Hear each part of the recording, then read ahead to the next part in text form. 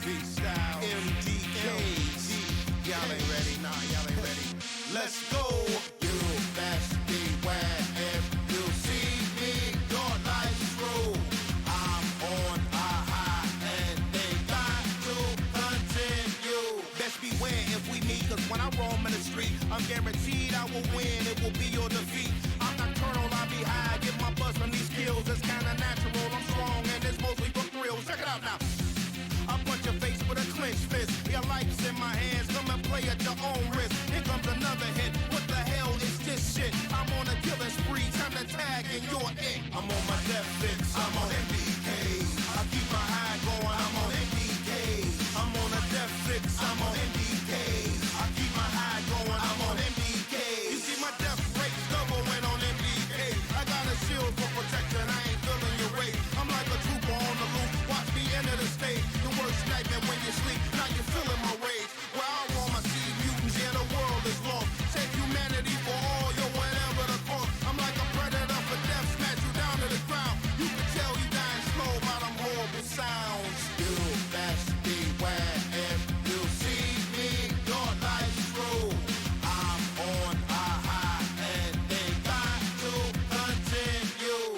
See, I'ma fuck you up and it feels so good. I got them quick double kills coming through your hood. Let's get a battle royal going. Let's see who the best. Guarantee none of y'all gonna finish the test. I will draw first blood. Now let's see what you do. I'm on them MPKs, dude. Battle me and you through. It ain't personal with me. I look at you as a fix. I get a high when I knock your body into them bricks. I terminate anything that crosses my sight. I deliver fatal blows that'll finish the fight. Like a train on the loose. I don't know how to stop. I catch wreck everywhere. Let me see what you got.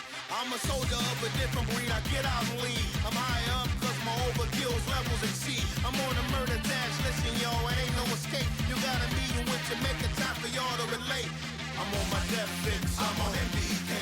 I keep my high going. I'm on MDK. I'm on a death fix. I'm on MDK. I keep my high going. I'm on MDK. Yeah. It's your man freestyle. That's how we do it when we on them MDKs. The murder, death, kills. Coming your way. Pick 'em up. Try one. Get high. Get high. Yeah. Peace. Hello,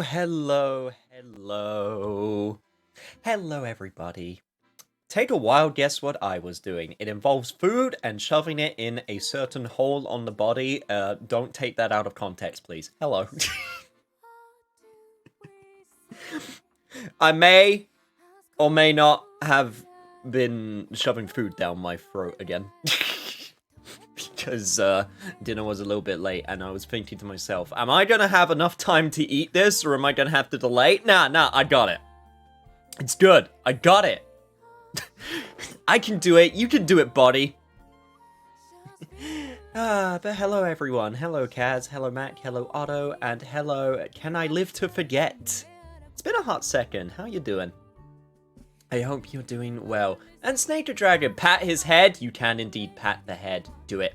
Do it. Do it. I dare you. Pat the head. Do it. You won't. You won't. Don't want none of this right now. But seriously, though, if you want a pat, it's just eat during the stream like the rest of us, boss. I'm not sure if you want. I mean, I could get my plate right here if you want and start clanging it around as you head pat me.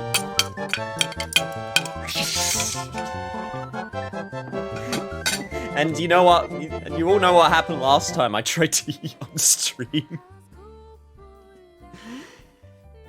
Feed the niche version 2.0. I know, right? Yuna! Hello!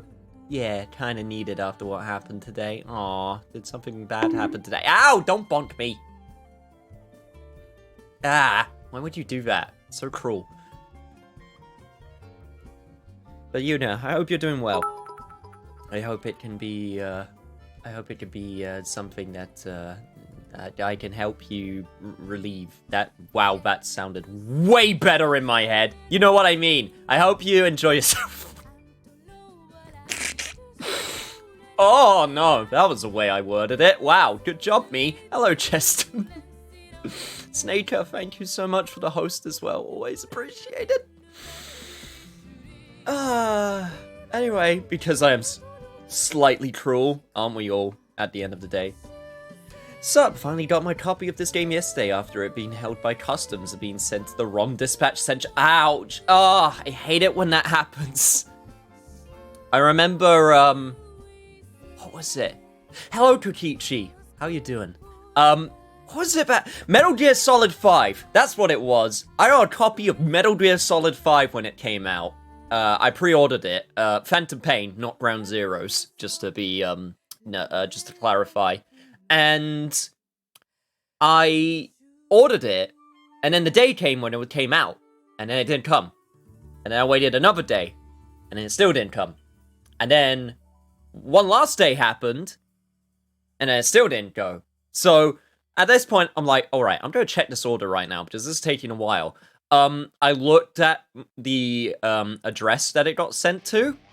I accidentally left off a single number. So instead of being sent to, like, 62 of a road, it got sent to 6. So I had to go down to door number 6 of this road of where I used to live, and basically, you know, knock on it. And where I used to live was the number 1 area for elderly people in the entire country. So I knocked on this, like, you know, this cottage door to this elderly couple's house. They never seen me before, and they looked a little bit concerned. So I knocked on the door, and I was like, "Excuse me, do you have my copy of Metal Gear?" They didn't actually open it. They just saw that my name was on the package. I told them my name. And, they were like, I don't know why a young person like you would like to order a picture frame.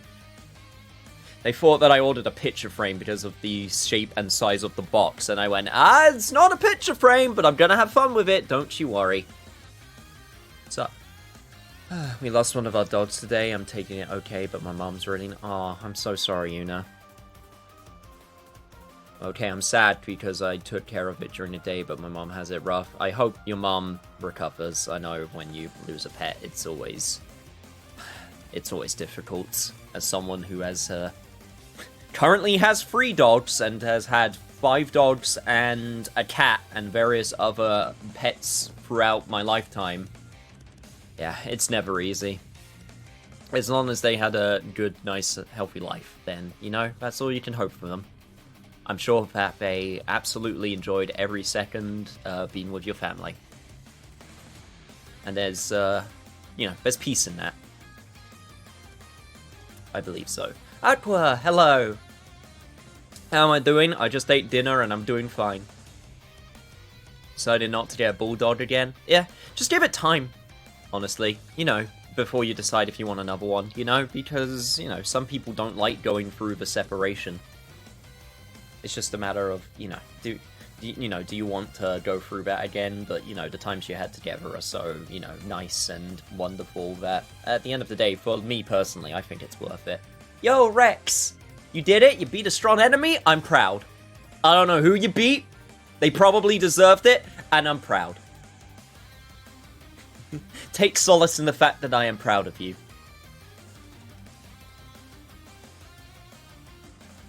Better, I raged through my phone, shattered the screen, but at least it got it repaired. It's also stupid. You? Well, I'm gonna... Okay, I don't know why you raged through your phone, but, I'm sorry, Mac. I'm gonna have to say that's on you. Unless there's some really, Oh, jeez. Oh, why are my sneezes so powerful? Salute, thank you. Jeez. We have 2 other dogs. One does not have too much longer. We kind of want another dog so that we only have one. He's not lonely and has a companion. Yeah, that's always nice. But we do that down the line. That's absolutely, yeah, that's fair. That makes sense. Lesson learned? Yeah, good. Anyway, I hope you're ready for me to lay down the lesson of the law on all of you when we play some Ace Attorney in a second. I've been missing this game, and I really love it, and I want to play more of it. I really do. I've been playing a few games off in my own times. I've been playing, thank you for headpads.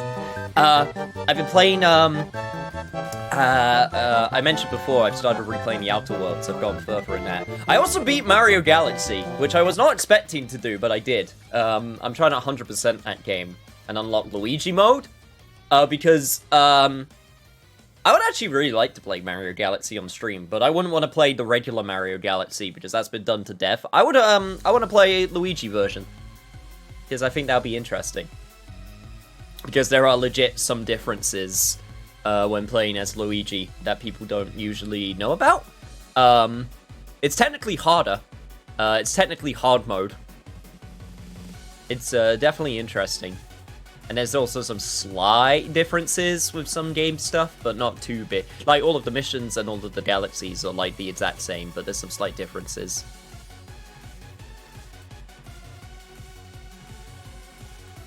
I went back to Yakuza Like a Dragon PS4 edition to get the plat, and grinding out the Eunice minigame was tough. I can imagine. Like, Yakuza... I don't know why I went there, but... Yakuza Platinums are so grindy. I haven't got a single platinum in any Yakuza because of it, because they are so grindy. Especially those 100%, that 100%, especially that 100%, why bonk? You head patted me a few seconds ago, why bonk? But, because, yeah, they're super grindy, especially that 100% one. More Yakuza, please? Yakuza's coming soon, I promise. Literally, I think tomorrow. You're just impatient, chat.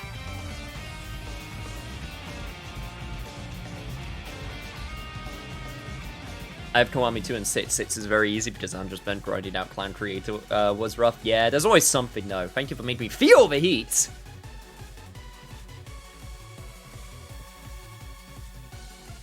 I do want to clarify that I will be playing, I will be still playing Sonic the Hedgehog. I just want to finish at least one of these games before, because I kind of fell into the trap of like, oh damn, I'm playing 3 story games, and they're all really long. Because of course they are.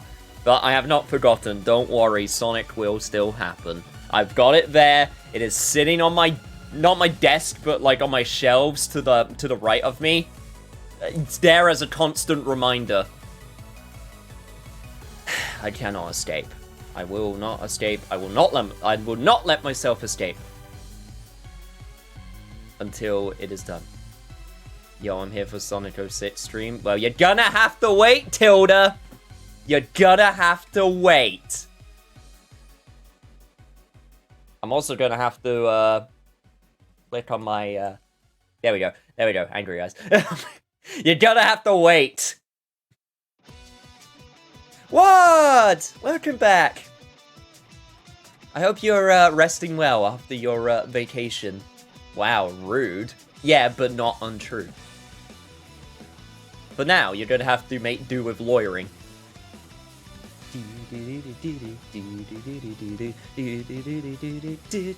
I'm so sad that this game never got a re-release. I would play the hell out of Persona 4 Arena if it got re-released, and like a good online. Sadly, that is not today, though. Today, we're going to be playing Mr. Lawyer game, and we're going to continue on from where we left off. Just as a reminder, last time on the adventures of Phoenix Wright's ancestor, Amadeus, thank you so much for the host. Last time on the adventures of Phoenix Wright's ancestor, we finished the first case, and then political bureaucracy dumb BS happened, and we got smuggled on a ocean liner, and big spoiler, so here's your second to go, if you don't want to get spoiled, but our best friend was murdered! And we're currently investigating the ship because, of course, we are the suspect again. Literally 2 cases in a row we are being suspected of crimes. And they are not the crimes that I would usually commit. But we are currently investigating the ship to try and clear a name, and I had to end off on another cliffhanger because we were about to go into this room. I just realized you're talking about what happened in the game, not in your actual life. God, I wish my life was that interesting, but also kind of not, because being framed for a crime would be really... Oh my god. I swear to Christ.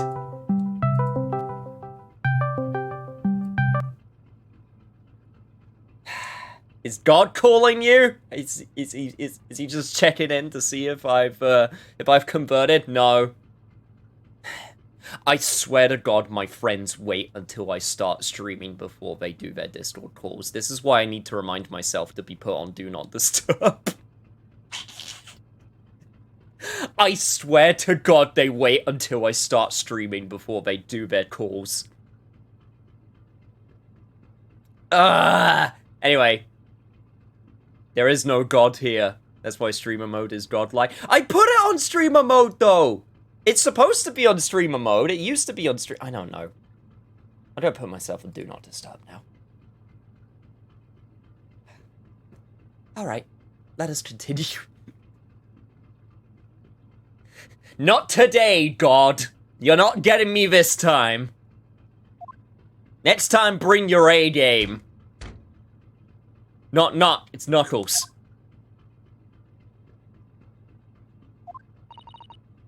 No answer. We're out of luck, it seems. There's no one in here to help with our inquiry. Okay, well, okay, never mind. We're not going into the cabin. Sorry, guys. That's it. Case is over.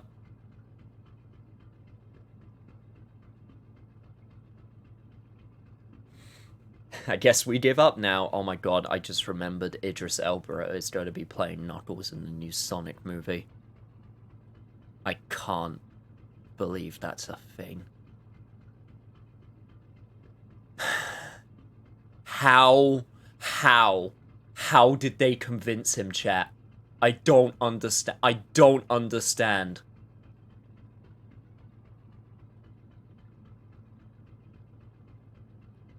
Well, we can't go in the room. Might as well end the stream then. I guess so. Alright, everybody. It's the end of the stream.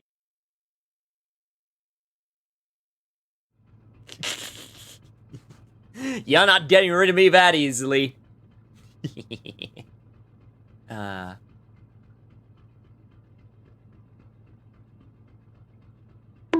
it. Okay, I deserve that bonk. Sorry, just give me a second. Ugh. Who's voicing Knuckles? Idris Elba. One of the coolest dude actors around right now is gonna be playing Knuckles.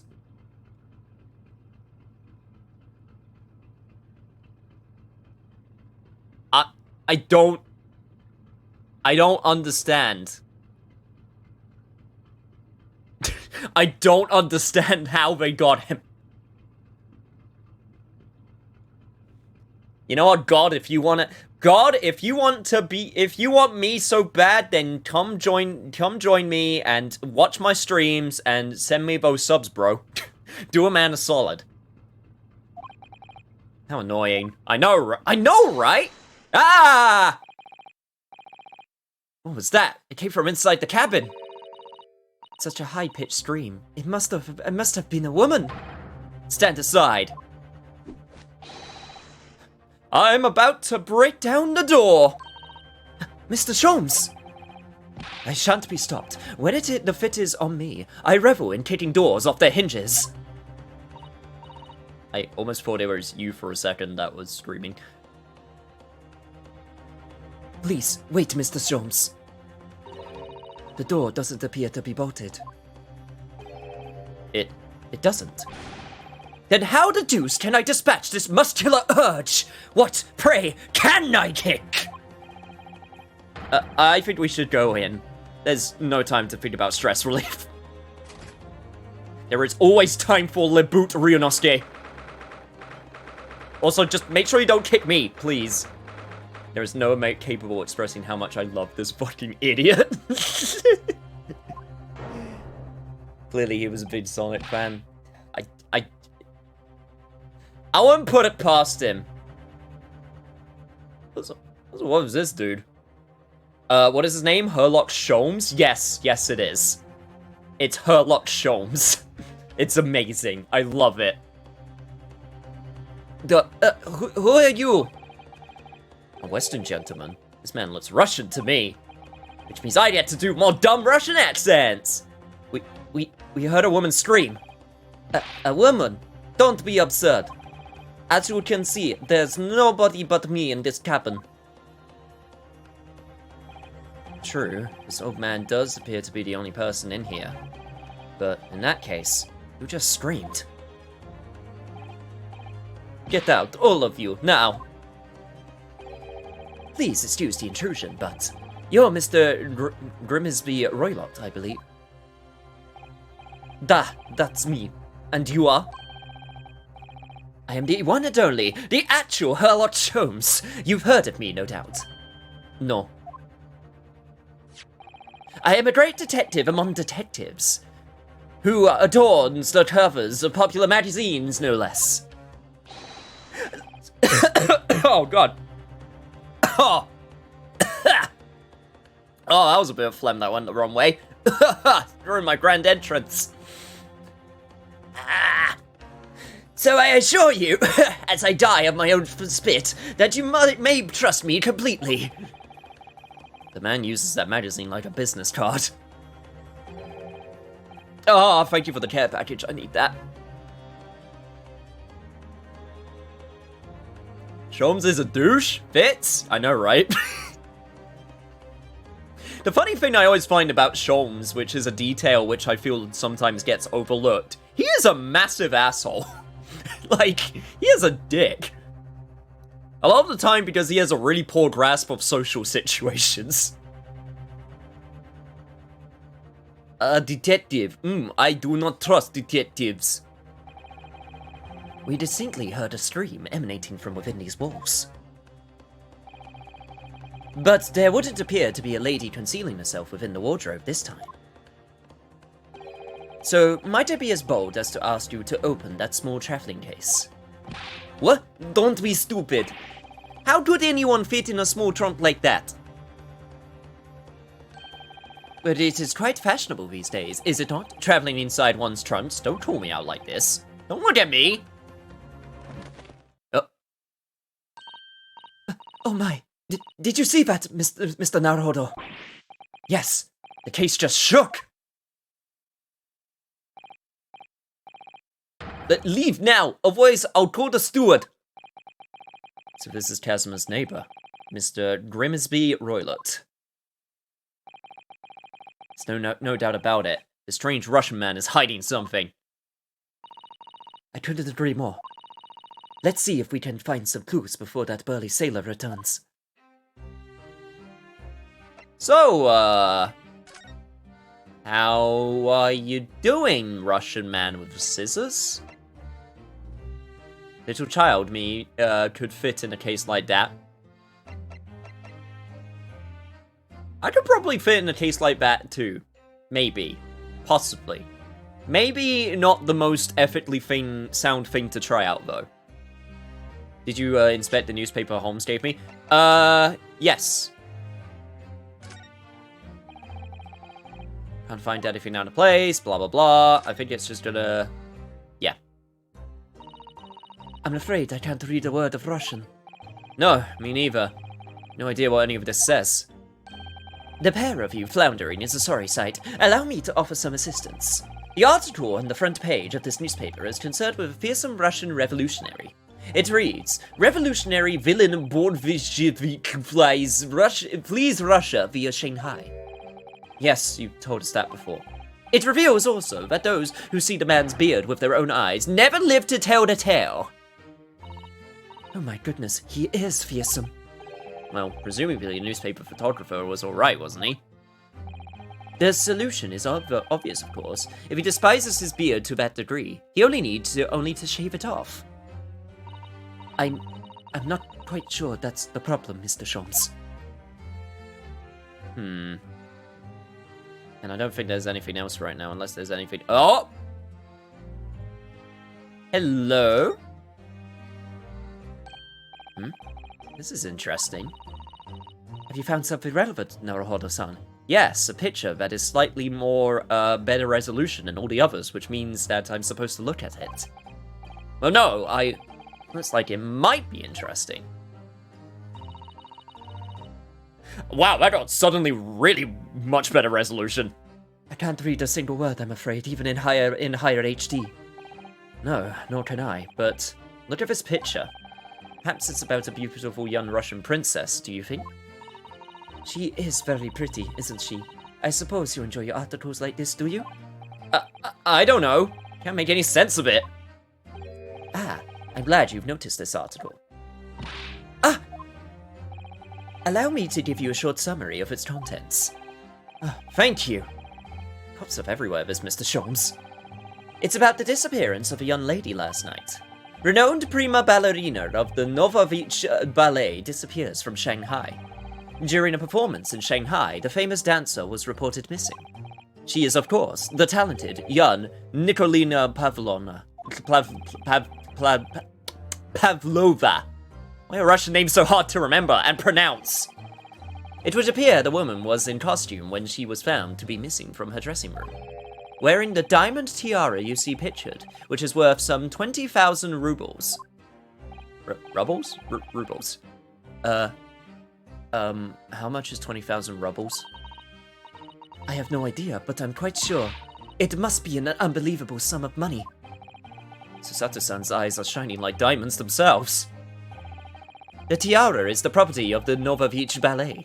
It would seem the director is beside herself with worry. Yes, I'm not surprised. The company is most anxious to recover both Miss Pavlova and the valuable tiara. They've requested international assistance at all ports with sailings to Great Britain. Could this be another case of a Russian fleeing his or her country? It does seem to be the Russian thing to do. I have heard that Russia sucks. I'm not even going to dignify that with a response, Mr. Naruhodo. Okay, there we go. I guess now I've done what I need to find. I don't think I can look at the article about ballerina. There was nothing on the back of the tag, was there? Ah, these must be remnants of the glue you used to stick the paper seal on the wardrobe. That's right, it was pulverized rice. Pulverized rice? Yes, I pulverized some of the rice from my evening meal, even though it broke my heart. Broke your heart? What do you mean? Remember, I'm a stowaway on this ship. All I had to eat was Kazuma's leftovers. Even a couple grains of rice could have meant the difference between life and death. Oh my. It must have been awful for you, Naruhodo-san. But I have some glue with me as it happens. You're welcome to use it this evening. Oh, thank you very much. What, am I going back in the wardrobe? I mean, I know my best friend died, but like, you know, am I allowed to, aren't I allowed to like, be in his bed? You know. Russians are crazy with names. For every name, there are at least 10 variants. Impossible to keep up with, dang. Rubal? Every time I try to transcribe a word, Yusei seems to get it wrong, dang. So in other words, everything is as it should be. Still a stowaway? Yeah, but that's just free real estate. That's getting not used up. Mr. Roylott, we'd like to talk to you about something. No. I do not want to talk. Leave my cabin now. This is going terribly. We're not getting anywhere here. I agree, but there may be someone else who can help. But perhaps that great detective should get somewhere with Mr. Roylott while he's hanging out in the... What are you doing in there?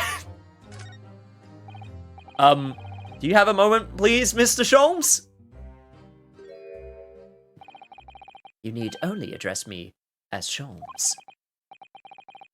That's what I just did, isn't it? Don't have first-hand experience, but I'm inclining to agree this trend is continuing to this. God dang it. To be really fair, living in Russia sucked in the last 500 years. Also very true. Well, Mr. Sholmes, what were you doing in there? Why, I was resting, of course. Resting? Indeed. I was contemplating our sea voyage from the confines of the wardrobe whilst waiting. Waiting for the inevitable time that you would need to call my great powers of detection into service. And it would seem that that hour is upon us now. The time has come, and so have I. Am I mistaken? Well, no, actually, you're spot on for once. Observe closely.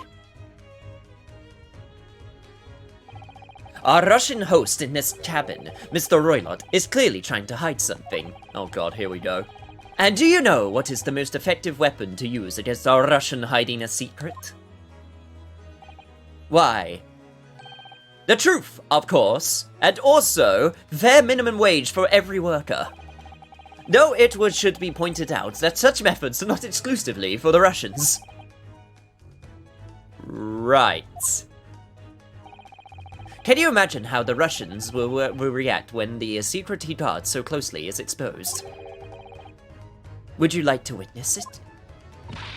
Oh yes, please. Why do you get excited for Sholmes and not for me? Well then, what are you about to see may well astound you. I was sitting in the wardrobe waiting for you to call me Sholmes, you wooden-headed weirdo. I mean, it worked. For I am about to apply my great detective's greatly admired great deduction to the case. Here we go. Could this man be a more hackneyed portrayal of a dubious Russian, I ask you? What? From time to time, it occurs to me. Is the fellow dubious on account of his Russianness? Or Russian on account of his dubiousness? I really don't think either of those things should be occurring to you or anyone. That's right. And Mr. Sholmes. I know this man's beard and dark glasses are hard to ignore, especially in first meeting, but I once read, it is a capital mistake to theorize before you have all the evidence. It biases the judgment. Yo, what's up, Hat? Shh! I must have complete silence.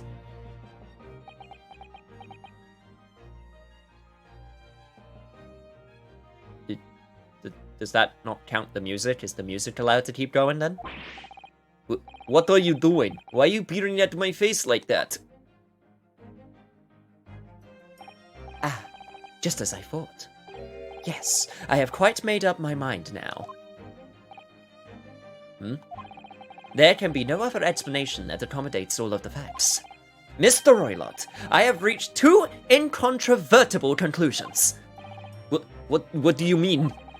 Number one, your true identity is that of a villain.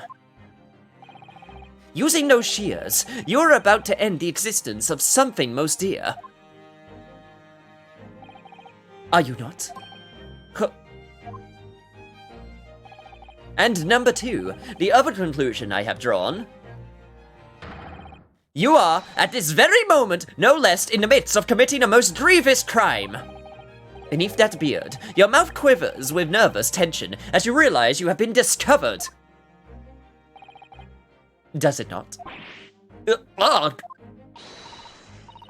Naruhodo-san, I never imagined I would witness one of Mr. Sholmes' great deductions with my own eyes. That was a great deduction. Nothing can deceive Mr. Sholmes. In a single glance, he can deduce all there is to know about a person.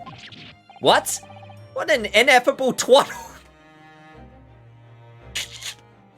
Someone please add that to my list of insults. An ineffable twaddle.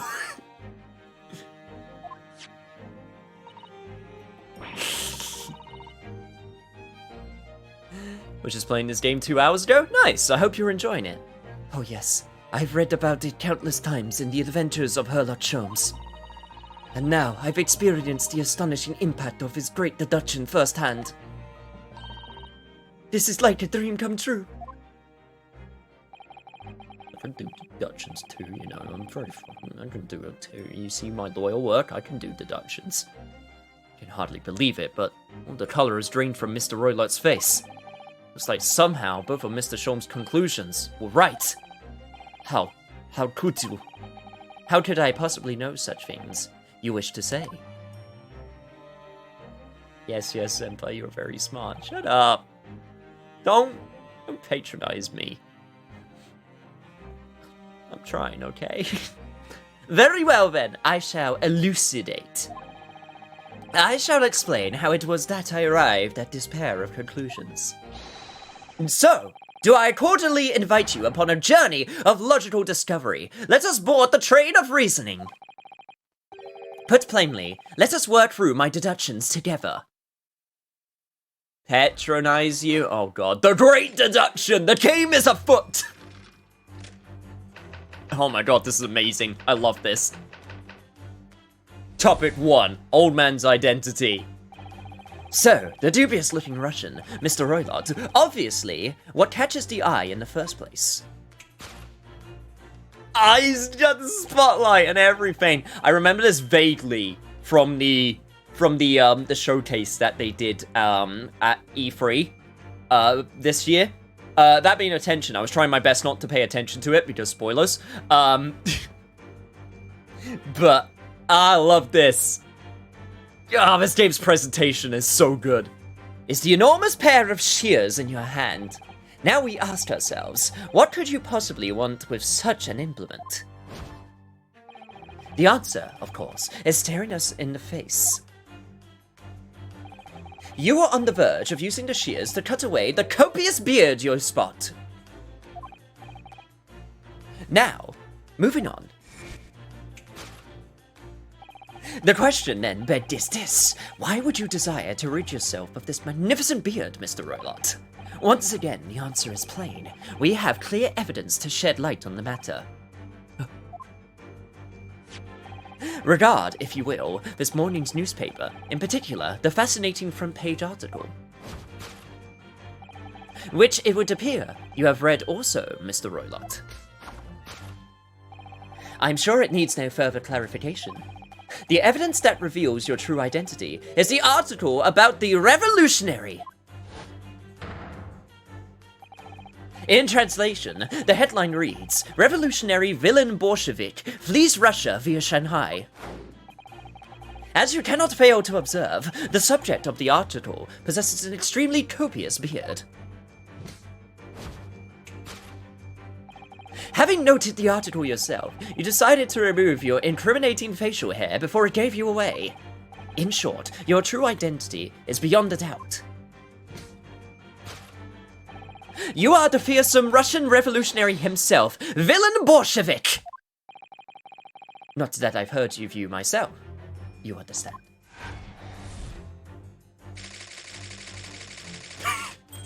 Did he? Okay, new headcanon. He went on and installed all of the headlights in advance. Spotlights. Sorry, spotlights in advance. He made sure before anyone showed up to put spotlights in any such location he could do a deduction. Now, as for my second conclusion. You are, at this very moment, on the brink of committing a most grievous crime. And the proof of this crime, over there. Oh yes, Mr. Roylott. Taken unawares, people have the propensity to let their eyes stray, you see. Ah. And I assure you, the eyes speak so much more eloquently and honest than the mouth.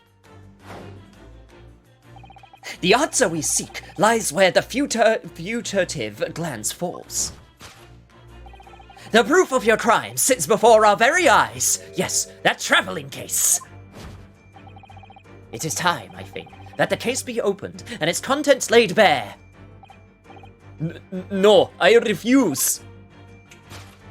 I believe that the music is really playing here as well. You mean it's not like a, oh god, what? They wouldn't have radios, that's too, it's too early. I don't think they would have gramophones? They might, I'm not sure. Maybe in Britain they had gramophones. Definitely not in Japan, though.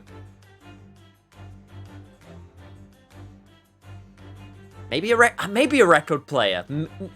I still think that's too early. I don't know when the record player was invented. I feel like it was the early 1900s. What could you possibly be concealing inside, we asked. By my estimation. A young lady, perhaps? One slight enough to fit therein? Don't be absurd! And what, pray, would be the identity of this young lady in the traveling case? Dear me. We are not well suited to a life of crime, are we? Your careless coup d'eau betrays you. Once again, we need only follow your furtive glance to find the answer. Yes, the reason you refuse to open your traveling case can be equally found on the pages of this newspaper. But there is another, most stimulating article. If we turn from the fleeing revolutionary to the back page. Renowned prima ballerina of the Novich Ballet disappears from Shanghai. Such a headline can lead us to but one conclusion. Your crime is that of abduction. And according to the article, the young lady's name is Nikolina Pavlova. Why is that second name so hard to say? Pavlova!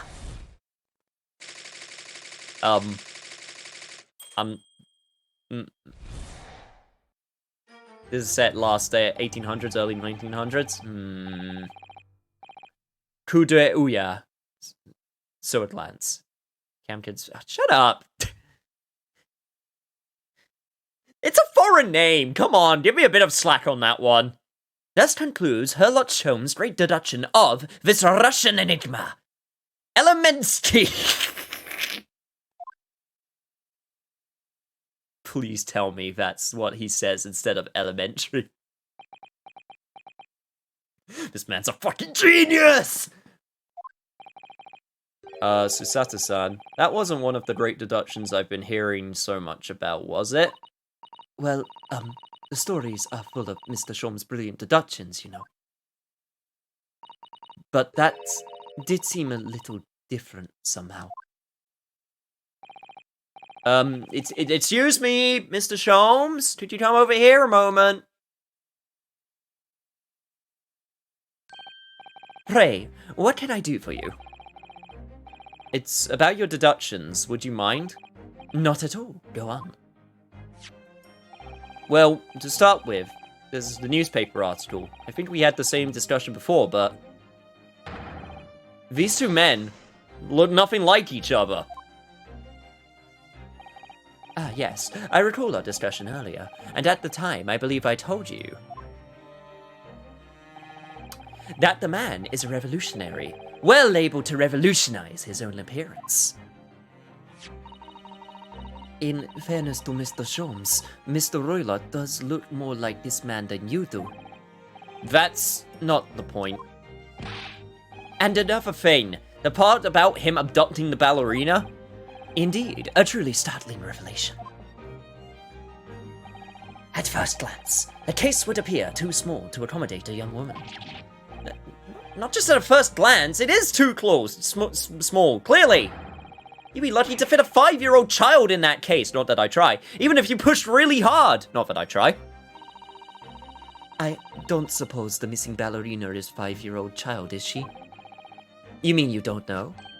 No, the young lady is 15! No, I didn't know. How could I? Well, if she's 15, then 10 years worth of her would be poking out from the case. Some years ago, I read something pertinent, I believe. A troop of men consuming vinegar daily in order to promote a certain liveness in their bodies. Vinegar? For such a sour branch, it would surely be simplicity itself to contort oneself into the confines of that small case. Oh dear, you might be thinking of contortionists in the circus, Mr. Sholmes. This whole thing is turning into a circus. That's what the shears were for. Oh god. Mr. Naruhodo, something occurred to me about Mr. Sholmes' deductions just now. I think his powers of observation are, well, magical. His eyes cut the heart of the matter almost instantly. It's just where he directs his attention and his logic that seem a little off. Yeah, I can at least agree with that. Your idea of a little may be a little off itself, Miss Susato. It's just one or two keywords in his deductions that seem to let him down. So I was wondering if we might perhaps tactfully switch them for alternatives. What do you think? Switch some keywords in his deductions. Yes, but very tactfully. I feel sure if we could do that, we'd unlock the true genius of Mr. Sholmes' great deduction. Precisely the thought that I was going through my own mind. This man is a lot of work. At times, I wonder how anyone puts up with me. At least he's aware? It's not that funny. Ah, and you, my good fellow. Sorry? Take a moment to look at your wrists. My wrists? Oh, you mean the... Ah! What? Where are your handcuffs? Huh? How? How did... I felt they may hinder your ability to follow me in our dance of deduction. I don't believe it! Mr. Sholmes, you are a marvel. Damn, those fingers work fast. And don't worry, I shall restore the shackles to your wrists when we are finished. I'm not worried. In fact, I'd rather stay like this. So, let us begin. Herlock Sholmes is proud to present his logic and reasoning spectacular.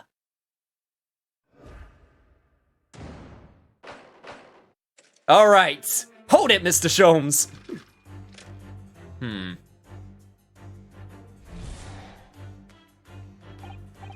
So, the dubious-looking Russian, Mr. Roylott. Obviously, what catches your eye in the first place, as we mentioned before, is the enormous pair of shears. That seems to be correct, judging by the reaction.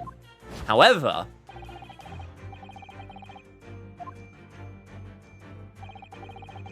when you mention the shears to cut away the beard...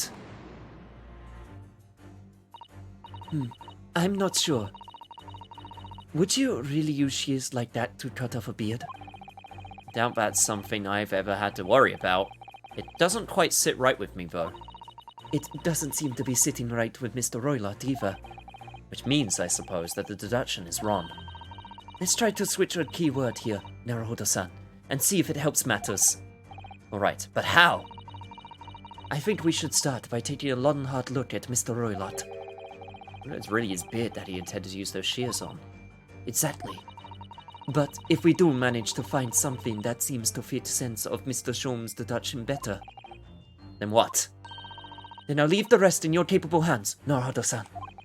Why am I the one who has to do something about this? Well, anyway, let's see if there's anything we could even use to switch around in that last sentence.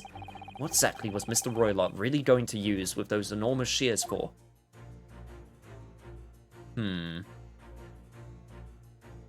Thick hat. Copious beard. Maybe perhaps... What the? What's this? It looks like a cascade of stunning golden locks. No. The color's not the point. The point is, what's it doing on the back of Mr. Roylott's head? And how's it growing out from underneath his thick black hair? Oh yes, that's true. So it's stunningly beautiful and stunningly surprising. Something's definitely not right here. Which means... Yes! Instead of that beard, it's those locks you were trying to cut. You were on the verge of using the shears to cut away the golden locks you sport. Indeed, you have identified the precise detail I was intending to expose. Oh my god, we're tag team deductioning? This is the best, I love this.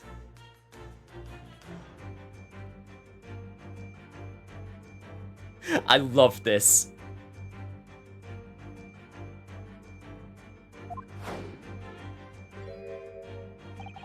Such lush, golden hair certainly does not befit an old man. Hey, you could have kept it well kept all that time, you know? You're not a man at all. You're a woman, and judging from the length of the sheen of your hair, one still very much in her youth. Oh no. If only I had managed to cut off my hair, no one would have suspected. The question then begged is this: why would you desire to rid yourself of these magnificent locks? Once again, the answer is plain. We have clear evidence to shed light on the matter. Sure, it needs no further clarification. And then you were going to talk about the article of the Revolutionary, which now does not fit in the slightest. To be fair, if you are confident enough, you can probably bullshit anyone if you snap your fingers while having spotlights rain down on whatever you're saying. Let's be fair. I could probably trick people by doing that method. Well, that was a shock. I had no idea the old man was really a young woman in disguise, did you? What? Why are you staring at me like that? Yes, it was a surprise, Naruhodo-san. You're enjoying this, aren't you? Sorry? You look like you're in your element as you dance around the room deducing the facts with Mr. Sholmes. We can confirm that them pirouetting and posing is actually happening. With enough confidence you could trick anyone. Exactly. Yo, what's up, Piraguero? Hello, welcome. I hope you're ready to do deductions. I'm just doing what we agreed. I'm not having fun. Shut up. I'm not having fun at all. This is strictly business. No need to... Yes, I understand. Say no more. Oh, anyway, let's focus on this next part of Mr. Shum's deduction, shall we? The evidence that he's picked out doesn't fit the facts at all now. No, that's true. Given that Mr. Roylott is actually a woman. Exactly, he, or rather she, can't possibly be this merciless revolutionary. I suppose it's because the deduction as a whole was taking a different direction now. Yes. Let's switch the evidence for something else. Something that fits the facts as we now understand them. For some reason, this woman needed to try to hide her true identity. Feels as though I've either read or heard about a young woman in a situation like that recently. Which means these two are made for each other. It's definitely feeling that way. Alright, I'll do my best. There's only one person it could possibly be. You're not a revolutionary at all. Yes!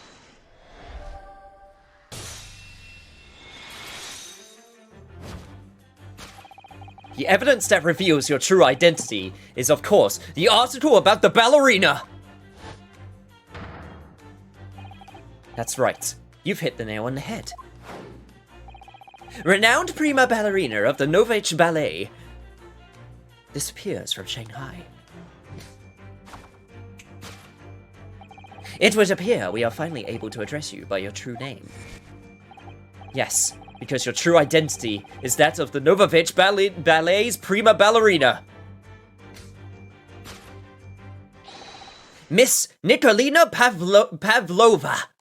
I almost did it, damn it. Yo, Toshi, welcome back.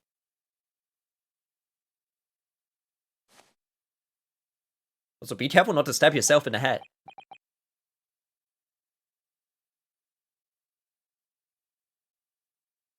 From this point on, Ryunosuke starts helping Shomes mount the spotlights. That is my headcanon. Oh. Oh.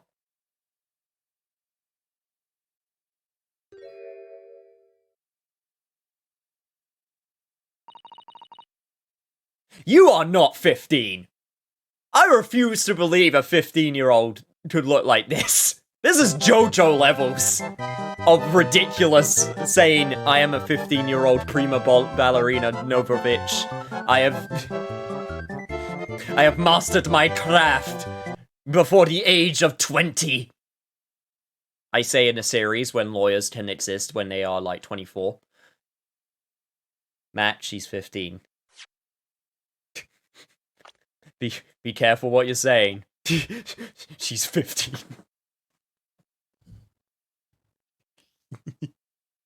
She's a Russian ballerina after all, I can believe it's true. You're right. My real name is Nina. I mean, Nikolina Pavlova. But please, I beg you, don't tell anyone.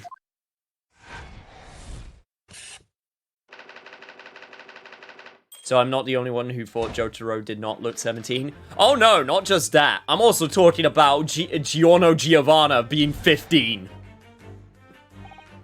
Which is ridiculous. Now, as for my second conclusion. You are, at this very moment, on the brink of committing the most grievous crime. Russian ballerinas are legally bound to be 15 until they retire. And the proof of this crime, over there. Oh yes, Miss Pavlova. Taken unawares, people have a propensity to let their eyes stray, you see. And I assure you, the eyes speak so much more eloquently and honestly than the mouth. The answer we seek lies where the furtive glance falls. The proof of your crime sits before our very eyes. Yes, the traveling case! Giorno is a whole nother level of nonsense, he really is. This woman is a ballerina, and she's right in front of her eyes. So clearly, she can't be inside that traveling case as well. No, that's right. It seems she wasn't abducted at all. In which case, what is the crime this young woman is apparently committing?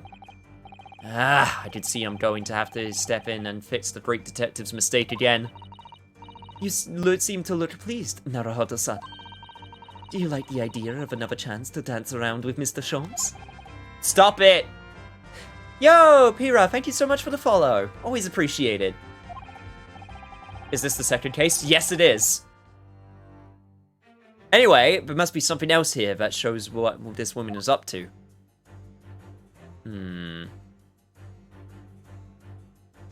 I have a funny feeling that it could quite possibly be this right here. Wow! Look at this dazzling tiara. Never seen anything like it. Are those real diamonds, do you think? Oh, Naruhodo-san, try it on. What? Me?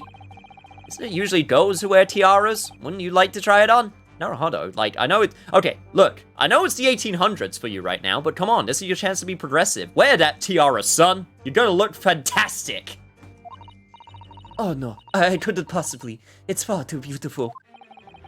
Why does this tiara look familiar? I feel like I've seen it somewhere recently. Sholmes gracefully extends his hands as he asks Ryunosuke for another dance, fixes glasses, cracks knuckles. Yes!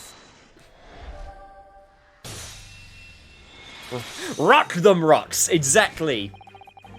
Should get a tiara for your model? I wouldn't say no. The proof of your crimes is me pressing the wrong button. No, it's surely this tiara. I believe this tiara is worn on stage by dancers in the Novovich Ballet, is it not? Indeed, it would appear to be identical to the tiara pictured here in this newspaper article. And if the reporting is to be believed, it's an item worth 20,000 rubles.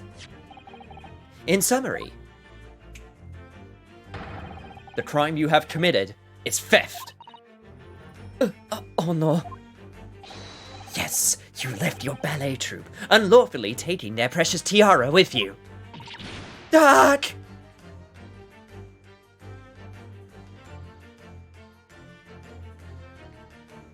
What do you have to say for yourself, Russian woman? I have no one, no family, no friends. I am all alone, and I need money. That's a mood. But I did not steal the tiara. It was a present from, how do you say, an earl of Russia? It belongs to me. This girl is only 15 years old. She's run away all by herself. She must have been extremely lonely.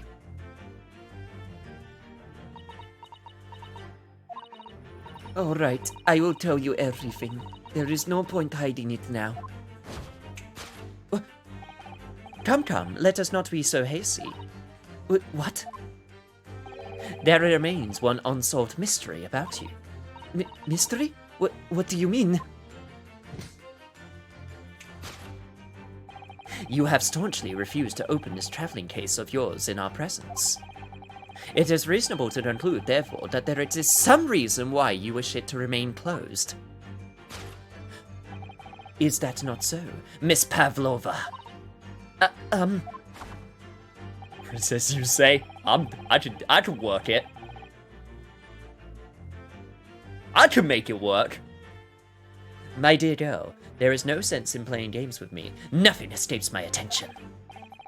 Indeed, I have a very good idea of the contents of your case, even before I have ever laid eyes on them. Dear me, we are not very well suited to a life of crime, are we? Your careless coup de loup betrays you.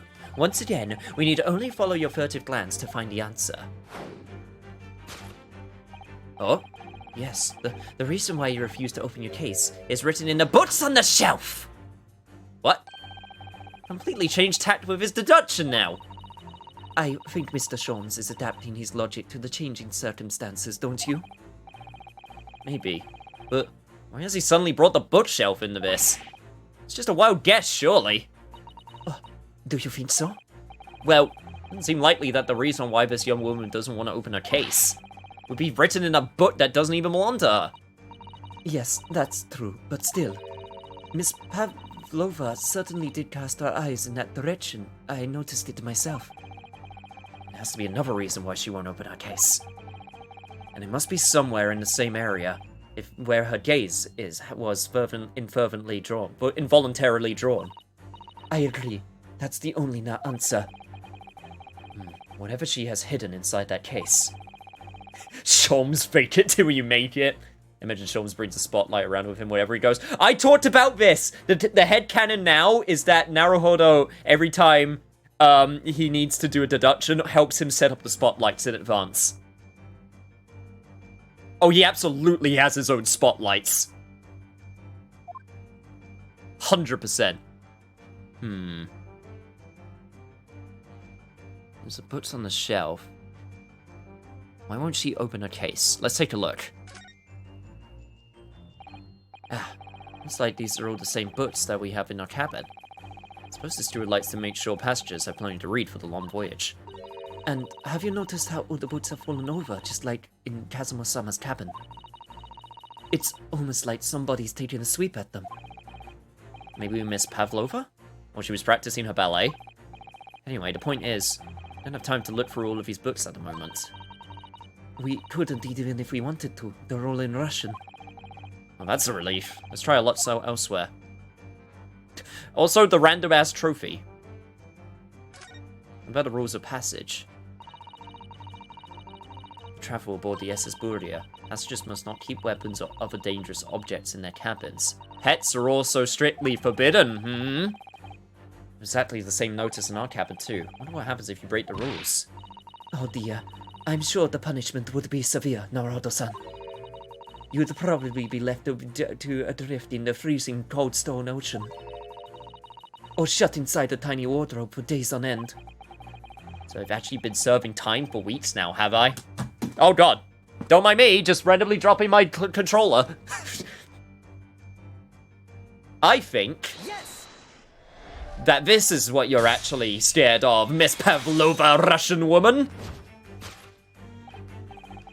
Yes, the reason why you refuse to open your case is written in the rules of passage.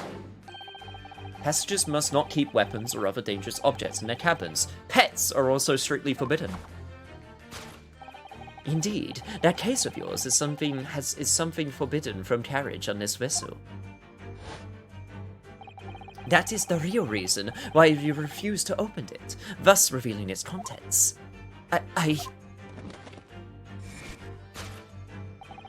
As we've seen, the trunk wobbles from time to time, but no weapon or other dangerous item would move of its own accord. Which leaves us but one possibility, Miss Pavlova. Inside your traveling case,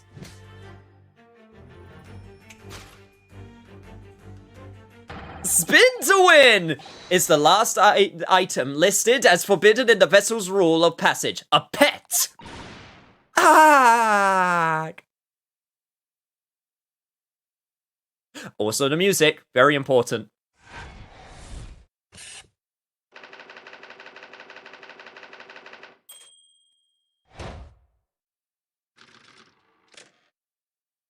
One, two, strike a pose! I love this. Elementary! My dear Sholmes. So clearly, you aren't who you say you were. No, I am not Grimsby Roylott. My real name is Nikolina Pavlova. Everything you said was correct. You absconded during one of your ballet company's performances in order to escape your homeland. Later, that same night, you stole aboard this vessel. Which couldn't have been easy. The Bouria is a huge steamship with a vast crew. Could you really have snuck on board without being noticed? In order to obscure your true identity, you somewhat recklessly took the guise of an old gentleman. And you intended to sever all links with your past by severing your long hair. Yet to a woman, hair is no trifling matter. My personal recommendation is to leave well alone. So, if it was you about to cut off your own hair, who was it that let out the scream we heard from the outside the cabin? That veritable tinkling of a bell? Why, none other than this young lady, naturally.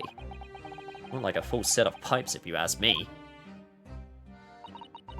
I was so scared when I ran away in Shanghai. I was sure they would come looking for me. That's why I decided to, how do you say, disgust myself? So no one would recognize me. As a result, you transformed yourself into that questionable old man, I see.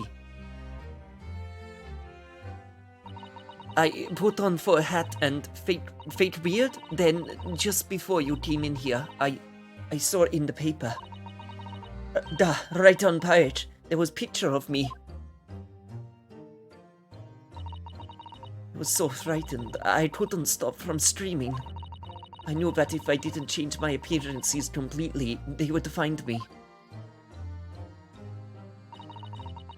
So I decided to cut off my hair as fastly as possible. I picked up scissors in my hand and...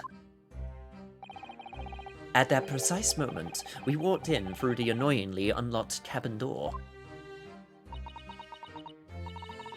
Things happen like that sometimes, don't they?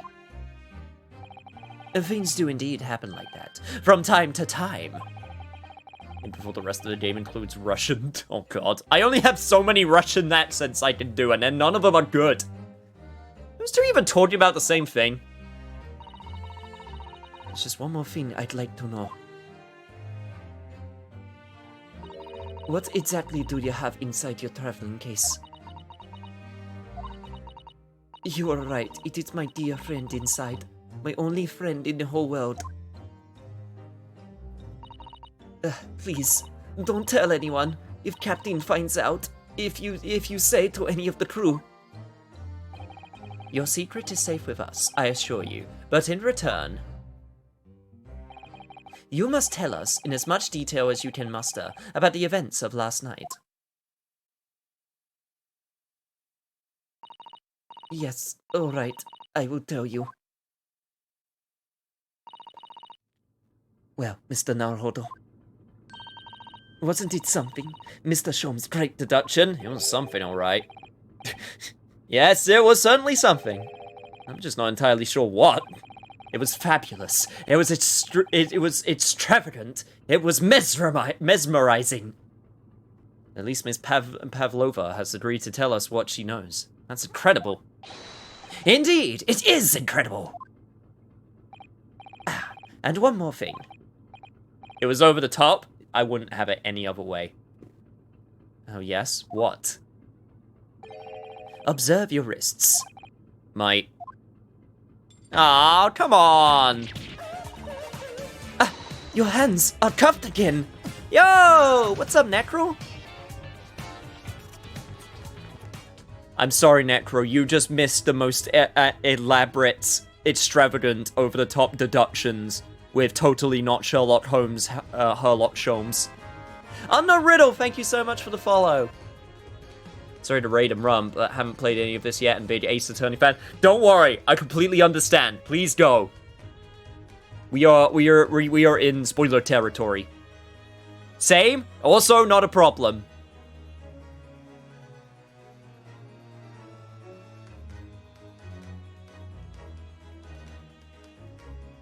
But dude, I hope your streaming went well. I know you're playing through Ni no Kuni at the moment, which I really want to play.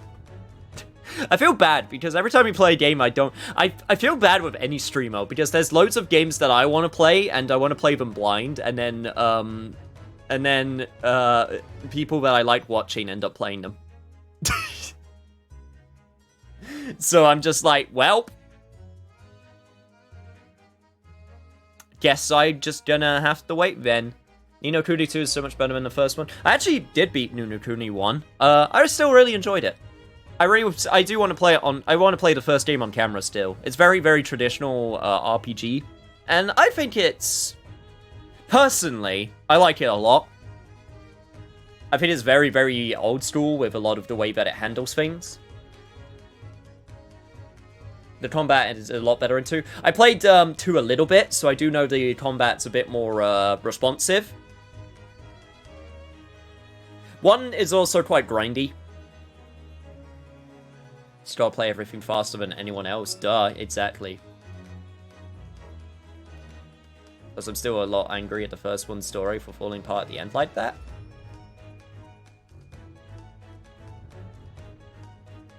Did it fall apart at the end? Are you talking about, like, the final, like, what? Like, 10%? Are you talking about that part?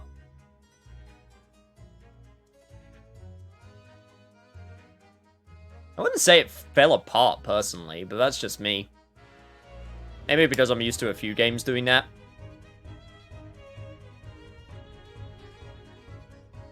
Oh, that's fair. Oh yeah, my hands are cuffed as well. What? But how? True to my word, I have restored your shackles. When? Why? Come on, man. Throw me a bone here. That bit was added content onto the console release. Oh, really? Was it? I didn't know that part, if that part's true. No more Studio Ghibli cutscenes or revisiting previous areas and an ending that made no sense. Really? I did not know that. Huh. Because I knew it was originally a DS game. I think. It was originally like a DS game, and then it got made for consoles. Which is weird, because that's why a lot of the spells have, like, really, like, intricate, like, designs that looks like you should be able to do it on, like, a touchpad. Or, you know, a touchscreen. I always found that kind of funny, because originally you were supposed to do the spells, by yourself. Yeah, it came with a spell book, exactly. I remember that part of it. It's been a hot second since I played it. I still really would like to play it again myself. Maybe, I don't know, it's been a while since I played it. I don't remember feeling...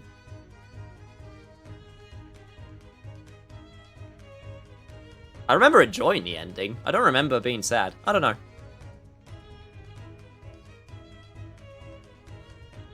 I brought Chronicles, but I'm only playing the second game since I've seen so many Starlit Study Let's Plays of the first game. Oh, it's... just add mine to the pile then, why don't you? Wasn't sad, I was just like, that's it. That's fair. Like I said, it's been a while since I played. I played it on PlayStation 3. I got the remastered version for PS4 when I play it, just for, you know, slightly better resolution, makes things look nicer, blah blah blah. Anyway.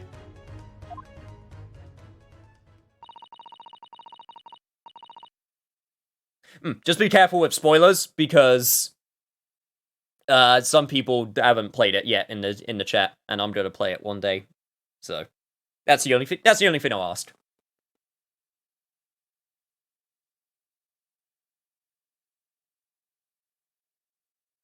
There is still a shadow of guilt cast over you, Mr. Naruhodo. I'm sorry to say, it can't be helped at the moment. Oh no, thank you for being vague. I'm just letting you know, Can't it, really? Anyway, let's listen to what Miss Pavlov has to say. I can't go on not knowing. I have to find out what the speckled band that Kazuma-sama wrote about in his diary really was. Hey, no worries, dude. Thank you so much for the raid, as always.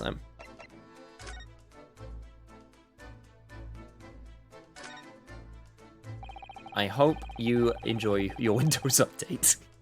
As hard as that will be to enjoy. Did you know that someone was killed in the cabin next door to this one last night? One of the crewmen told me this morning when I was eating breakfast. The man who died, he was a friend of mine. Oh, That's why we're trying to find out what happened. Did you notice anything unusual last night? perhaps you heard a strange noise, for example. Perhaps people talking. Perhaps the ship was absorbed into a wild tempest. Perhaps its steam engine exploded. Perhaps everyone on board would have noticed if that had happened? Miss Pavlova, is there anything you can tell us?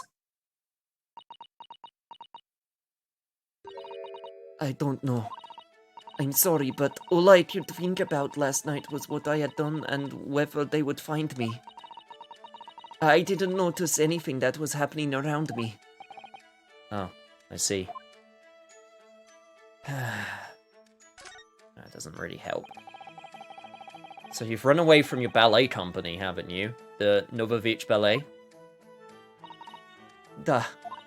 I am traveling to Great Britain, and from there, I want to go to America. I will never dance again. I want to forget everything about the ballet. I will start a new life. You wish to forget? A challenging proposition. When you have that striking tiara as a reminder. But the tiara is mine. I need it to live.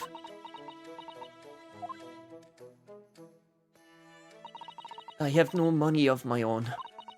The Novovich Ballet gives us only little food and water, and we must dance all over the world. I had to run away. I had no choice. If I stayed, it would have killed me. So you ran away to protect yourself? Duh. And crew of this ship, they have all been so kind to me. They let me come on board, and they said I could hide in this cabin. If that is indeed the truth, Miss Pavlova, it creates a most intriguing conundrum. Yes, it does. What do you think about it, Mr. Naruhodo? Me? Oh, well, yes, of course! I think we should hear Miss Pavlov's explanation. To what conundrum, I'm not so sure, but... Please tell me about this conundrum. Miss Pavlova, allow me to pose you a riddle. According to this newspaper, it was only yesterday that you absconded from the ballet. Now, that being the case, it must have been last night that you boarded this vessel.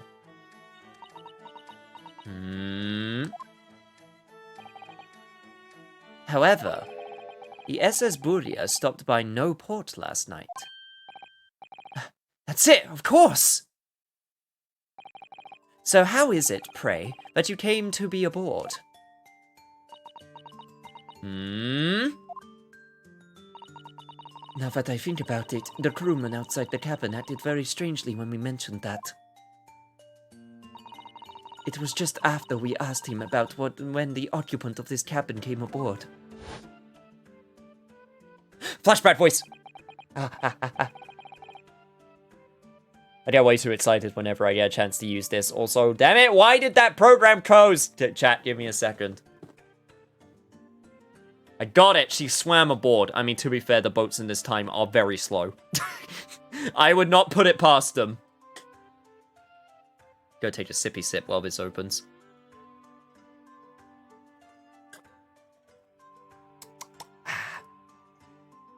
Would also be great if it, Water and water there it is.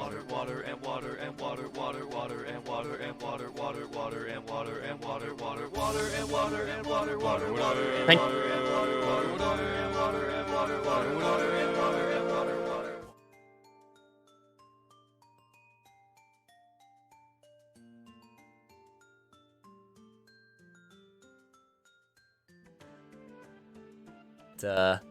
there we go. Nah, I wasn't muted. Every time I have to open the freaking window for some reason, it takes so long for some reason as well. Very sorry. Okay, here we go. That is not your business.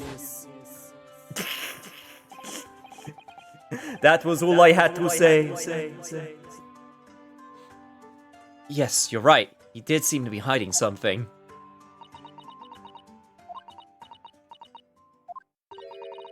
An angel descended from the heavens, bringing grace and beauty to the stage. That was more Austrian than Russian. Oh, I know! That's kind of what it evolved into. Sorry, what was that? It is how the Russian newspapers described one of my performances. And that is how I came here too. I descended from the heavens because I am an angel. Okay. Considering English isn't your mother tongue, your description is very vivid. Mr. Sholmes once said, I never can resist the touch of a dramatic. It seems Miss Pavlova is the same. Yo, Eyeball! Hello! So I don't think Ace Attorney has ever had a bad English dub, but this is probably the best. You mean in terms of, like, the localization? The localization for, Ace Attorney games are always really strong. Like, there was only, like, a few typos in, the re-release of the first 3 games. There was, like, a couple typos, but a lot of the time they do a really good job of, like, making the characters, you know, names make sense, for jokes, and a lot of the wordplay. Like, from what I understand, a lot of the, localization team for Ace Attorney are, like, really, it's a huge passion project. And I super respect that. It's one of the, like, and it's also really small. Like, the team that does the translation is super small. Did I miss anything important? I'm sorry, Eyeball. You missed one of the greatest Deduction's new gameplay mechanics that I've ever seen in a video game.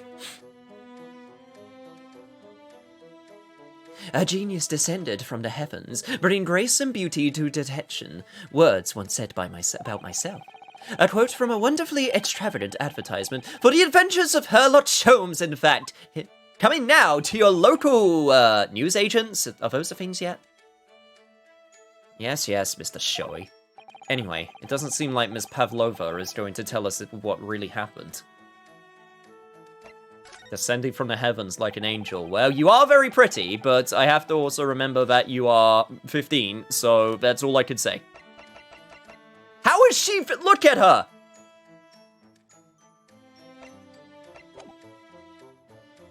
So, the friend you mentioned is inside your traveling case, is that right? I don't think animals are allowed on board, according to the rules of passage. Please, don't tell. Don't tell any of the crew.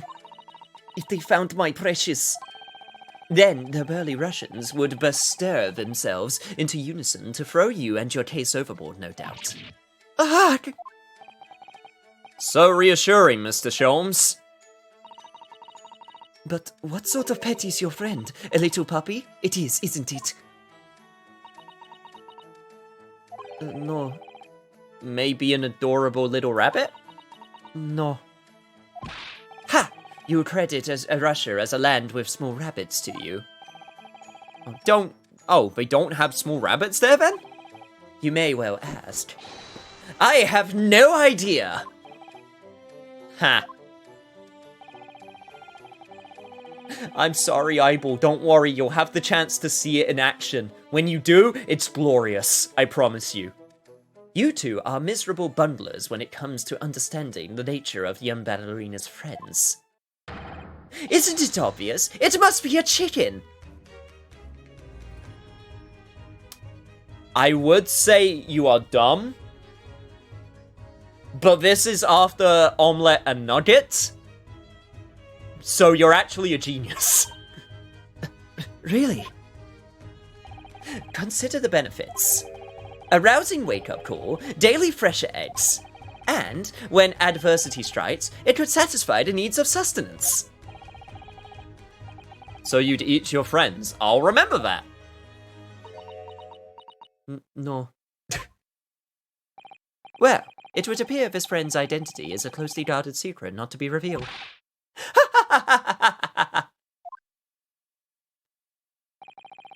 She obviously doesn't quite trust us yet. It's something I should like to show her, I think. Maybe she might be able to shed some light on it. And I think I know what that something is. Ma'am? Could you please take a look at this diary right here? This is the diary of my friend who passed away. His diary? Yes, and he wrote in it last night before he died. Something a little unusual. It reads, 1:23 a.m. I can hear a faint whistling sound. And then, a few minutes later, 1:35 a.m., what looks like some sort of speckled band is dangling from the ventilator grill. Speckled band? I don't understand. It's strange, isn't it? But the ventilator he mentions joins to his cabin, you see. It's up there on the wall. In other words, this cabin and the victim's cabin are connected together.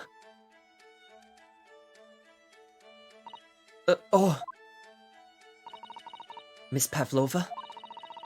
Has something occurred to you? Does the speckled band the victim mentioned mean something to you? Or the whistling sound, perhaps?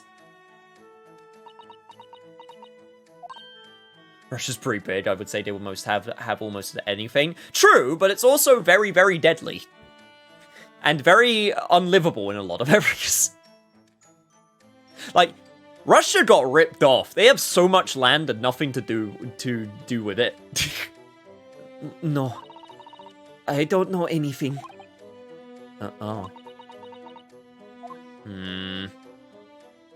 Cold Australia, basically. Also a lot of America, to be fair. Knock, knock. Excuse me, Mr. Roylott. Yes? What? Wow, she's fast. Captain would like to speak with you. You must come to Captain's quarters at once, please. Alright, I will come now. Da. What? You must leave now. That was the wrong accent, whatever. Oh no, it's fine, don't mind us. Yes, please, don't worry yourself, Mr. Roylott. Get out! The passenger said out! Or do you want me to throw you out?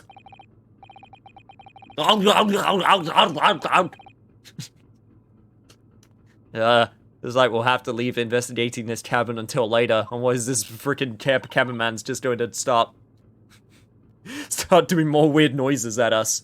What a pity.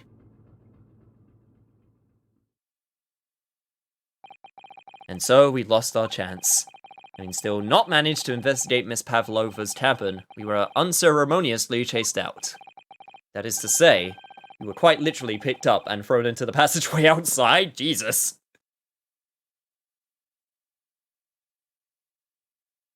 Oh. And that's where the stream is going to... No.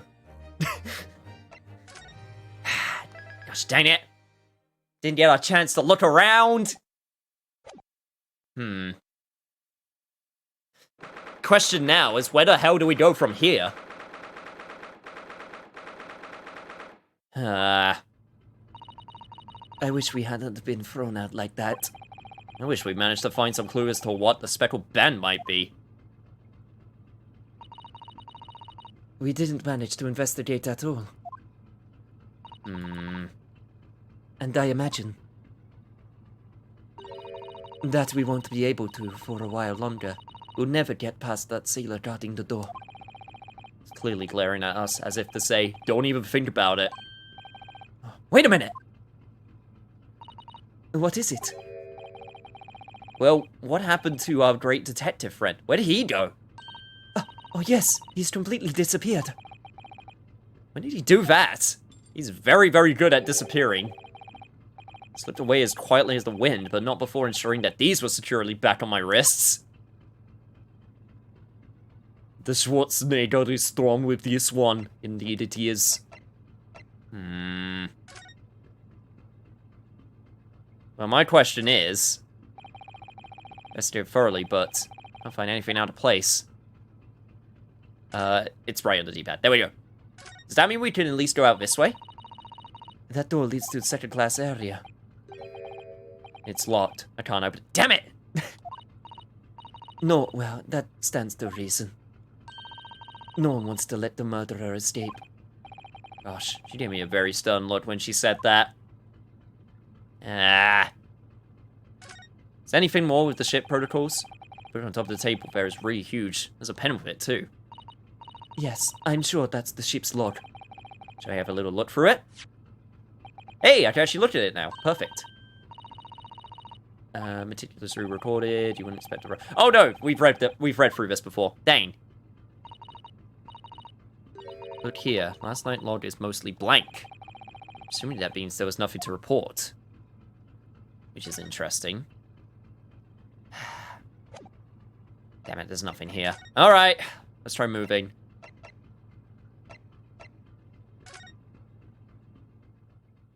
Maybe if we go back into our own cabin, we've got something new that we can see. Well, I say our cabin. Looks like they're still investigating in here. Yes, on that subject. I wonder if Inspector Hosonaga is unscathed. What do you mean, unscathed? Surely you haven't forgotten, have you, Naruto-san? Don't you remember what he said about allowing you out of this cabin to investigate? He was going to talk to the captain about it. He said he'd lay his life on the line for you. Well, it's ours now, technically. I'm not sure if that's how it works. Previous occupant dies, new occupant stowing away gets dibs on the new cabin. I feel like there's some ethical problems there. Oh, yes. But I'm sure he was exaggerating. Let's see what he has to say for himself. He might have some new information for us. You never know. Does that mean I could go to the captain's?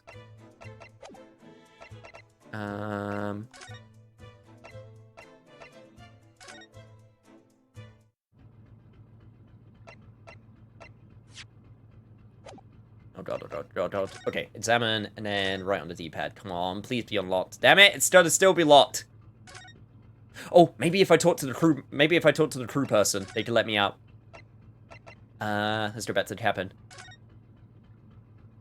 If we call dibs on the cabin, they can do nothing about it. I guess not.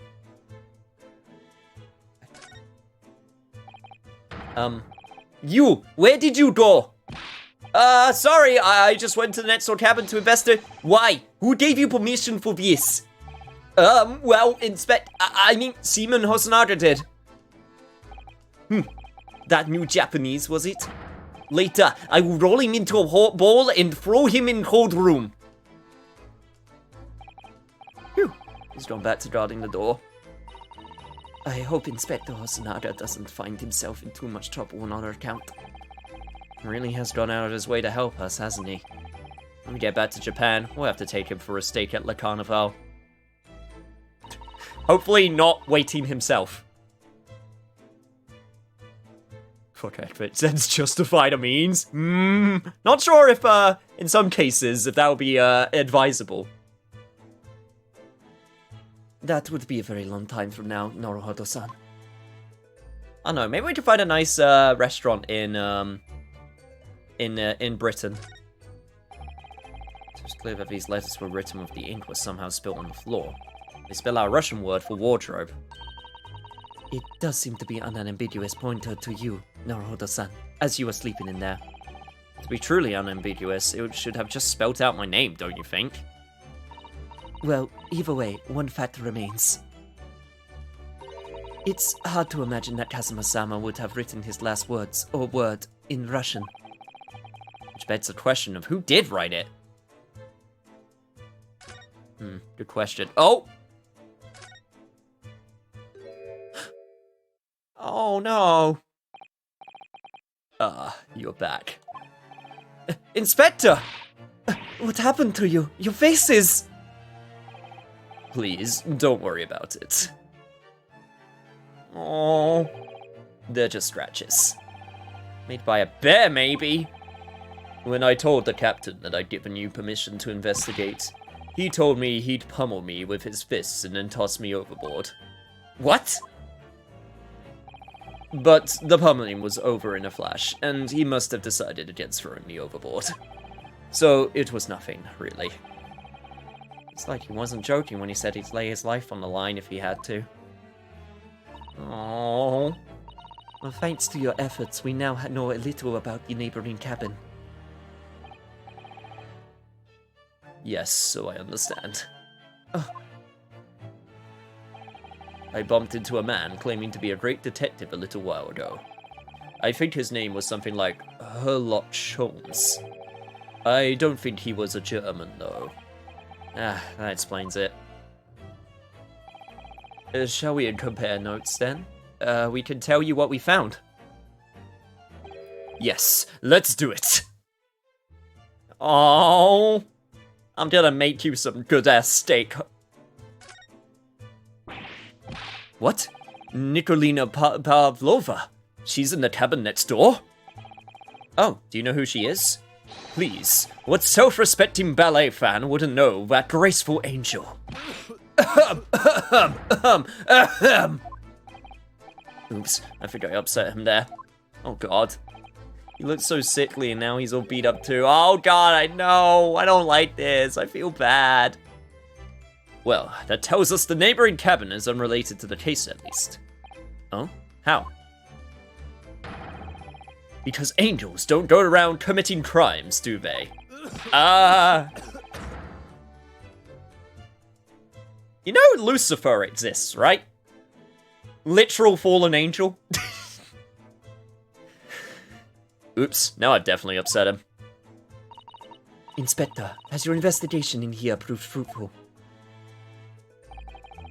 If I'm honest, there's very little more I can do. Our duty is to make sure the scene isn't disturbed, ready to hand over to the Hong Kong police. So I'm just keeping watch here, trying not to take my eyes off the job. Oh, I see. Ah, there is one thing. I do have a small piece of new information for you. What? Yes, do tell us, Inspector, please.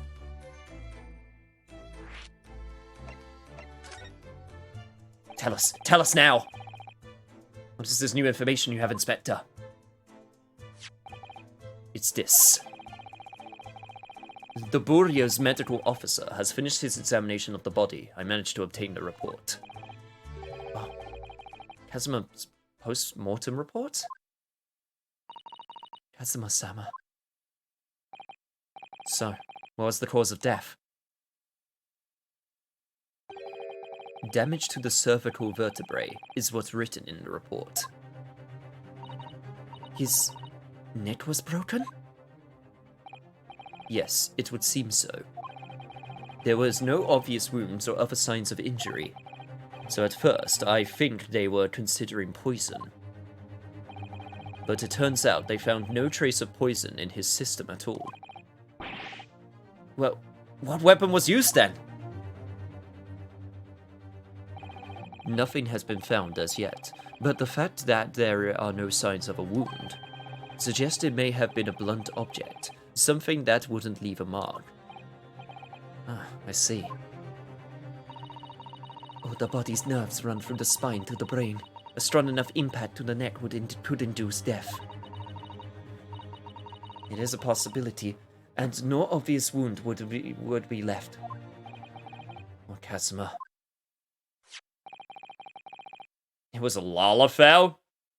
Someone going around eating lalafells at people's necks? The horror. I have a second copy of the report. If it might be useful, you're welcome to have it. Yes, yes, please! Really? Are you sure? Yes, it's fine. I trust you. Aww. After all, if I didn't trust you, I'd never have agreed to you leaving this cabin in the first place, would I? Aww. Kazuma got bonked so hard that it killed him. Chat! Were you the ones that killed him? Were you the ones that killed my boy? Chat? Chat. How could you do this to me, chat? How could you kill him? You bonked him too hard while you were bonking me. No! Stop bonking me. That's what caused all of this. No! Stop trying to break my neck.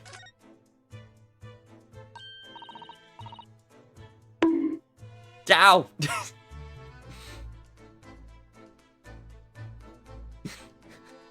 What evidence do I have? I have no proof. I don't need proof. I'm a VTuber. I can say whatever shit I want.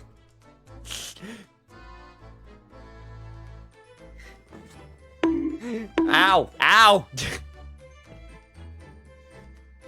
Why do you do this? Why do you do this, chat?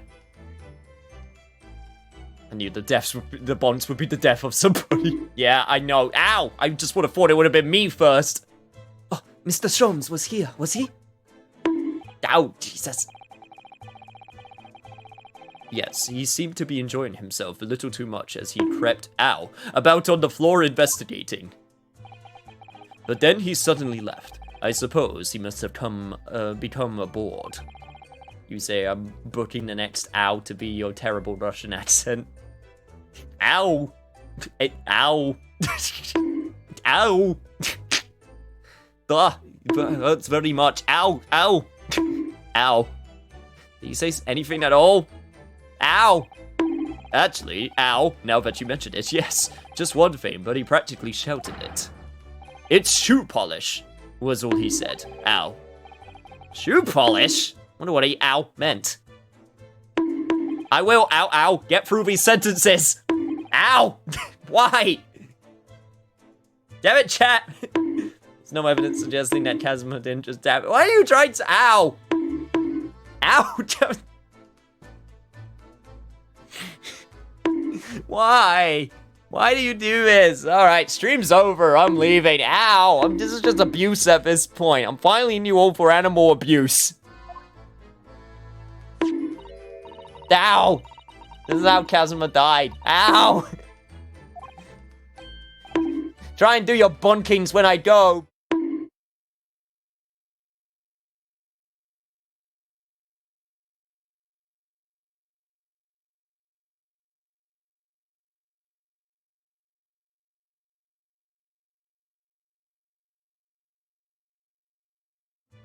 Also, I just realized for some reason it set itself to autoplay. Whoops!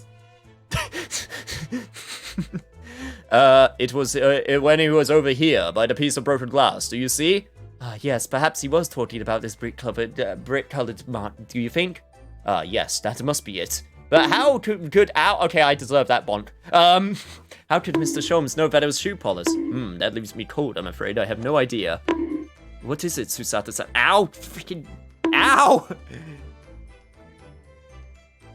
Guys, actually, please calm down. I want to figure out the mystery. Ow! Ow!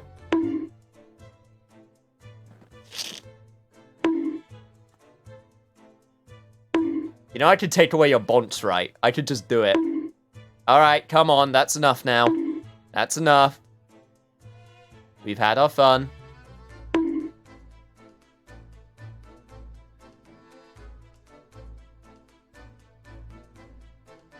Next person to bonk gets timed out. Ah, thank you. Oh, jeez. Didn't work. Didn't work. Okay, there we go. Thank you. Oh, my God.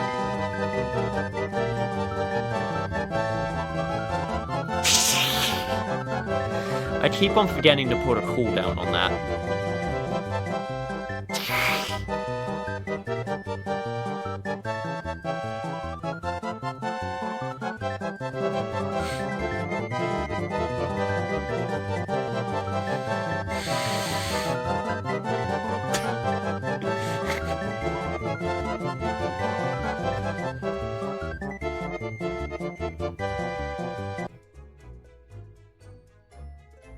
Thank you, chat.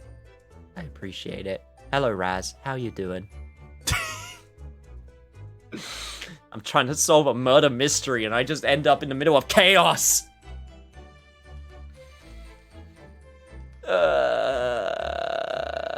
I blame myself. I blame myself for not putting proper protection to stop this from happening.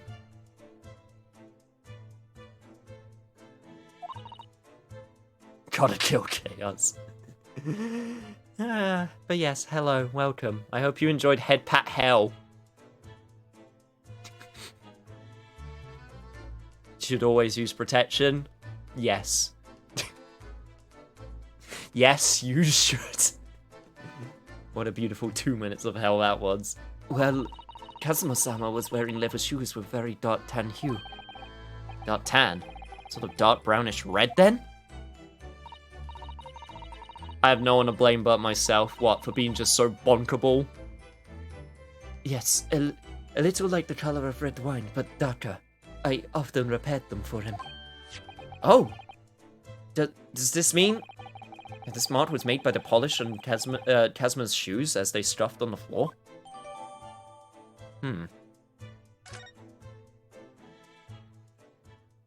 Interesting.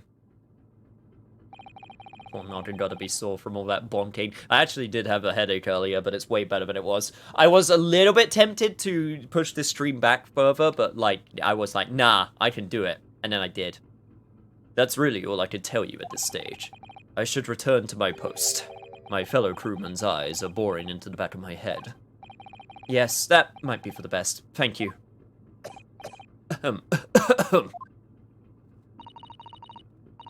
Bonker ball?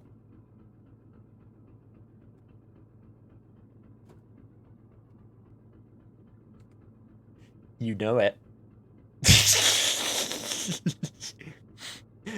Dude, you know it. Chat, I can confirm I am very bonkable. Poor Inspector, you look exhausted. No, well. I feel terrible that I failed to protect Asogi-san. It was my responsibility. Of course, my pain is nothing compared to yours. You are his friends. The truth is, I seem to have had a heavy head ever since I woke this morning. A heavy head? That's interesting. My head's still throbbing too.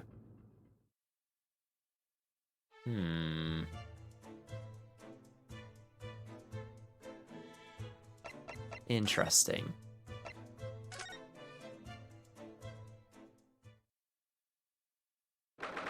Here we go. Perfect. Something new happening in the hallway. May I suggest a hot mug of Ara to chase the point? If you've got the point... Yeah, there we go. Alright, Wad, here we go. Thank Wad in the chat, everybody, for giving you this. Arara. I still need to practice it. Thank you. Look, Naruhodo-san! Simon Strodnov is gone! Enough? The burly Russian sailor who's always crossing his arms and glaring at us. All these Russian names are impossible to remember. Not like Ryonosuke Naruhodo. Tra-la-la. Did you hear that? Sound like someone singing? Tra-la-la-li-ra-li-ra-lay. I did it the great detective way. This caroling, I know that lark-like voice. Well, never mind that now. This is a golden opportunity for us. Yes, you're right. We must seize it. Let's get inside Miss Pavlova's cabin while we can and investigate. Definitely. Before that stringy knot crewman comes back. Like Strodnov. It's Strodnov, not Stringy Knot. Whatever. He's not here to tell me otherwise. Into the cabin!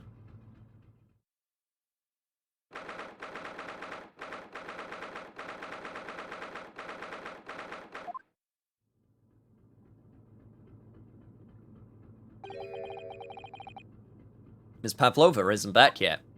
And she also filled the wardrobe. Susato-san. Ah, where's she gone? Hey, what are you doing? Those are our private things. Oh my. It's not a moment to waste, Naruhodo-san. We must investigate as quickly as we can. I suppose you're right, for Kazuma's sake.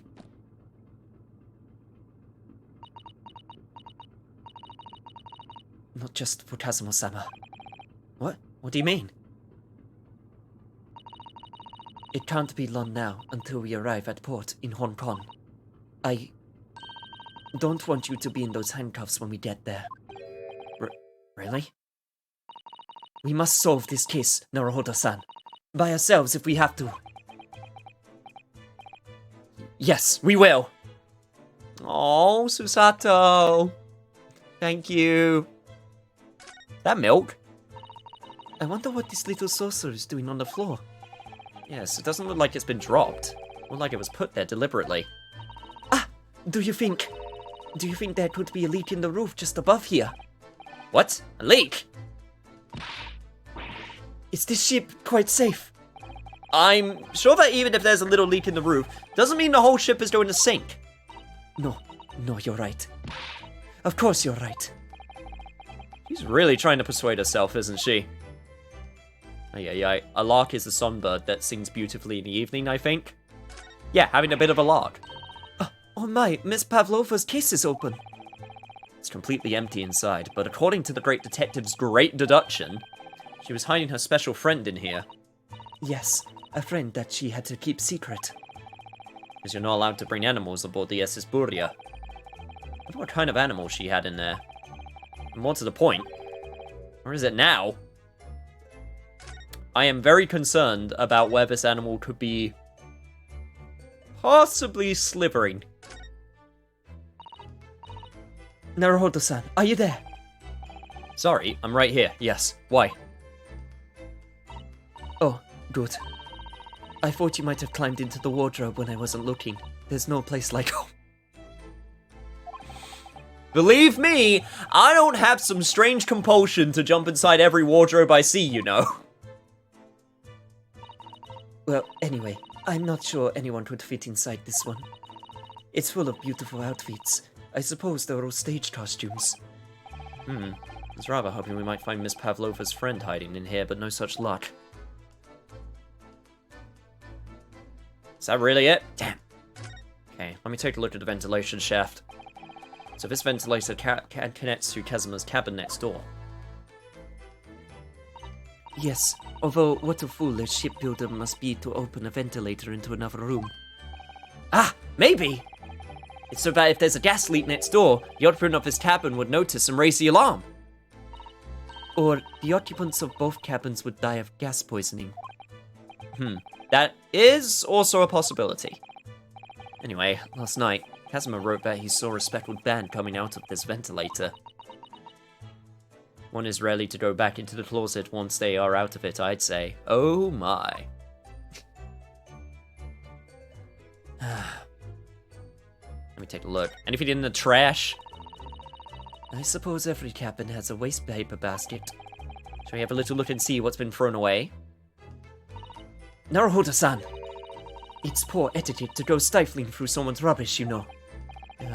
Those eyes. Just looking at me like I'm a piece of rubbish right now. One could say you're a literal piece of shit, Naruhodo-san. However, these are special circumstances, I think. Exactly, we have no choice! There's hardly anything in here at all. Oh, well, that's a little disappointing. What were you wanting in there? There's just a few books on the desk. Nothing else by the looks of it. Oh, Miss Pavlova only ran away from the ballet last night. She's hardly occupied this cabin for any time at all. That's true. I wonder what kind of book she likes to read. Let me see. Yes, I see. It would seem that Miss Pavlova enjoys reading books written in Russian. Thanks. I think I probably already knew that. It's rude to ask too much of people, Naruhodo-san. Kindly remember that. Even I could have guessed that. Seeing this teapot is empty. So the natural conclusion is that the Russians are very thirsty people. Oh my. Very thirsty indeed.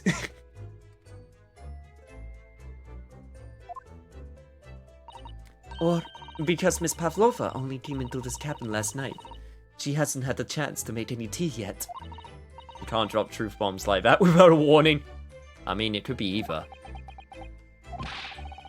It's definitely that they're excessively thirsty. I'd lay 1,000 to 1 on it. You're rather obstinate, aren't you, Naruhodo-san? No, I'm just really wishing that Russians are thirsty right now, if you catch my drift. All the boats have toppled over together. Look, every single one. Do you think that's a god of the sea, perhaps? He's toppled too, though. It's exactly the same as the bookcase next door. Kazuma's cabin. Perhaps Miss Pavlova was practicing a difficult ballet pose and fell against the bookcase? I don't know. Would she really be practicing ballet on the same night she ran away from her ballet company? Alright then. It must have been you. You lost your temper and knocked them All over in a fit of rage. Why me? Not everything bad that happens on the ship is because of me, you know. Well, anyway, I'll set them all straight again in here too. I don't like seeing things in disarray.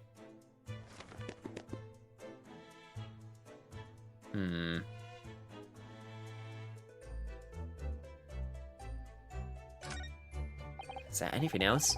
Yes, they're displayed in this cabin too. Look, SS Buria's rule of passage. Passengers must not keep weapons or other dangerous objects in their cabins. Pets are also strictly forbidden. I suppose Miss Pavlova realized that she needed to keep the contents of her case a secret after she read this. Her special friend, I mean. I wonder where her friend has disappeared to now. He's probably having fun exploring the ship, I imagine. I just hope Simon Stroganov doesn't find it and throw it overboard. Oh, yes, so do I. No! That'd be super sad, please don't. There's one of these next to the bed in Kazuma's cabin too. Yes, it's a bell cord. I can't resist. She barely hesitated there. She gave it a good tug too.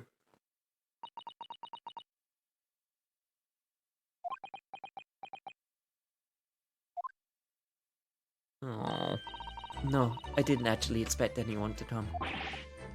We don't want them to! We're trying to investigate in secret! Lady? This cabin door is the same simple sort of bolted latch that our cabin door has. Once drawn across, there's no way anyone could enter the cabin from outside. Yes, it's not a particularly heavily duty bolt, is it? But still, it wouldn't slide across of its own accord, would it? No. And the door is made of metal, so there's no chance of trickery using magnets to unbolt it from the outside. Susato really loves bells, I guess so. And it seals up perfectly too to stop any seawater coming in. So you couldn't use the method you told me of passing a thread through a crack through the closed door either. Seem to know a lot of tricks to opening doors. I'm starting to see why people suspect me. Okay, we do have this bag right here, which apparently I can't look at, which I find kind of suspicious. Is there seriously nothing else that I can look at right now?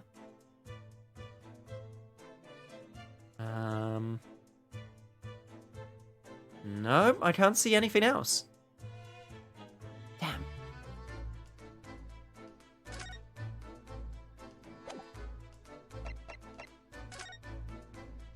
Although I'm guessing if it's gonna ask me to leave. Nope, that's it. Interesting. Before I do anything... Oh! Oh, it's Mr. Sholmes, look! Wow, you never know where he's going to turn up next, do you? And in what pose? It seems that he's to be stealing a look at something as he sings to himself.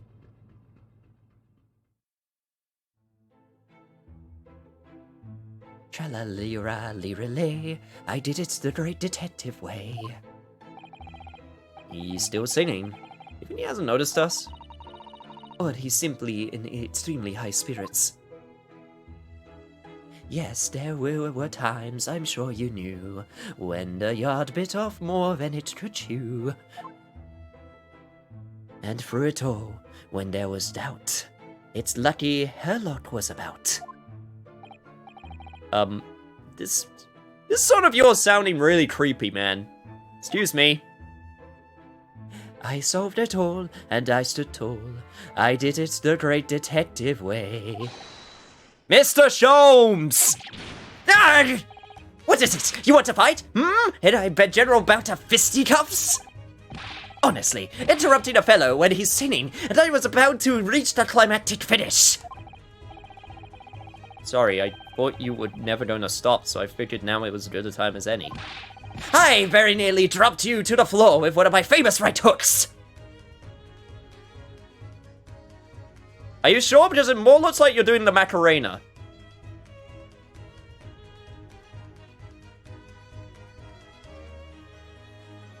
Or some other dance that I'm trying to think of off the top of my head, which makes it look like that you're twiddling yarn. Sit down, bro. Alright, I get the picture. Now, could you put those fists away? Discombobulate.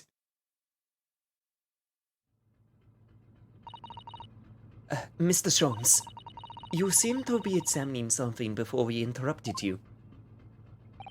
Ah, yes, that.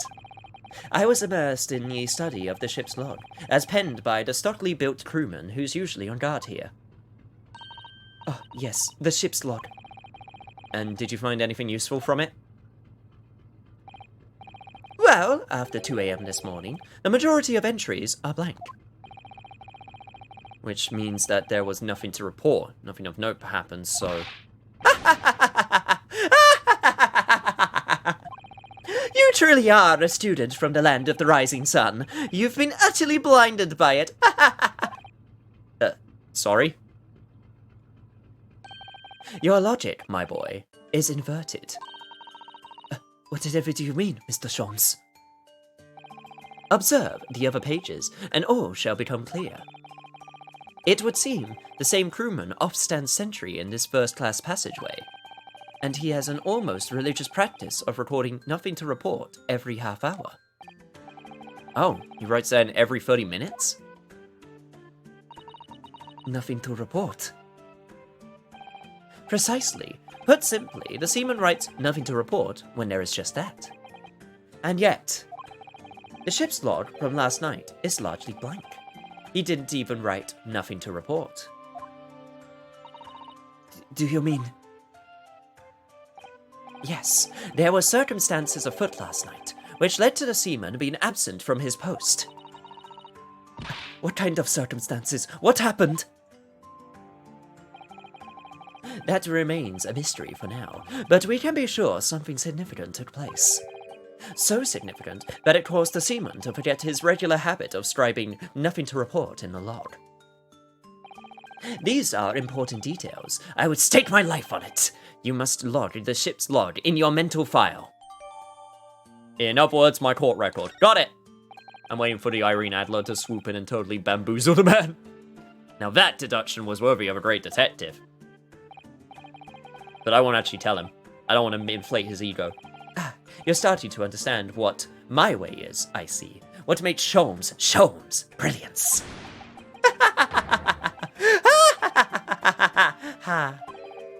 Ugh, ouch. What is it? Are you hurt? Oh, don't worry yourself. I seem to be afflicted with a throbbing head this morning for some reason, nothing more.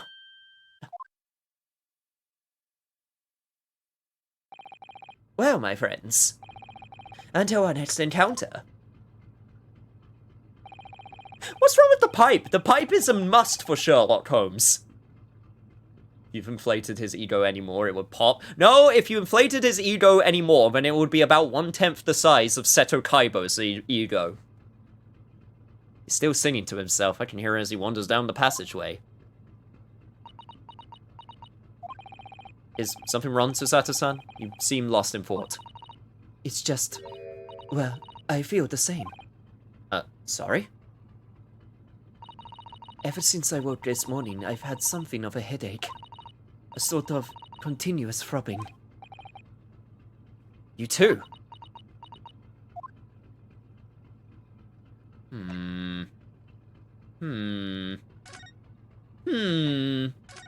Interesting. Ding-a-ling-a-ling-a-ling-a-ling. What? What's that?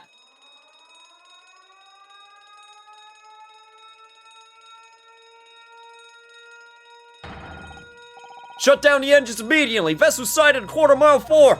Full stop. Hard to starboard. All hands brace for impact. What the? Freaking hell, I thought I was an air raid siren for a second. I think we're about to crash into another ship. What? Oh god. Oh god. Can't stand. Susato-san. Oh jeez. Man the lifeboats. Ah, Susato-san, are you alright? Are you injured at all? I think I'm fine. Thank you, Naruto-san.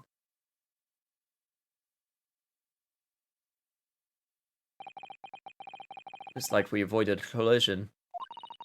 It's the Titanic all over again. What, just iceberg out of nowhere in the waters of China?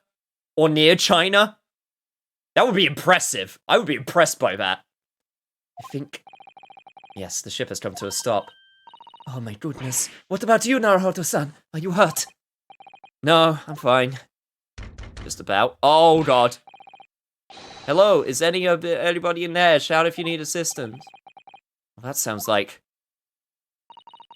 Inspector Osanaga. Is that you in there, Naruto-san? Unbolt the door, quickly! What? The boat? Look at that! The door's bolted! Did you do that, Susato-san? No, I didn't touch it. Well, that's strange. How did it... And look at all the books. They're just like they were before again. Naruto-san, aren't you going to open the door and let the inspector in? I better tidy up this place first. The iceberg needed to load in first. Oh god. Finally, an emergency stop had solved one mystery at least in a very vivid way. We knew that what awaited us on the other side of the cabin door would not be pleasant. I hurried around tidying up the cabin with a new sense of foreboding in my heart. Oh god.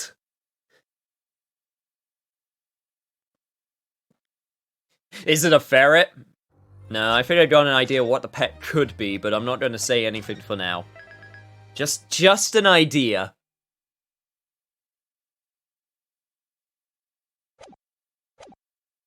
Are we done? No, we gotta keep going.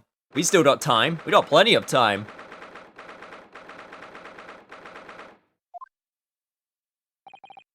Somehow, the door to the cabin we were in ended up bolted after we made an emergency stop. Susato-san took a deep breath and gently slid back the bolt. Oh boy. You! What are you doing in Miss Pavlov's quarters? Ah, you both look unhurt. Good. Yes, we're fine, thank you. What on earth happened? You heard something about how we were going to collide with another ship. Yes, it appears to have been a false report, though. How did that happen? There's a dense fog outside, so it's extremely difficult to see. Someone must have thought he saw a ship ahead. This person obviously triggered the alarm, and that's why we made an emergency stop. Everything is chaos. Passengers are screaming. Crew are running right everywhere. This first-class area is the only quiet part of the ship at the moment. Oh, I see. Someone triggered the alarm? Does that mean someone pressed that button outside? Ah! You wicked intruder, dressed all in black. You are the devil. Sorry, me? I've been called a lot of things before, but devil is a first. I was called a perv earlier on by my chat. You opened my traveling case. How could you? What? No, we didn't touch it! That's right, Miss Pavlov. It was already open when we came into your cabin. Inspector! Yes? Arrest this man. I know he did it. He is a criminal. It's not enough that he has killed a man. Da! And he is stowaway as well! If Vixen promises not to steal chicken, do you believe? What? Take him away. He is trespasser as well as everything else. Okay, look, my list of crimes are slowly increasing, I do agree. Stowing away, trespassing, killing. She is right, you are devil. Doesn't look good, does it? There is cell below deck. Throw him in. Tomorrow we dock in Hong Kong. Then we give you straight to police. Wait, a cell? Please, Inspector Hosonaga, is there nothing you can do? Finally doing my first crime. Forget first crime, this is like 3 crimes at once. This is going too fast. I had to prepare myself, I'm not ready. This is a Russian vessel, I really have no jurisdiction here. After my last effort to appeal to the captain's good nature, I think I'm out of options. This is terrible. This is a real crisis. Gotta find a solution. Immediately! I'd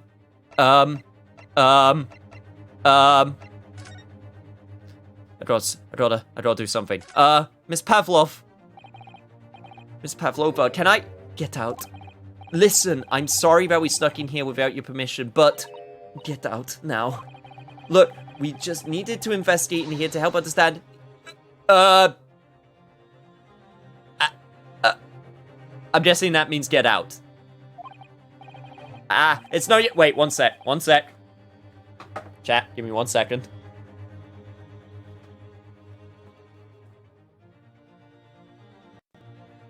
It's very important. One second.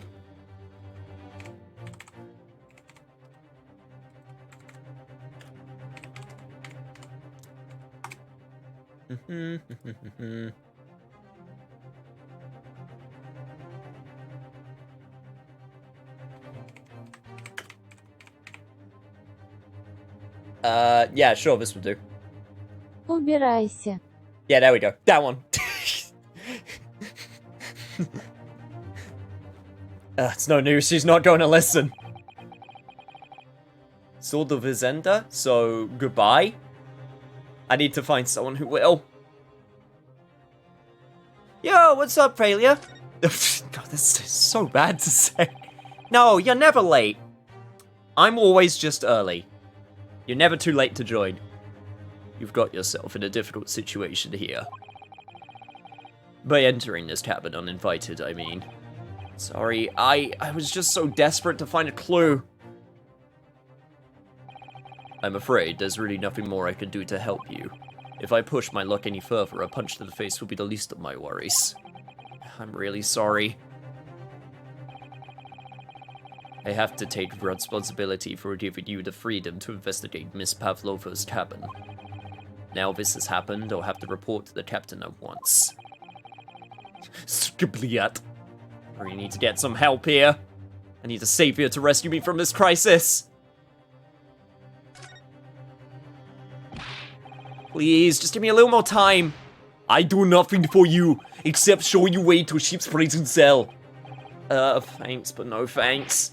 But I'm innocent, I didn't kill anyone! And trespassing, and stowing away. Well, you know, sometimes life can lead you down some very unusual avenues, and well... Enough! You are guilty! Ship's cell is the only place fit for you! Oh, come on, there has to be someone. Some savior to rescue me from the crisis. Anyone. Anyone at all. Anyone at all. What the? What the? What? What? Wait.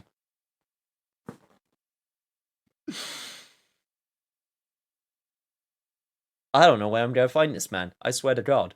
I don't know wherever I'm gonna find this dude. What are you doing up there? Mr. Sholmes! I look fucking fantastic, Ryunosuke. Naturally, I was analyzing what a weight of 20,000 rubles feels like on one's head. Have I not told you that as a detective, it is my business to know what other people do not? This isn't mere tomfoolery, my boy. Oh, no. Well, why were you hanging from the hook before then? Isn't it obvious? To properly assess the weight of the 20,000 rubles. Not naturally. I wish to determine if it would be bend that conceited-looking hook on the wall, so full of brag and bounce. Oh my god, we have found our savior. He has come from the heavens to give us divine deductions. And gospel goodwill. I never know whether to take this man seriously or not. Ah, you again. The great detective. Ah, Inspector. I confess I've been looking for you. I have something to report to you most urgently. Well, you might try looking for me somewhere other than a hook on the wall next time. What is to report? Speak! An urgent report from a great detective can mean but one thing. Yes. The case of the curious murder that took place last night, here on this vessel, the steamship Burya, has been solved by me, naturally. What? Really? Yes, I have eliminated all other possibilities. No other explanations exist. So, allow me to illuminate all your minds. For I am about to reveal my great detective's greatly admired great deduction to the case. Are we doing another one of these? Oh, hold into your butts. Ha! You have solved it. Even Hedgehog understands this case. We all know who was responsible for killing Student Boy this morning when we found criminal in wardrobe.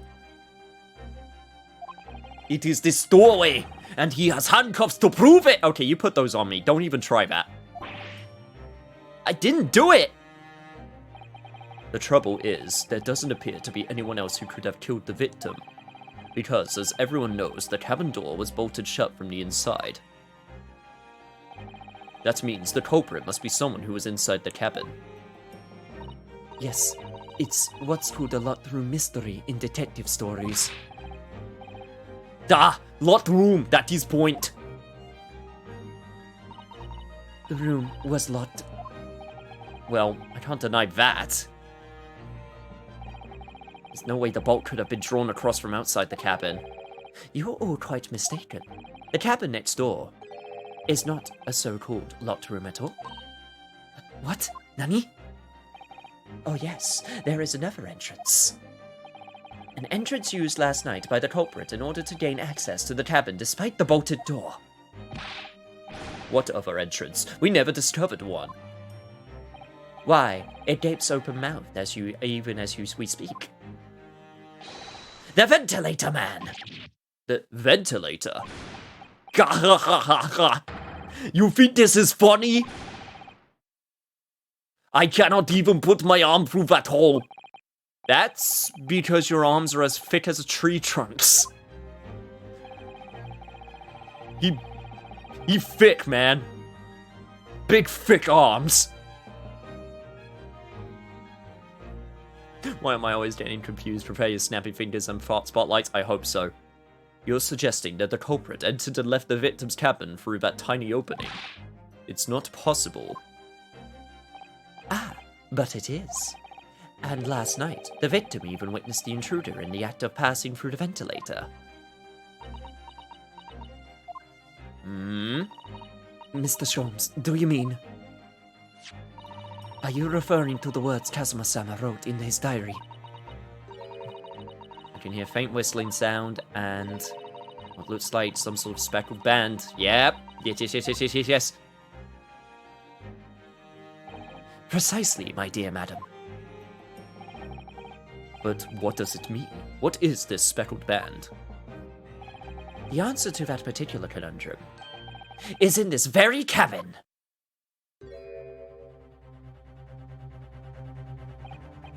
Mr. Sholmes, what are you doing? There is a distinct element of danger, but fear not. I am ready. What I am about to expose for you all to see will shock you to your cores. You may even be shooketh. Behold! Ah! What the? Yep, there it is.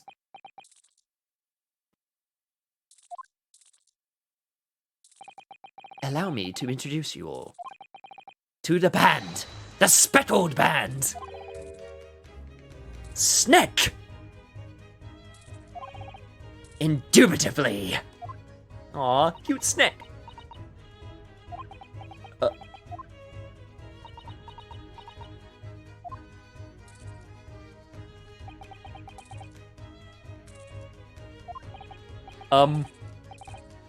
Mr. Sholmes, just one thing. Pray, what troubles you? Well, that snake isn't really speckled, is it? It's more stripy, wouldn't you say?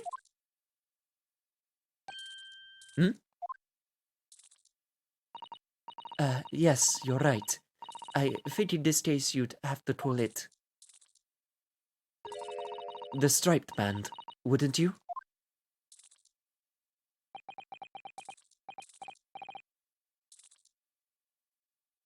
Meanwhile, chat is very, very split on whether the snake is cute or not. We'll have to take it to court. You both see and observe with distinction, however. Do you not think that this is precisely the trap into which the culprit wishes you to fall?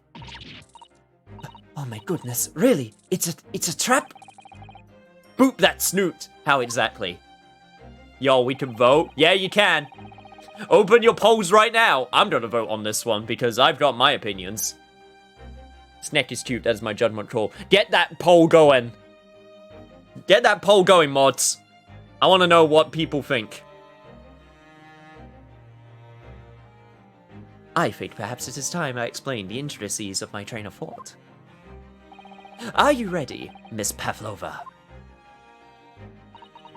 I'm sorry for the young man who died, but that is all. His death is nothing to do with me. This whole thing is nothing to do with me. There are two conclusions I have drawn from the facts. Number one. Last night, your friend infiltrated the victim's cabin.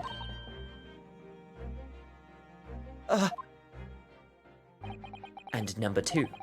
That same friend was responsible for the victim losing his life. No. Venomous snakes are demonic. Scale noodles. Oh, that's harsh, man. She turned as white as a bowl of rice again. Shams must be right. He's hit the nail on the head. This young woman's friend killed Mr. Asogi.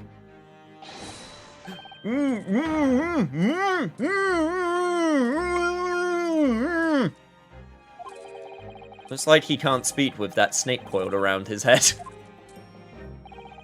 I would advise as little movement as possible, Seaman. You wouldn't want the fangs of that long friend in your neck. So everyone, let us begin. Herlock Sholmes is proud to present his logic and reasoning spectacular. Oh, here we go. The great deduction. The game is afoot.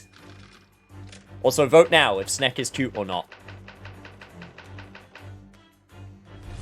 Adrian, welcome. Miss Pavlova, moments ago you claimed the following. His death is nothing to do with me. This whole thing is nothing to do with me. Yet you cannot deceive yourself.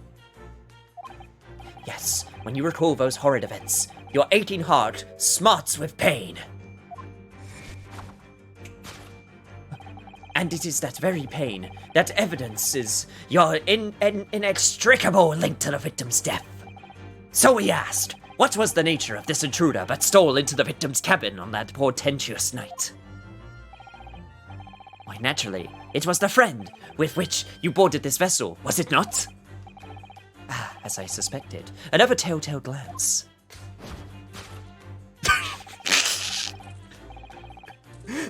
Thank you for being our model, Stroganov.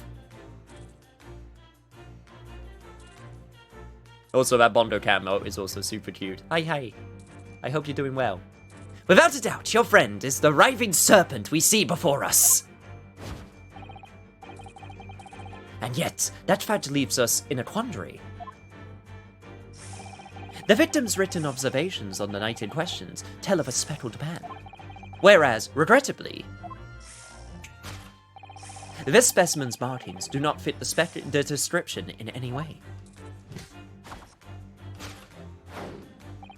What explanation can we give, pray? What was the sight that fell upon the victim's eyes last night? No, don't look at me. This has nothing to do with any of this. Oh, but it does. You have the answer to this quandary, even now, hidden behind your back. Yes, that which you are trying, but failing to conceal, can only be the snake's slowed skin. Evidently, after the subtle and horrible crime, this most deadly friend of yours shed its original skin, no? I don't know what you are talking about. And by a wide margin, snakes are considered cute. Well, there you go. The snake is lucky the Russian didn't kill the snake. Yeah, he seems pretty cool with it, to be fair. There you go. In respect to two other people that agreed with me. Snakes, through democracy we have voted, Snake is in fact cute. And I agree. I voted for cute Snake.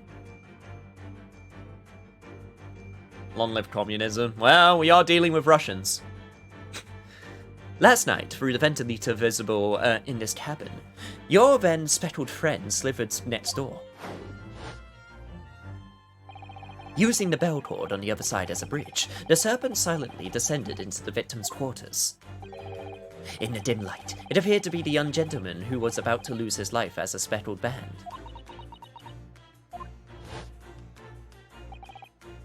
In summary, the nature of this friend of yours, which last night infiltrated the scene of the crime, is a rare breed of snake, whose markings change each time it slows its skin. A snake so dreadful, we could only imagine it would be found in the deepest depths of India.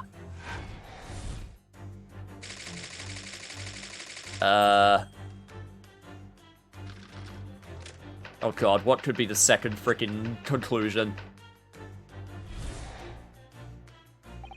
Moving on, we come to the heart of the matter, the grim demise of the victim. How did this young man lose his life, and why? And how am I able to portray this in a vivid picture that you can also see yourself, apparently? Well, at least Indiana Jones agrees with you, Aqua, and everyone else. Snakes. Why did it have to be snakes? According to the data of which I have been appraised, it would appear that there was no visible signs of injury.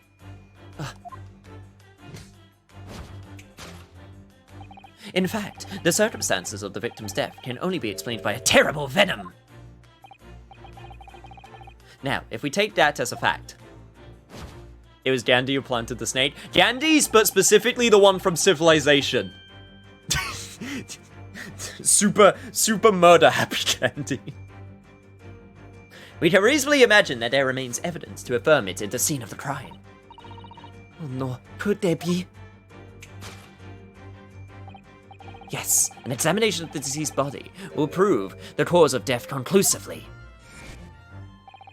The almost, but not quite, emancipable puncture wounds left by the venomous fangs will seal the truth. Yes, the vestiges of the snakebite delivered by your terrifying friend. This makes no sense. There is no point feigning ignorance, Miss Pavlova. After the incident, you endeavored to hide everything, didn't you? Also, it suddenly started raining outside. I am very sorry if you can hear that. Someone on the ship, please turn down the rain sound. It is very distracting when I do my deductions.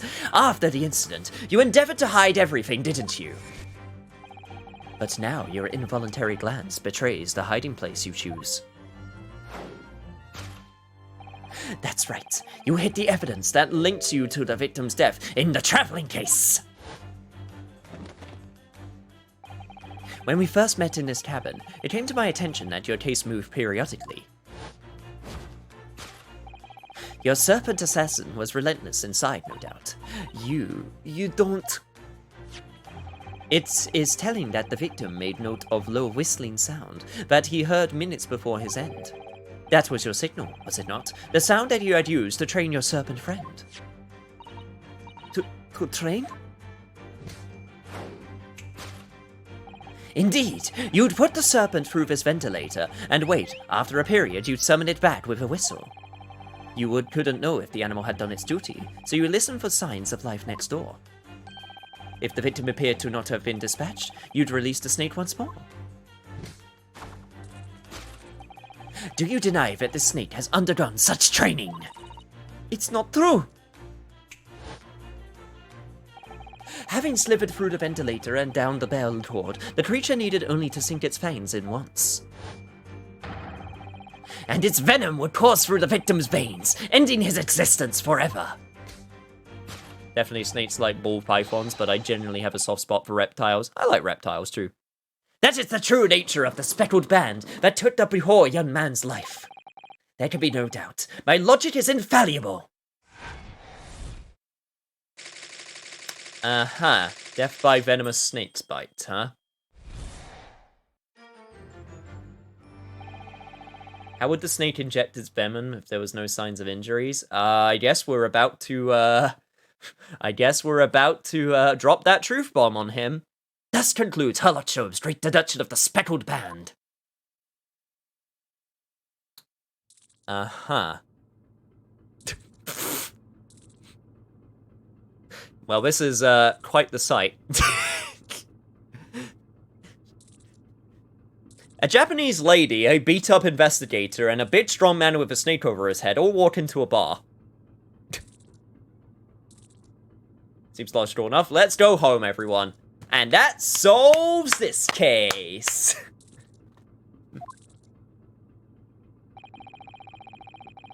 Miss Pavlova has trained her pet snake as a killing machine.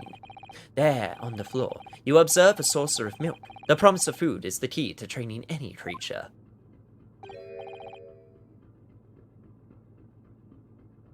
Incredible. You've solved the mystery! Amazing. Your great deduction really lives up to its name. I see now why Herlock Sholmes has become such a household name.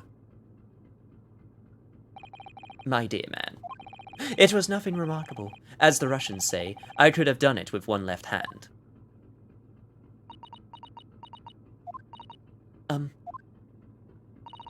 Could I venture an opinion, Mr. Sholmes? But of course, what's on your mind? It's just about your deductions before. Some things don't quite make sense to me. I welcome questions as to my methods, and will answer both loudly and proudly. Oh, well, good. First of all, snakes are egg-laying creatures, part of the reptile family. You are well informed, madam. And reptiles, don't drink milk. Ah! It's really only mammals that like to drink milk, you see. So, I'm not sure it would be possible to train a snake using milk as a reward. No matter. No doubt Miss Pavlova used some other treats to encourage her pet to do her bidding. Milk was merely an example. The logic holds. Well, there is something else. Snakes have no ears. Yes, so I'm not sure it would really be possible to signal to a snake by whistling. But madam, what of the tales from Arabia? Have you not heard that the snakes that dance to the sounds of a flute? I think perhaps the performers played their music in time with the snake's natural movements. Oh, I see. No hands, no feet, no ears? These creatures are so inept to be practically useless. Wow, harsh. Don't take it out on the snakes, Mr. Sholmes. What'd they do to you? There is one other thing. You have more? Snakes use the scales on their bellies to propel themselves. So, I'm not really sure that a snake could manage to climb up a flat pelcord like the ones in these cabins. Then it should try harder! Please don't be angry with me, Mr. Sholmes. The point is, even if the snakes had gone through the ventilator to the next door cabin, it couldn't have come back without help. What I'm trying to say is that there are a number of reasons why it's difficult to imagine the snake could have had a part in this. Curses, destroyed by logic and reasoning again.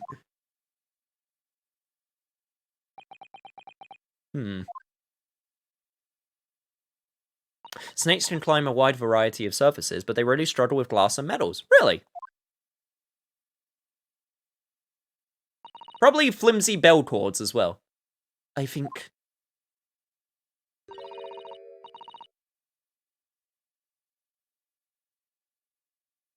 Although snakes are able to sense sounds, they lack the outer ear that would have enabled them to hear music. They follow the pungi that the snake charmer holds with his hands. The snake considers the person and pungi a threat and responds to it as if it were a predator. Well, there you go.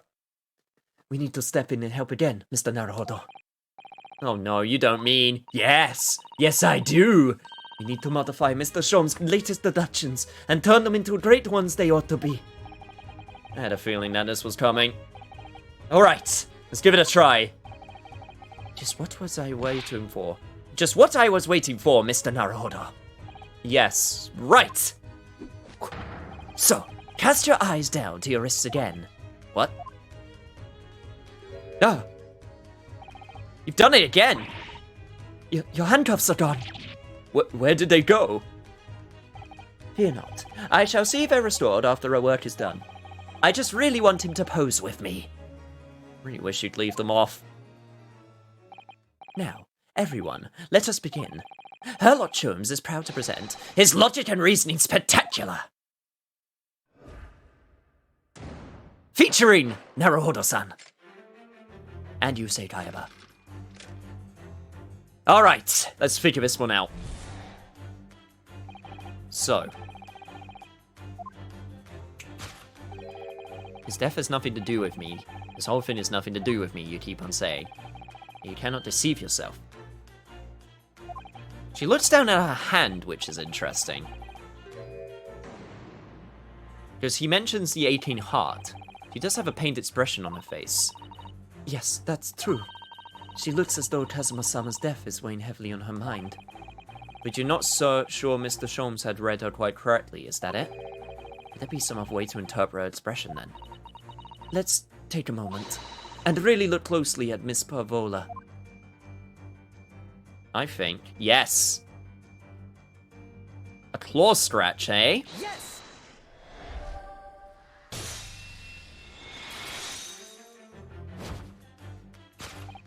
Yes, when you recall those horrid events, that claw scratch smarts with pain. Indeed, and simple observation reveals that the wound is fresh. Pavlova, look. Look. Let's not worry about it, okay?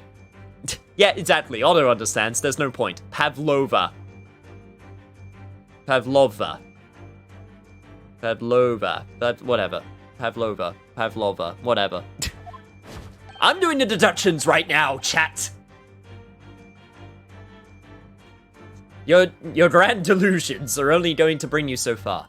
Miss Pavlova, did you in fact receive that scratch? Sometimes last night.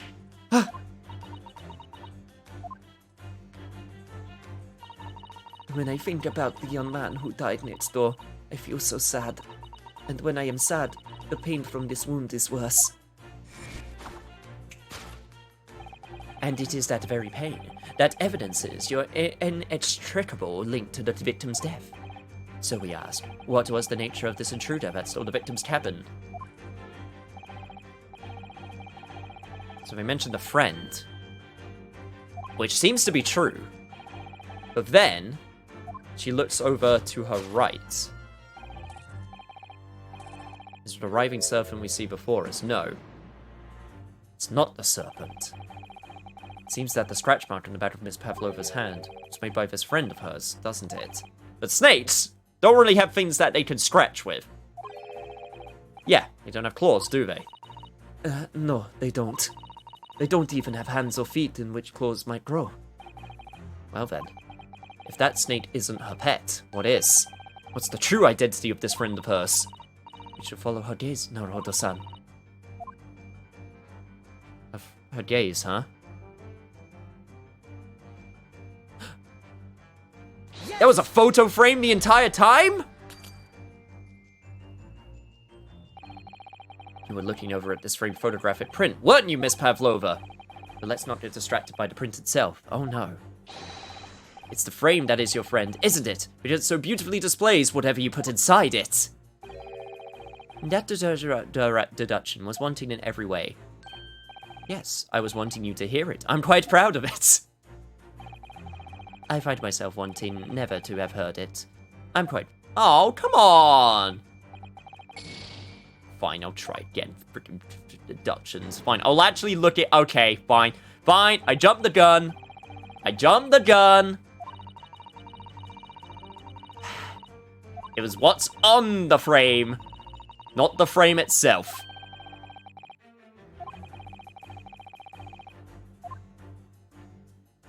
Let me take a look. Ah, look at the photograph in the frame. Oh, look at the cute kitty. Is that my rival? Yo, you trying to take my real estate there, cat? You trying to... Oh, you think you're so cute? You think you can just look at me with those big pearly eyes?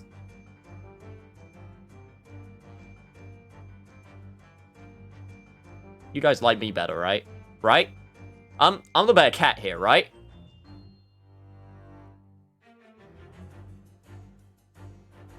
Ah, look at this. Look at this photograph. Thank you for the head pats. Cat is winning. Which cat, though?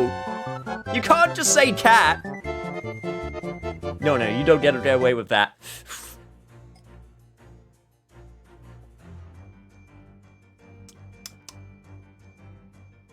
Cat in the photo is better. Cold-blooded, Jesus. This must be something Miss Pavlova brought with her when she ran away. She's exceptionally beautiful, isn't she? Yes, that's true. But personally, it's the little black creature she's holding that's caught my eye. If we will take a better close look at this. Right, yeah, okay, that's why. Yes! This is what you are actually looking at.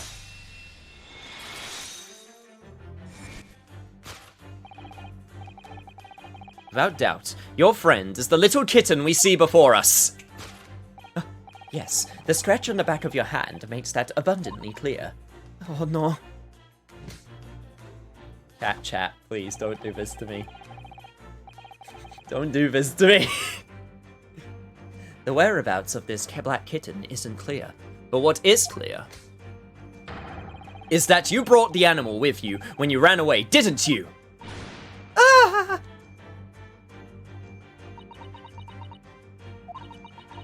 Daka is my best friend. I couldn't leave her behind. Darker would appear to be a Russian blue. And yet, that fact leaves us in a quandary. The victim's written observations on night in question tell of a speckled band. Whereas, regrettably,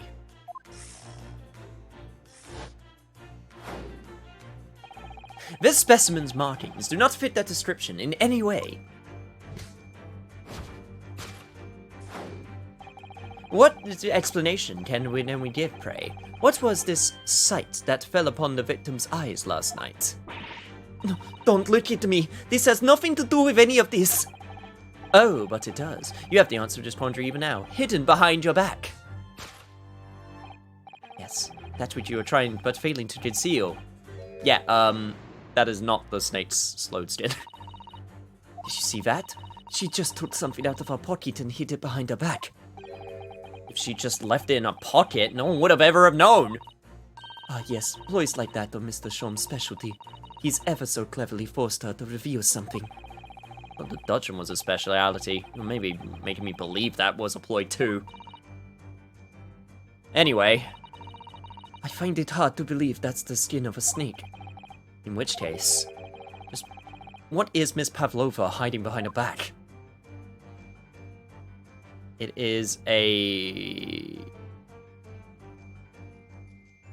What the heck is that? Well, it is speckled, and it is a band, but what is it? Seems to be soft and fluffy. Long piece of cloth of some sort. Is it a cat's tail? And that looks like a handle at one end. I think it may be a cat's toy, but sort of common in the West, apparently. I win!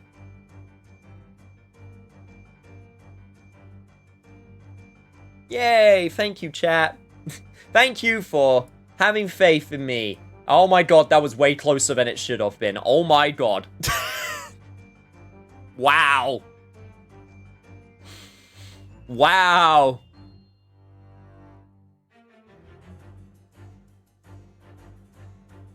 Pretty rude. How is that a toy for cats? Cats like to chase the band around and pour at it. Kittens in particular love that sort of play. By one vote, man. Jeez. You only need to wave it in front of them and they pounce to catch it. Ah, that sounds positively adorable. So that's what it was. A cat's toy.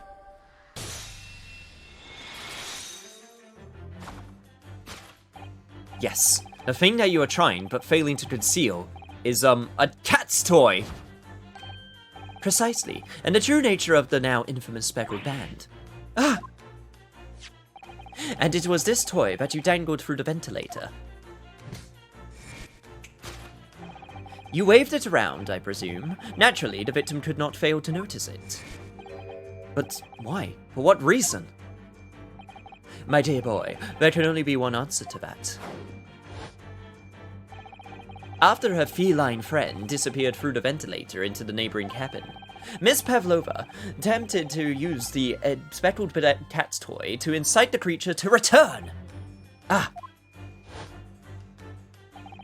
In summary, the nature of this friend of Miss Pavlova's, which last night infiltrated the scene of the crime,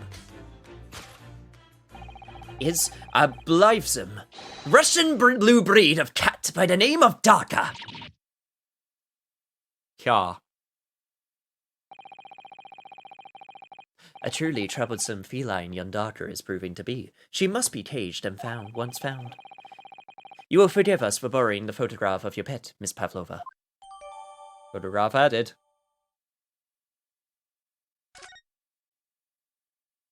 In China, cats are considered a delicacy. Yeah, and dogs in Korea, which is kind of gross. It was after I gave her food last night. That's when it happened. She scratched the back of my hand and then ran up the bell cord. Before I could do anything, she had disappeared through the ventilator. Cats are good, but Catboy is better. Aw, thank you, Toshi. Darka, she is so naughty. So it was in fact a beloved kitten. So where the hell did a snake come from? Moving on, we come to the heart of the matter. The grim demise of the victim. Anyway. So, according to the data which I have been appraised, it would appear there were no visible signs of injury, which is indeed true. And instead, the circumstances of the victim's death can only be explained by a terrible venom, which doesn't make sense because there's now no snake. What Mr. Shom says is true. There were no signs of a wound anywhere on Kazuma-sama's body. That's right. But Mr. Shom seems to be unaware of one very important detail.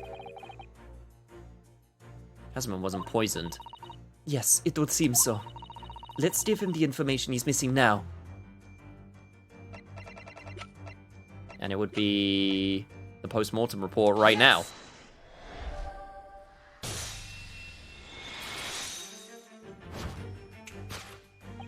In fact, the circumstances of the victim's death can only be explained by the post-mortem report. Ah yes, I knew it was one or the other. His neck was... Indeed, the breaking of the cervical vertebrae is fatal. Only that Goliath would be strong enough to survive that. Seaman Strodonov isn't some immortal freak, you know. Also, Jesus Christ, Ryunosuke, get your back up straight. No slouching. I wasn't slouching. The jury is out. Anyway, we have a good authority that the victim's neck was broken. Now, if we take that as fact... Thank you so much for the care package. Stretch, chat. Stretch and hydrate. We can reasonably imagine that there remains evidence to affirm it at the scene of the crime. Oh no, could they be? Yes, an examination of the deceased body will prove the cause of death conclusively. Kazuma died because his neck was broken. In other words, he was probably struck by something or someone. Yes, that's a distinct possibility. As of yet, no weapon has been found though. Presumably, Daka didn't silently creep up behind Kazuma and deal him a fatal blow. I suppose... I would hydrate, but I have nothing to drink. Dang. Hydrate, chat! Hydrate! It's possible that he had fallen and hit the ground awkwardly. It would have been a terrible act of misfortune that he broke his neck completely by accident. Yes, bad fall could explain it. It's rather hard to believe of Kazuma-sama, though. He wasn't a clumsy man. Well, we need to fix this deduction somehow. Is there anything from the scene that could explain what happened? There was this right here. Yes! The mark on the floor, specifically. Yes, an examination of the mark on the floor will prove the cause of death conclusively. This particular mark, as so prominently divisible next to the victim's body, is a deposit of shoe polish. Shoe polish? Indeed, positively identified by a little analysis device I constructed, which I carry now as a matter of course. Beeswax, tallow, and dye were my results. The undeniable ingredients of shoe polish. And the color of the polish is a perfect match to the color of Mr. Sogi's lace leather shoes. Looking at this mark, it's not hard to imagine what happened. For some reason, Mr. Sogi must have caught his foot on that point at the floor and tripped. Please, no. And by a dreadful turn of misfortune, caught his neck against some immovable object as he fell to the floor. Suffering a fatal blow to the spine, the victim's vertebrae shattered, and in that instant, he lost his life. No! I don't know. I don't know anything about this. Is that really true, Miss Pavlova? What about the evidence left at the scene where Mr. Sogi lost his life? Yes, the facts are as clear as day to me. You did all you could to conceal the incriminating evidence. But now your involuntary glance betrays the hiding place you chose. That's right, you hid the evidence that links you to the victim's after the traveling case, even though it's completely empty. I don't believe it. Kazuma-sama merely tripped over and now he's no more? It can't be true. I refuse to accept it. It's hard to believe, but the mark on the floor does seem to suggest that's what happened. But... And if this particular part of Mr. Shom's deduction is right, Miss Pavlova is trying to hide some evidence that would prove it. Here in this cabin, somewhere in the direction that she just cast her eyes. I wonder. Let's have a good look around. The answer must be here somewhere.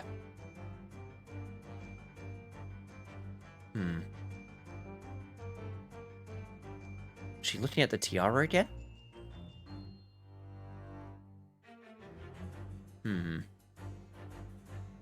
So it's definitely not in the traveling case. What was she trying to hide? Maybe in a waste paper basket? Yes. No, doesn't seem to be correct. Damn.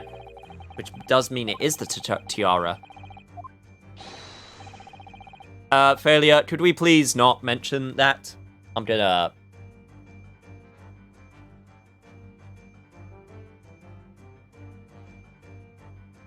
Yeah, let's not mention any of that stuff for now. Let me just do that to get rid of that. I just checked that earlier. I know, but maybe we missed something, okay?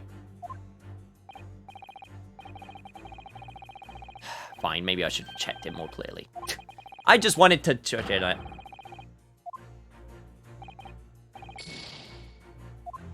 Welcome back with tea. Alright, fine. Fine, I'll check the waste bin again. Ay. Missed who was in the case and who was the mystery Russian man. Mystery Russian man was actually a lady. Don't tempt me to get more tea. Oh no. Fill your body with caffeine. Okay, let me check the waste bin again. This is a waste paper basket. Perhaps all the first-class cabins have them. Also, ow. But Miss Pavlova only started occupying this cabin late last night. Presumably, there's not much rubbish in there yet. God damn it! I was super right! It's a broken piece of glass, isn't it? Yes, it is. And I feel like I've seen it somewhere before. Ah, thank you so much for the head pats. But it's time! There's no time for head pats. It's time for crime solving. It looks familiar. Please, perhaps it's more than your mind, so you're playing tricks on you. God damn it. Yes. Okay, now it works. God damn it. I was right! Yeah! Frickin' video game. That's right. You hid the evidence that links you to the victim's death in that waste paper bin, that waste paper basket. Here we have a fragment of some intricate glass object, it would seem. One that has a familiar air, in fact. Precisely. We found another piece of broken glass on the floor in Mr. Asogi's cabin. And as you can see, the two pieces fit perfectly together. And they form a bell. So, Miss Pavlova, shall we consider what this tells us? Why would it be that part of this glass object, which has evidently broken at the scene of the victim's death, should be found in the waste paper basket in your cabin?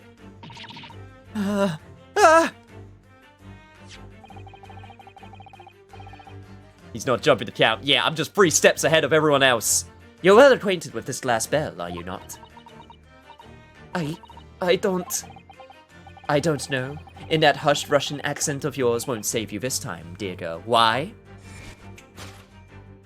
Because we have conclusive evidence linking you to the bell in question. What? Take it away, Mr. Naruhodo. Yes. The evidence linking Miss Pavlova and the little glass bell would be this picture right here. Yes. If you look at this photograph, you can clearly see it makes me laugh. Because I'm about to blow this case wide open. Hanging from Dark's collar. The very glass bell in question.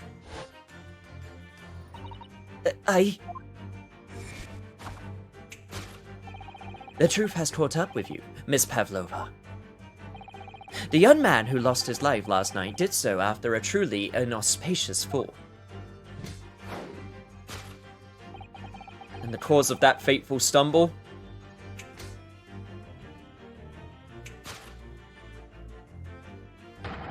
Your absent feline friend, Darka! Heya! Hey, how you doing? It's been a hot second. I hope you're doing well. Good timing as well. I couldn't. I finally got that model? Nice. I couldn't tell anyone. I'm sorry.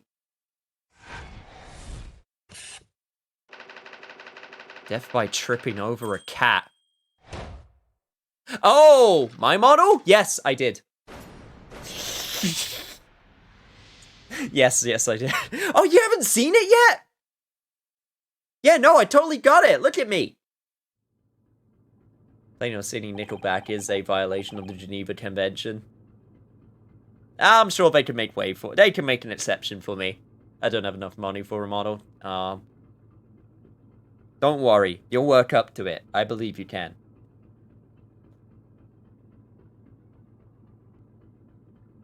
It's not a model, it's a live 2D. It's slightly different, but I understand what you mean.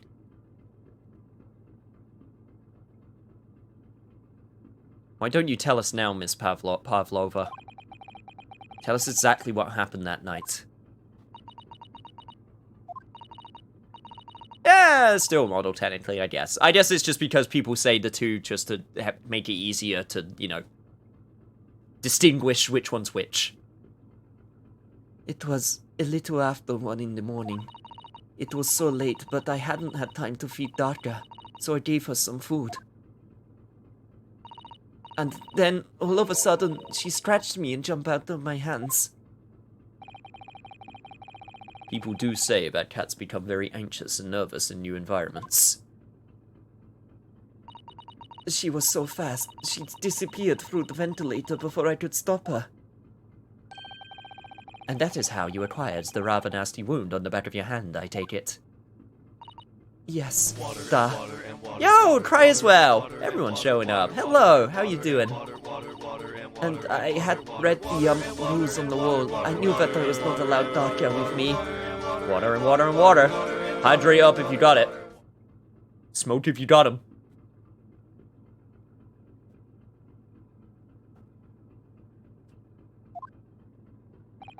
Yes, modern science suggests that animals can carry infectious diseases. It's a precaution, really. So I listened and listened, trying to hear if there was some noise in Ned's cabin. Hello everyone, I'm dead. Oh, don't die, please, Cry. We want you here. It was very quiet. I was sure if someone was there, he must be sleeping. So at that point, you thought it safe to try and lure the kitten back again? By dangling the end of toy through ventilator and into adjoining cabin. Darka always loves this toy, but it didn't work. Nothing worked. I tried using her favorite toy, I tried whistling to her softly, but nothing. She didn't return. So the faint whistling sound Casimir wrote through in the diary was Miss Pavlova trying to retrieve a pet. Cats have a propensity to remain hidden in the shadows when frightened. Yes, so there was nothing else I could do. I just had to wait until she had calmed down. But then...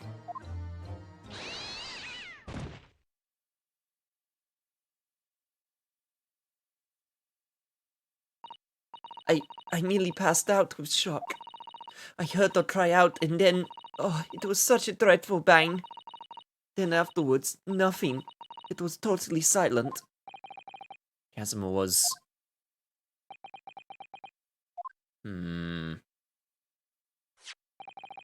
From the appearance of the brown mark on the floor, it seems likely that what you heard was the victim stepping on the glass bell and tripping up.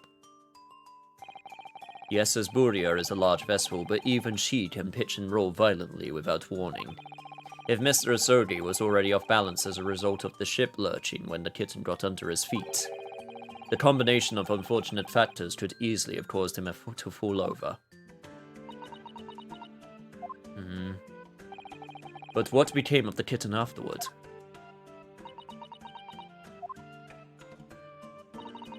In the end, I managed to get her to come back through the ventilator. Yet Darka is nowhere to be seen.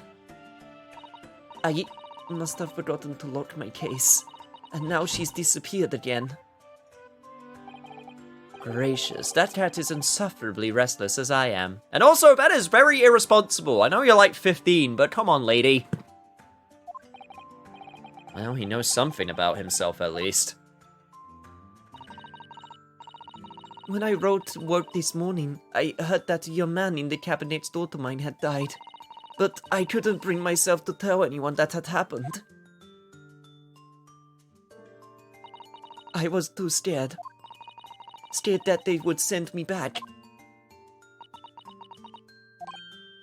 Oh, hold on a minute. What about the snake?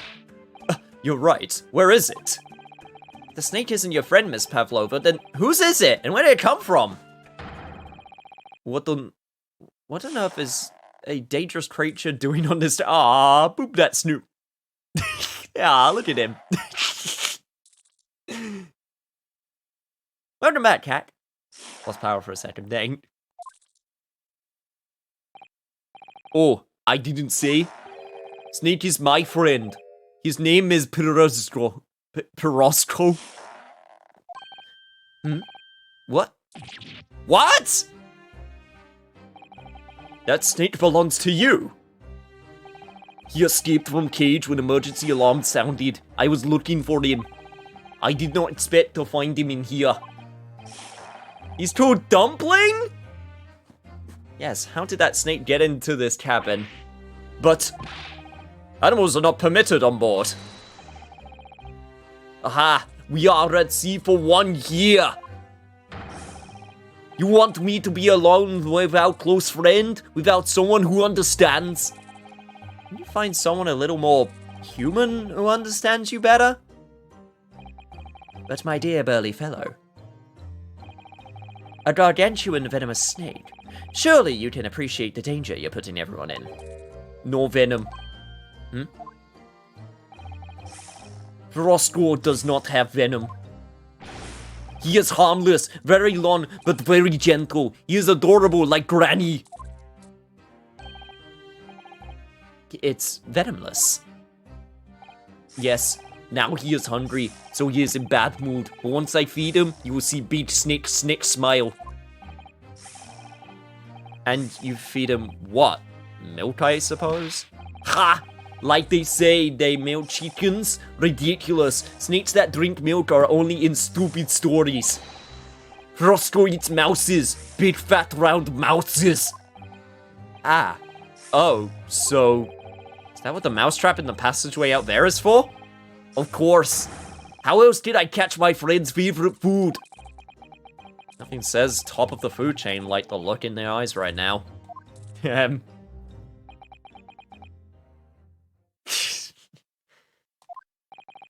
It refuses to drink milk. It can't hear a whistle. It can't climb up a bell cord, and it's not even venomous. How the deuce did something so inept land a starring role? It's not my fault. I do not make up stories. My Pirosco is nothing to do with this incident. So, that's what happened. That's the truth behind my best friend's tragic death.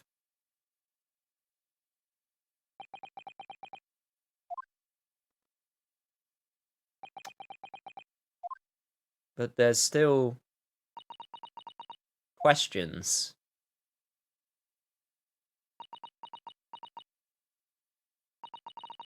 Miss Pavlova. I understand the difficult situation you found yourself in, and I do sympathize.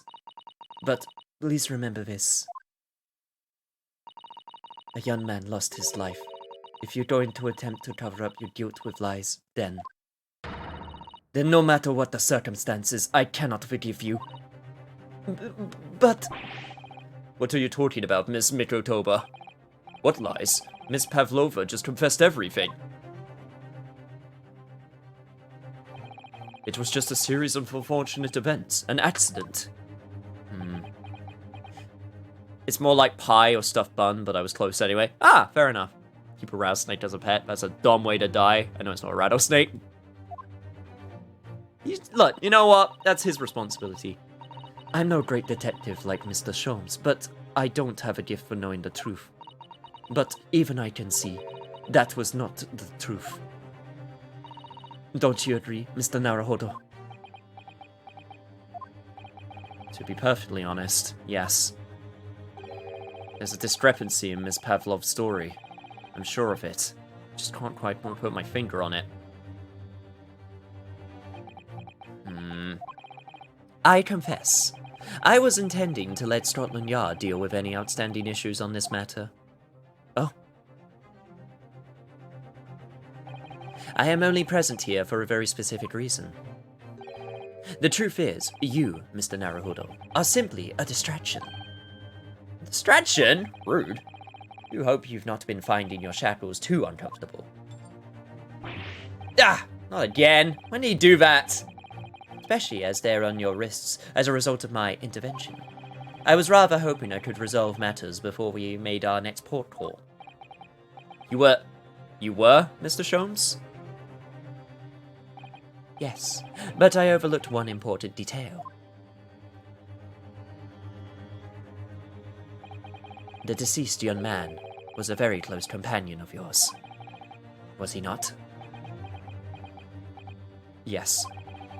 Kazuma was my closest friend. I owed him my freedom, even.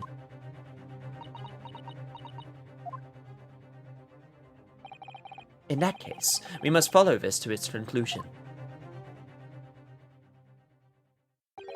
No further distractions. You must uncover the real truth here, Mr. Naruhodo. Yes, whatever that may be. The key to this is the discrepancy in Miss Pavlova's story, I'm sure. If I could chase that down, maybe the truth will become clear. The truth about how you really died. About how that scene in your cabin really came to be. Alright, I'll see what I can do. Excellent. Thank you, Mr. Naruhodo. So then, shall we begin? Yes. What we should ponder first is the victim who lost his life in a cabin that was bolted shut from the inside. Was this truly an unfortunate accident? Or was it in fact no accident at all? That is what we have must establish in the first instance.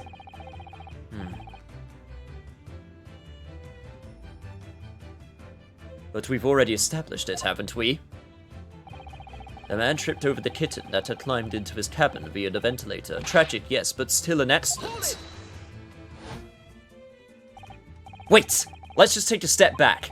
It doesn't make sense if that's really what happened, is it? I'm going to have to ask you to spell it out for me, I'm afraid. Yes, it's starting to take shape now. There's a clear contradiction between the facts Miss Pavlova's story and Miss Pavlova's story here. The evidence is right here in Kazuma's cabin is undeniable. His death couldn't possibly have been a mere accident. Really? Let us show our hand, Mr. Naruhodo. Time to present the evidence. The evidence that proves unequivocally that the victim's death was no mere accident. And it's this right here. The truth is clearly recorded in this photographic print. There's no way that Mr. Sodi could have left this message on the floor. That script, it's Russian, isn't it? Indeed it is. The word written means wardrobe. I see what you mean. Most people would leave a dire message in their native language, Japanese in this case. But maybe he was studying Russian. It is simple language. He could have picked it up very fast. That is a lie. That doesn't seem likely. It's actually not the point. It makes no difference whether he knew Russian or not. Sorry, what do you mean? Exactly what I said before. There is no way that Mr. Sodi could have left this message on the floor. And the reason why is clearly explained in here. Damage to the cervical vertebrae resulting in instant death. Instant death. Ugh. Which means, after the victim fell to the floor, he couldn't possibly have written anything. Because he was already dead. Ugh. That's not the only reason either. There's something else we found in Mr. Rasogi's cabin. A remnant of something that couldn't possibly have been there if what Miss Pavlova told us was true. What? So Sasato is it too then? Putting this message on the floor aside, there's something else that gives away the truth. Another piece of evidence that proves this was no accident. In other words, it would have been the paper seal. Yes! What point are you trying to make with that evidence? Trying to see how Kazma's death really happened, I think. Oh, damn it! It's because he put it back. Damn it, I forgot about that. I forgot that he put it back on. That's me. That's my bad. I forgot that he was the one that put it back on. It's been a week. Give me a break. The absence of something you would expect to find at the scene of the accident, or the presence of something you wouldn't.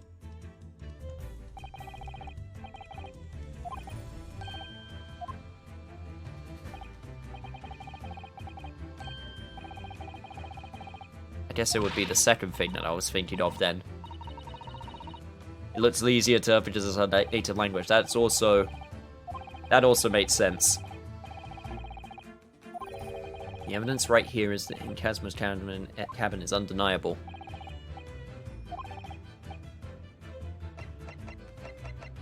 And it wasn't an accident. It has to be the bell, right?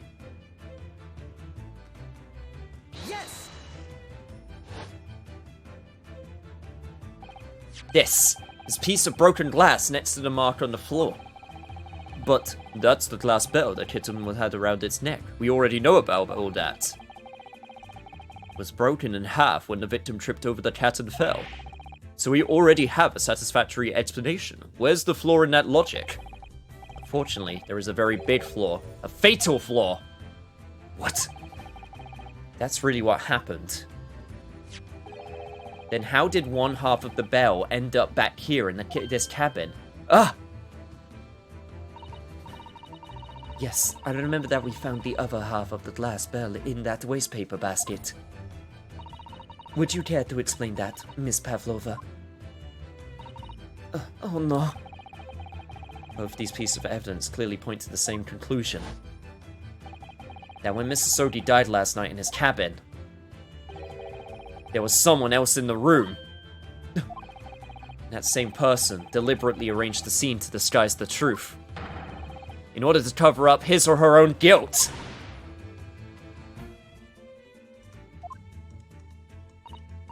Yes, there was someone else present in Mr. Sogi's... Huh? Yo, Arusaki, thank you so much for the follow. Oh, sorry, Arusaki. You're wasting time. Someone else was there? Duh, of course, we know this. What are you talking about? Bulkhead was bolted shut from inside. There was no way in or out. Oh, yes. The only other person in the cabin when the unstudent died was you. Yes! It's true, I was in the cabin when it happened. You were shut inside the cabin wardrobe, to be precise about the details. But I don't know Russian! There's no way I could have left that message! Not would have. There's no way you could have left that message, to be precise about the details. Would you mind? Forgive me, my dear fellow. As I was saying, the person in question wrote the word wardrobe in Russian on the floor. In an attempt to incriminate me for the crime, even though I had been asleep in there the entire time. And then, the same person picked up the broken glass bell that had fallen on the floor, for fear of it becoming evidence that would show how Mr. Asodia really died. But why wouldn't this person have taken all the pieces of the bell away? Leaving half behind was always going to raise questions. Yes, well, It was past 1 o'clock in the early hours of the morning. The cabin would have been quite dark. The single small lamp suspended from the ceiling would barely have cast any light on the floor there. Little wonder, then, that the culprit failed to notice a fragment of the tiny item. You all suspect me, don't you?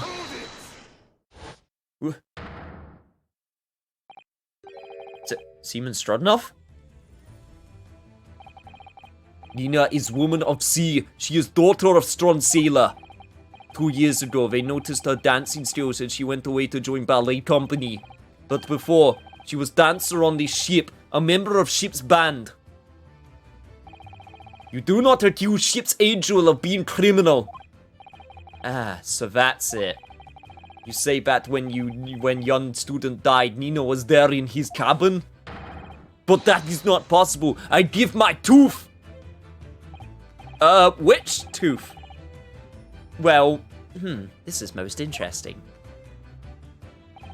And why would you give your tooth, pray? How can you be so sure? You are great detective, you should know. Look, tooth in eyes. Cabin bulkhead was bolted shut from inside. Nobody could go into cabin. Not Nina, not anyone. Or you want to tell me that killer can walk through locked doors? Yet, impossible. Ah, he's right. But wait, I've read about these in detective stories. People often tie thread around door latches so that they can open and close them from outside. Thread? Are you stupid? These bulkheads are not barn doors. Certainly not. These are watertight doors, as one would expect to find on any modern steamship. Constructed of heavy steel, with not a gap in sight. No threads, or needles, or magnets could have been used. No, of course not. I thought so too. But Mr. Naruhodo suggested it earlier, so... Susato-san, why did you shift it onto me like that? This is wrecking my brain. So Seaman Strodnov has a valid point. The cabin door couldn't have been bolted shut from the outside. Not necessarily. What? I put it to you that I could bolt this cabin door without laying a finger on it. And in this very cabin, we can see the traces of the method I have in mind having been used before. I don't believe it! Well, Mr. Naruhodo, I believe you know what I mean, don't you? A way to shut the bolt of the cabin door from the outside? One way does spring to mind, yes. Do you really know what Mr. Sholmes means, Mr. Naruhodo? Yes, and so should you. Because we've seen it happen. Indeed we have. So would you care to do the honors, Mr. Naruhodo? Point out the telling signs that the methods were used to slide the cabin. I know exactly this. This right here. Look at the bookcase there. See how all the books and things have toppled over? That must have happened when the ship made its emergency stop before. Yes, that's right. It's a very powerful vessel after all. When the engines are thrown into reverse, a violent jolt goes across the entire ship. Any small objects that aren't fastened down are bound to fall over. I believe, yes, it's what's known as the force of inertia acting on the objects. And nothing Sato-san doesn't know? Or that isn't in that book at the least? It's probably a dictionary. Well, whatever it's called, the same force that pushed over the books on the bookcase also made something else in this cabin move. The bolt on the cabin door! It was very obvious just after the emergency stop that the ship made earlier. We had come into the cabin not long before. We hadn't bolted the door. But then...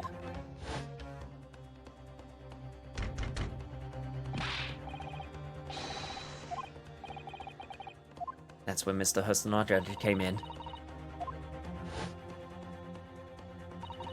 Oh yes! That's it! When the ship stopped suddenly, the boat flew across and locked the door. Yes, it's made of metal, but it's small and light enough to be moved by the ship's sudden change of speed.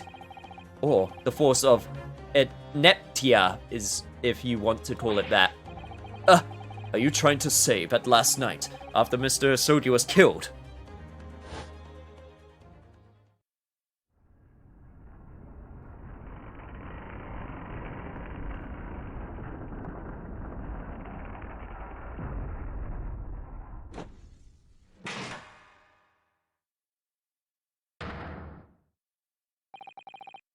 the SS Burdia made another emergency stop?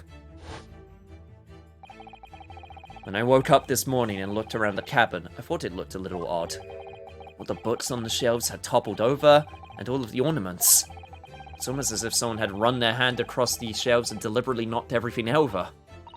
Yes, I remember that. And I stood there, them up, all up again, didn't I? Then we came into this cabin. We were surprised to see the same thing in here. All the books and everything had toppled over, just like in Mr. Asodi's cabin. Oh my. Do you have anything to say about this, Miss Pavlova? Are you out of your mind? You say Boria made emergency stop? It does seem a little far-fetched. How could that possibly have happened? Unless you're saying that the culprit is actually someone from the engine room. Oh, it is simple enough.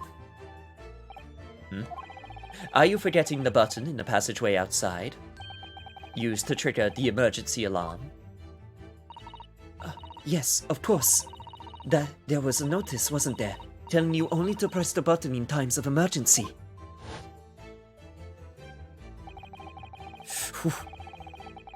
On dark nights, when the fog is dense, the captain cannot afford to rely on the eyes of his lookout alone.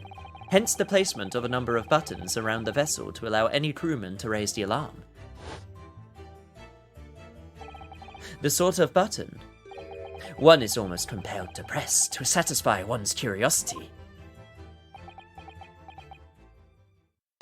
Wait! It was you?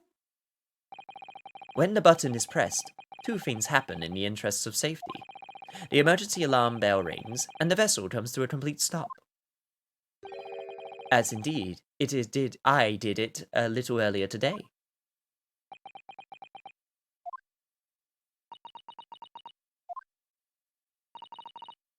Mr. Sholmes, surely it wasn't you who... As I always say, a button has but one purpose in life. To be pressed, whatever the occasion. Sounds almost proud of himself. How dare you mess with ship? I report you to Captain. You are in so much trouble now. I'm going to get you good. Now, I'm sure all that can wait till later. Let us not overlook the fact that we have now learned a valuable lesson. When the vessel makes an emergency stop, the bolts on the cabin doors slide closed.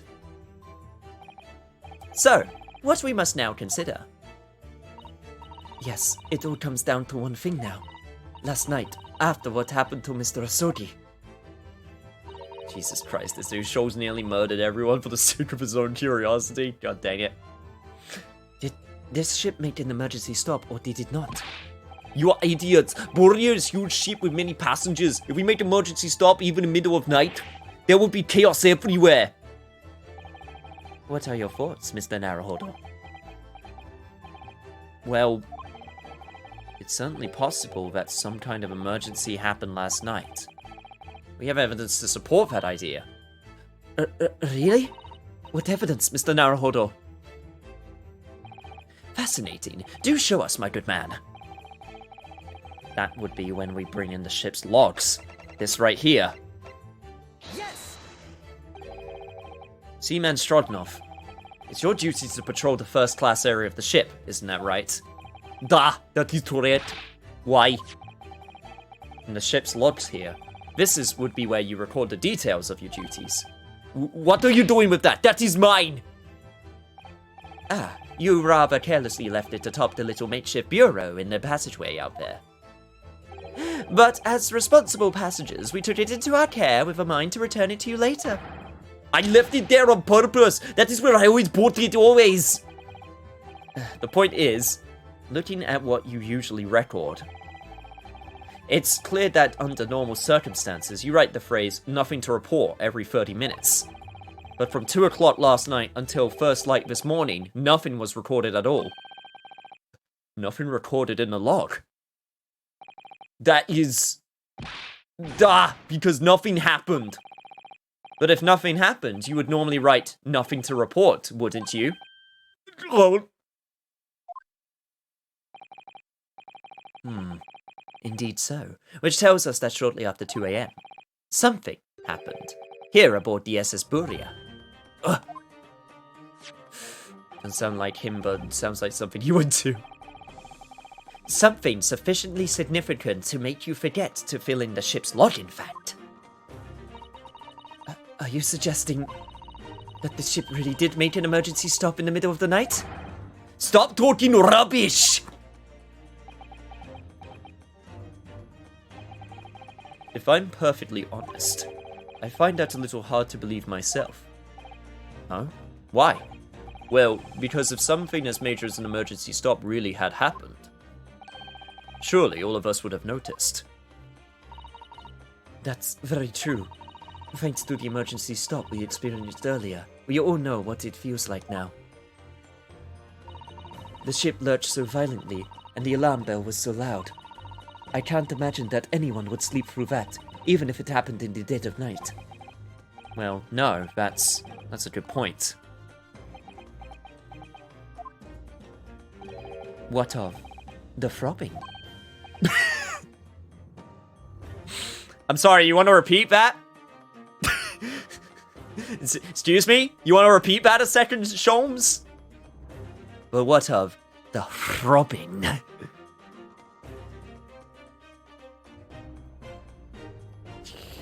Jesus.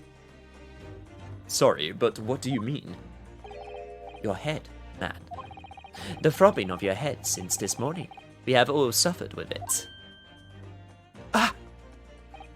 Oh, yes. I have had a headache, you're right. Damn, everywhere with their drug trade, damn Nopon. In fact, I haven't been feeling myself since I woke up today. Nor have I. My head has been feeling heavy ever since dawn. Yes, you've all been afflicted, haven't you? Just as I suspected. He's right, my head's been throbbing today too. That's not been the only thing that's throbbing. I mean, what? Ever since Sholmes appeared. Since eating dinner yesterday evening, everything has felt sort of hazy. I can't really remember anything that happened after I climbed back inside the wardrobe. Okay, I deserve that one. Ow! Now my head is throbbing from these bonks. Yo, Coffee! Coffee, you're in the middle of we're in the middle of some prime deducing right now. I hope your stream went well. Yo, get ready for some sick deducing. Playing some Overwatch, nice. I'm just so sad that Activision Blizzard are just terrible company, filled with terrible people. Well, I hope the game was at least fun. The first thing I noticed in the morning was the throbbing pain in my head. My head. I mean, Storms is pretty hot, that one was warranted there. I had already been dragged out of the wardrobe. And had those handcuffs put on me by that point. Why didn't I wake up when all that was happening to me? Tell me, Mr. Naruhodo. You boarded this vessel as a stowaway, didn't you? Oh, well, yes. Sorry. The stowaway class of accommodation doesn't usually include meals. What did you survive on? Ah, well, Casimir looked after me. He was always happy to share his meals. So you enjoyed some of the whole roast chicken dish that was served yesterday evening, I take it? Yes, in fact. I had all of that. Casimir wasn't fond of chicken. Oh, really? So the victim didn't eat any of the chicken at all? That's right. He didn't touch it. Is that relevant? I'm starting to see it now. My dear fellow, does that not strike you? Oh, Mr. Sholmes, do you mean to say that there was something wrong with the chicken? I do. No, really? Is that really true? Meal prepared for the passengers last night had been tampered with. Tampered with by the addition of a soporific, designed to induce a very deep slumber in those who consumed it. A sleeping drug? Do you mean whoever did this laced every meal with a sleeping drug so no one would notice that the ship's emergency stopped? Oh. But Mr. Naruhodo, of course that's not what Mr. Sholmes means. What a far-fetched idea. Precisely. Lacing every meal of every passenger on board with a soporific drug would certainly be impossible. Unless, that is, every single member of the crew was a conspirator. What? Mr. Sholmes! Well, Seaman. I'm sorry to say that any more deception in this matter will get you nowhere. If you refuse to talk, there would have to be an inquiry made through the shipping company, of course. Seaman? No, Seaman! Not seaman. It's something very different.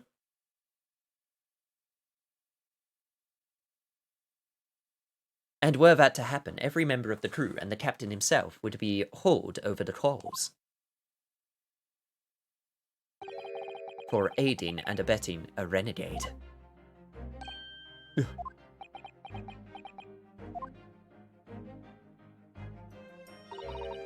Please, no more. I will tell everything. Eh? I cannot make problems like this for everyone anymore. These crewmen are your former comrades, I believe. Yes, so when I decided to run away, I asked them to help me. We all agreed to help. Everyone together. Oh my god, Sholmes, I love you. Yo, what's up, Luminous? I love him too. She threw away everything. Her fame in ballet, Nova Russia. We wanted to help our angel. Renegade. Joker! I don't believe it. You are right. We put sleeping drug in chicken last night. Yes, I remember now. I did notice chewing on a lump of something strange and bitter at one point. We could not make all drug. How do you say dissolve? Talk about heavy seasoning. At midnight in waters near Shanghai, we brought our angel on board. She was helped by comrade on shore with small fishing boat. Well, all the passengers of the SS Buria slept soundly. Thanks to almost magical effects of the slumber-reducing potion their evening meals had contained. So, if that's what happened, the only people awake on the ship last night were the crew, people who dislike chicken, and the newly boarded passenger, Miss Pavlova. Are you guys having a fun stream today? I hope so.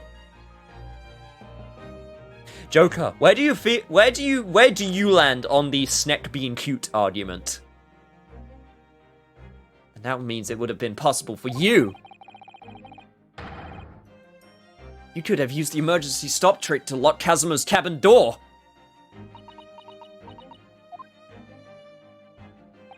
But how does that make sense? Surely every cabin door would have ended up locked in that case, and there would have been complete chaos. Oh, I wouldn't say so. What? Of course!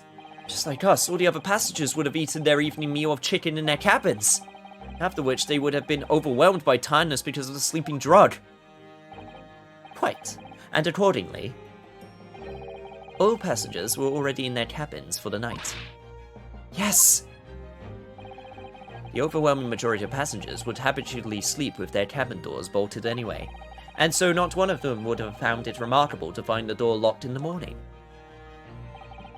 In summary, in order to fasten the bolt of a single cabin door on the ship, the culprit brought the entire vessel to an emergency stop in the early hours of the morning.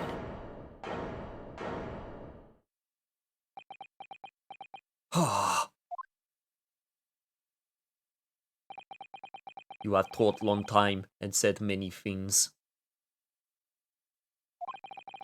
What is point?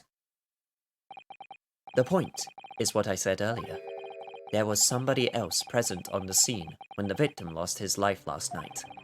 Someone who left a message in Russian on the floor in an attempt to incriminate another. Someone who tried desperately to hide the broken fragments of glass that would reveal the culprit's identity. And someone who abused the ship's emergency stop procedure in order to lock her door. All told, a busy night. But...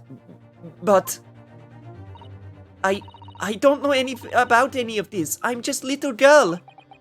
You like to speak with your long English words and explain your clever ideas. But I am sailor, and sailors don't listen to long, boring stories we don't believe. I don't agree with that. There are plenty of interesting sea stories. You probably don't have anything better to do with your life at the moment. Sailors like me, we trust only what we see with our eyes. A laudable trait. What? I am quite of the same disposition, my good man. Observation to me is everything. Mr. Naruhodo. Yes? Do you hear it? That accusatory cry of guilt on the wind. What accusatory cry of guilt? Sorry, you've lost me. Proof of involvement, man. But you can't hear such a call with your eyes. No, you must hear it with your eyes.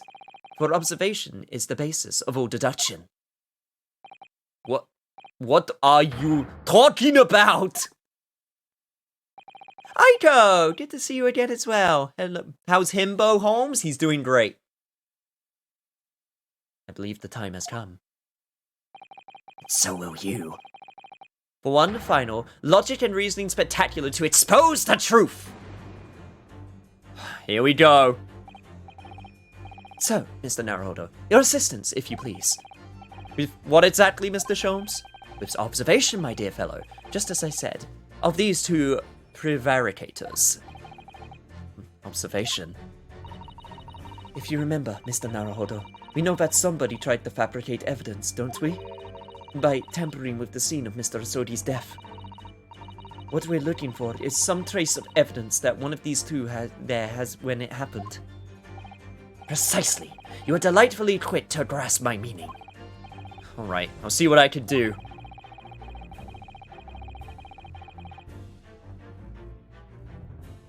So we're looking for a trace of evidence that shows someone else that was there last time Kazuma died. I didn't say anything. Don't worry. What suggests that there was someone else there at the scene? Ah! Huh, look at this! It's some kind of stain in an unusual place. Yes, you're right. It looks like ink, if I'm not mistaken. Ink. And what's the color too? It's clear where this came from. Yes!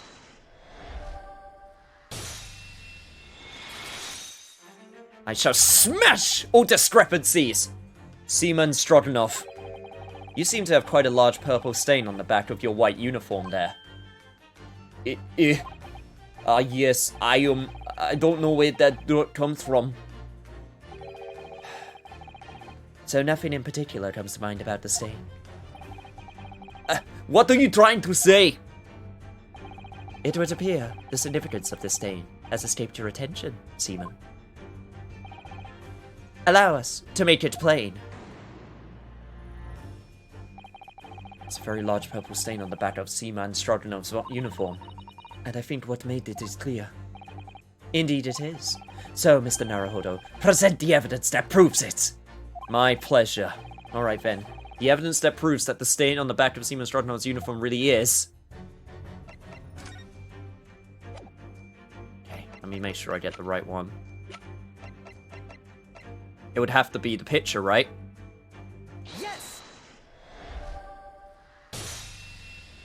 The crime scene photograph! Yes, it's this photograph, and the ink it shows! That's what caused the stain on your uniform!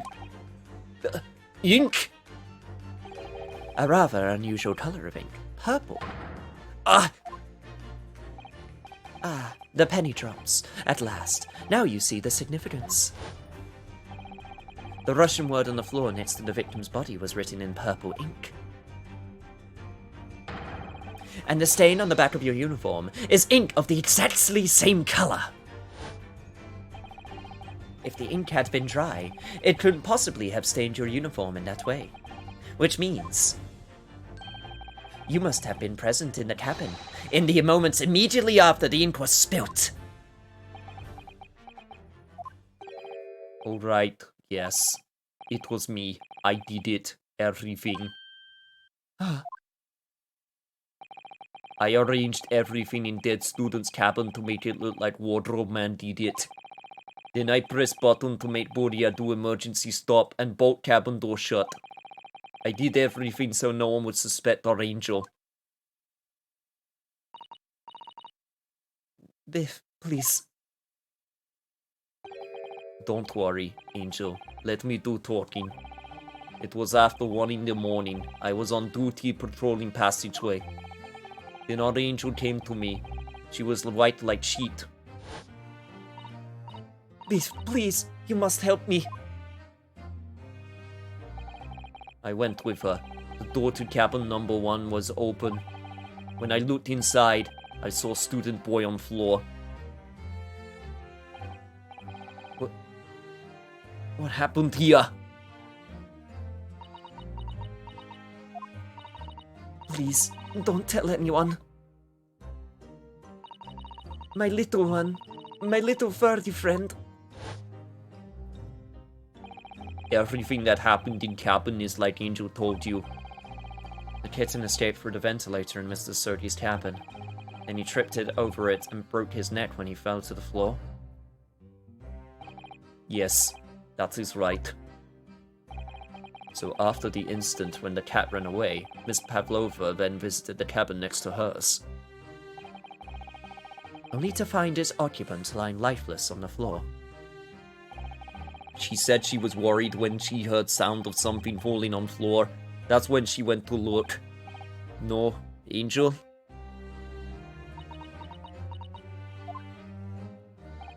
The door was not locked. So she opened to look and you already know what happened after. There's just one thing, if you wouldn't mind. What? When you went to Mr. Surtees' cabin, Miss Pavlova, was he already dead? Why? I already told you! When Nina opened door of student's cabin and looked inside... I was asking Miss Pavlova.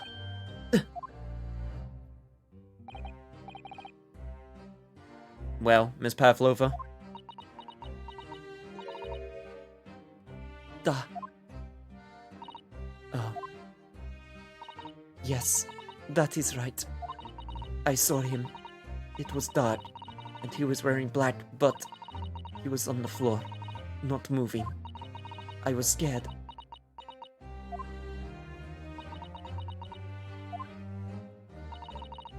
I understand, and I believe you. So, is that finally it now? Have we discovered the real truth about Kazuma's death at last? Ah, something very nearly slipped my mind. Mr. Sholmes? This photograph. Yes, I took this myself, you know. The cause of death was a broken neck. Therefore, the victim died instantly. And the unfortunate incident that precipitated these events, a kitten on which the victim stumbled. However, if those are the facts, there is one particular area in this photograph that seems to be somewhat unnatural. What do you mean unnatural? What are your thoughts on the matter, Mr. Naruhodo? Oh, well, oh god, what more could it be? Kazuma tripped and fell. By some terrible stroke of bad luck, broke his neck. Which part of this photograph print seems unnatural?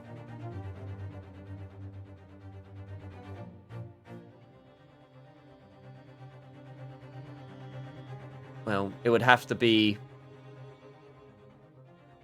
the fact that he's writing, right? Because how would he write? Or is it because he's facing...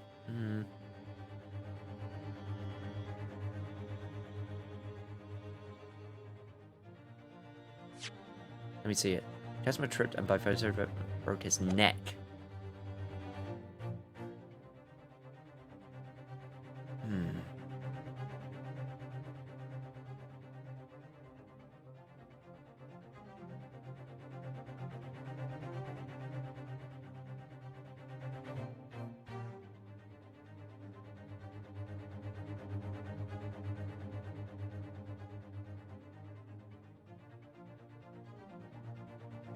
Yes.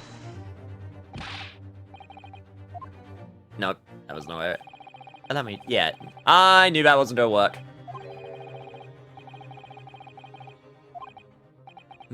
They were open. And it would be equally helpful to use them. Dang. I thought I was right for a second. Casimir was my daddy. Oh. I'm sorry. I'm sorry, Joker. He was everyone's daddy, especially Naruhodo's. I mean, what?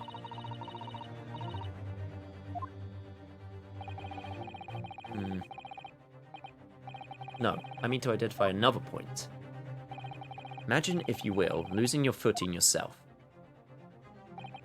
Would you land as the victim has? What of your hands?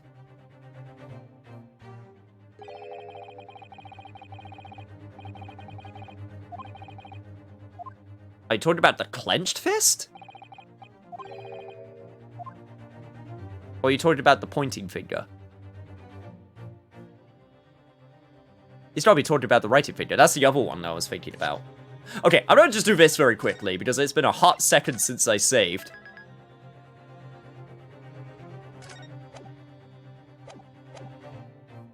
Yes.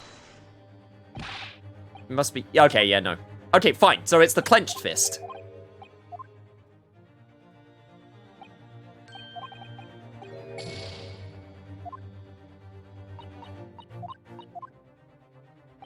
That particular... Okay, right. Yeah, they literally just talked about... Sorry, I was so busy thinking about the other stuff, I didn't notice they mentioned the pointer finger, which means it has to be the other... It has to be the other one. It has to be the clenched fist. Which I guess is a bit unnatural. Yes. Alright, if he really did fail due to an unfortunate accident, then his fist just doesn't seem quite right. The exact same thought occurred to me. In a fall, one's instinct is to open the palms flat. Okay, that I agree with. Yet here, we see the victim with his left hand slightly balled into a fist. Almost, you might say, as though he were gripping something. What do you mean? Simply that I took the liberty of investigating the victim's fist a short while ago. You did? And what, pray, do you imagine I found there, my dear fellow? Mr. Sholmes, show us. Please. Oh. What? Why, of course, my dear madam. Would I keep you in suspense? Yes, you would! This is what I found.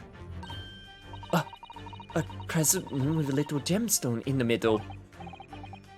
Yes, you're right. A crescent moon. It's very pretty, but what does it tell us? It tells us nothing! I'm not so sure. That crescent moon looks familiar somehow. I'm sure I've seen it somewhere, and I think I know where. Observation, Mr. Naruhodo, is the key. What? The truth is now tantalizingly close. How did that crescent moon come to be in Casimir's clenched fist? This is the final clue, the last piece of the puzzle. Ask yourself, what does this little crescent moon mean? What significance has it got? And observe. Find the answer with your own eyes. Well, clearly, this right here. Just those petite ears on that beautiful hair, like little pink shells. What's that? There's something attached to her ear. I suppose that's what's called an earring. It's a little piece of jewelry. An earring, is it? It really is tiny. That's part of it is missing. Maybe it broke off? So now all that's left is the clasp, that part that attaches to the ear. That's the case. She doesn't appear to have noticed that it's broken. But also, on her left ear...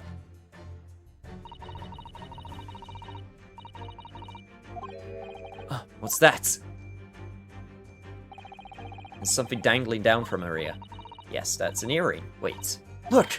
It's a crescent moon! Ah! There could be no doubt now, surely! Yes.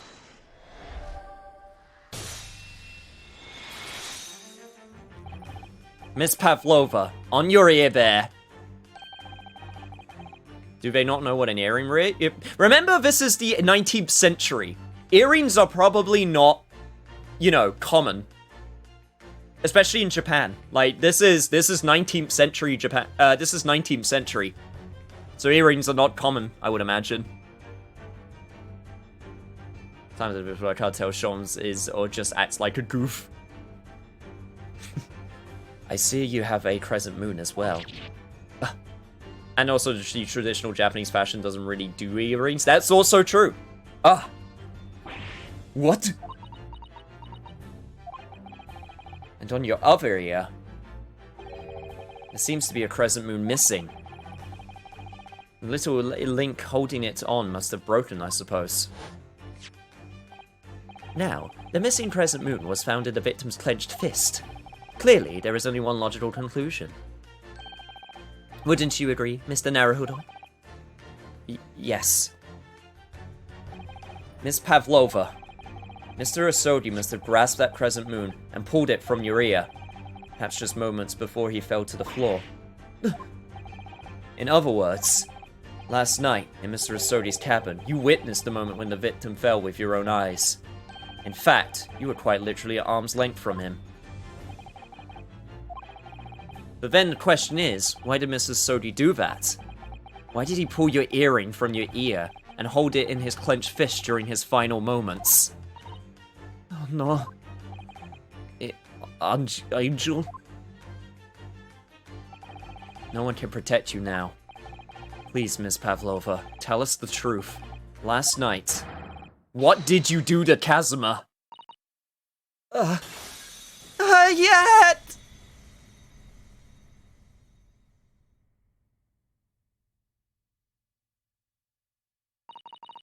When I think about everything that happened yesterday, it was too much. Running away, the fishing boat in the middle of the night, trying to climb onto this huge ship. And then, when I was at last in this cabin and I could relax after this horrible long day. Gotcha! Wait!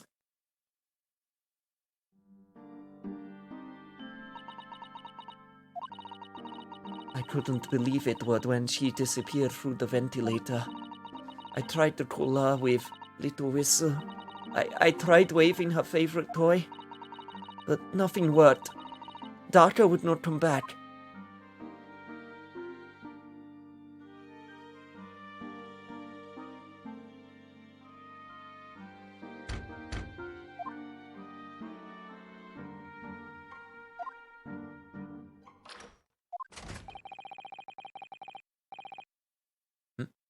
What are you doing here this time of night, Inspector? Ah! Oh, I'm sorry. I thought it was a friend of mine.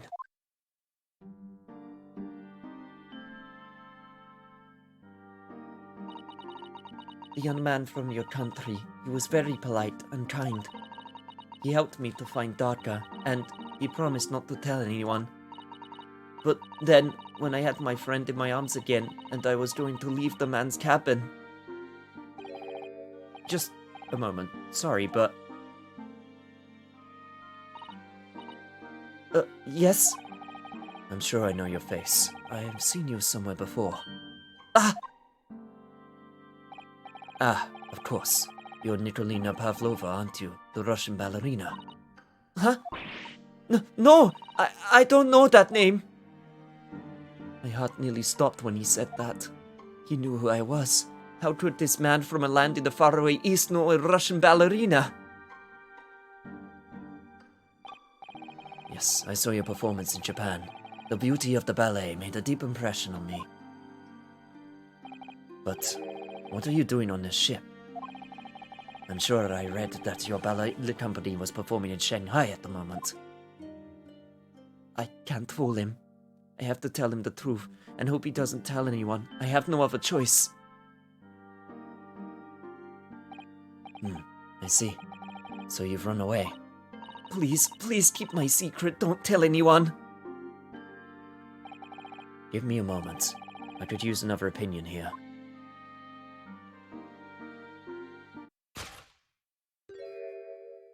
He's going to pull that cord. He's going to tell the captain. Why did I think I could trust him? Then it happened. Everything at once. It was only a second, but it felt like forever. Wait! I shouted, and then... Darker jumped out of my arms and down to the young man's feet. And... as he turned around to look at me,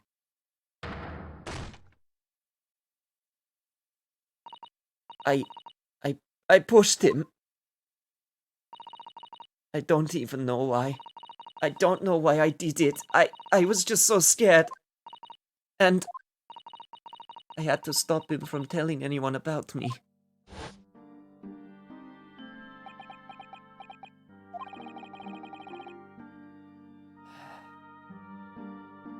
And that's when you went to fetch help from Seaman Stroganov, who was on duty out in the passageway.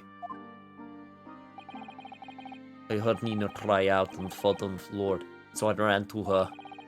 She was standing at cabin door, shaking like leaf. She looked at me and said, "Help me, Beef. If they find out, I will be... Please, I have nowhere to go." Hello, Asp. So you decided to help. And that's when you arranged things in Kazuma's cabin to make it look like I did it. So that no one would suspect the passenger in the cabin next door. Yes. I went into the cabin and I looked around to make sure there was nothing to show Nino was there. And then I found Stowaway in wardrobe, still sleeping. Right. That's when he found me. So you worked out the plan to lay the blame on the Stowaway. I closed the wardrobe doors and put back strange people sign. Luckily for me, that's the only reason So Sato-san started to believe me when I said I was innocent. I dragged young man's body to good place and used ink that was spilling onto right on floor. I wrote, so that person found him would look inside wardrobe and find Stowaway. And tell me, what of the glass bell? It was by my feet, so I picked it up. I see. But it was dark in cabin. I didn't notice the other half. Then Angel went back to her cabin and I finished job. By pressing the emergency alarm button in the passageway? Yes. Accordingly, the SS Buria did indeed come to an emergency halt a little after 2 a.m. Thus, enticing the bolt on the cabin door to slide shut, creating the locked room mystery.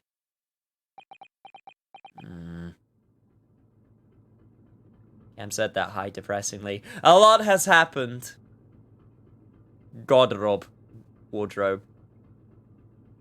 There's a lot that's happening right now, Auxiliary, but I'm glad to see you.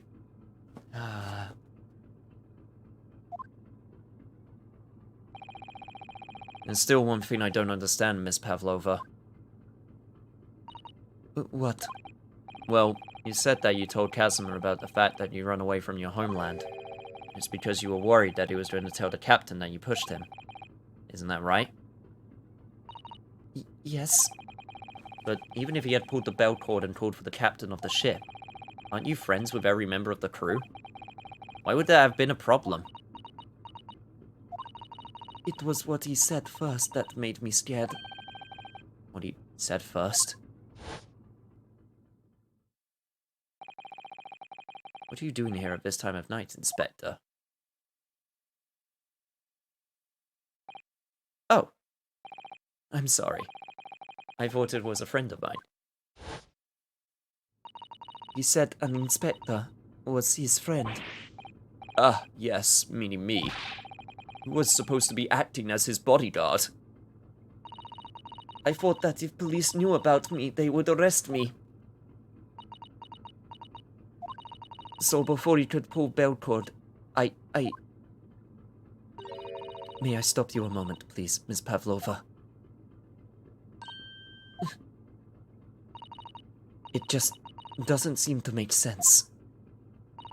I mean, was Mr. Rasodi really going to pull the bell cord? I don't know. What? What do you think, Mr. Naruhodo? Well, I'm not Kazuma, so I can't know for certain, but he was a man of his word. If he told you he wouldn't give your secret away, then he wouldn't have done. No, he was walking over to it. He was going to pull the cord. He was going to make them send me back. Hey, Nene. Is Maya eating a cheeseburger? Oh, that makes me feel better. Burgers, Nick. So many burgers. Well, Mr. Naruhodo, the day's work is not yet done, it seems. There is one more deduction to make. What? Another deduction? Yes, what action was the victim really about to take at that moment? Can we determine whether this young man's gaze was directed?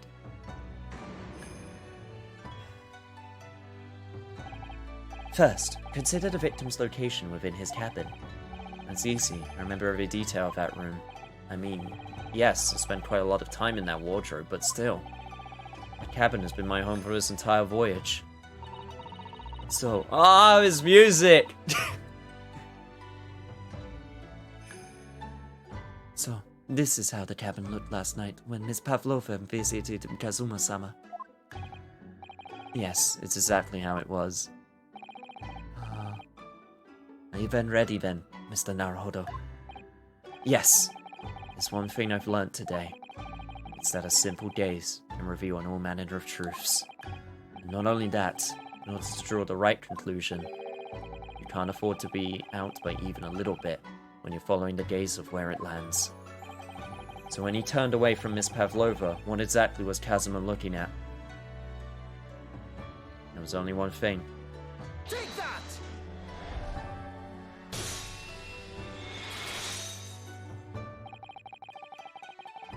Considering everything that had happened last night, certainly, it may have looked as though Kazuma was going to ring the bell cord. Yes, however, what is directly beside the bell cord? The wardrobe.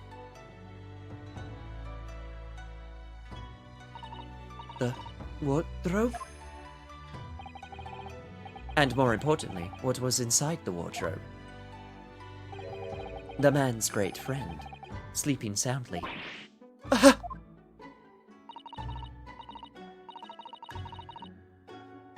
Miss Pavlova, please think back carefully.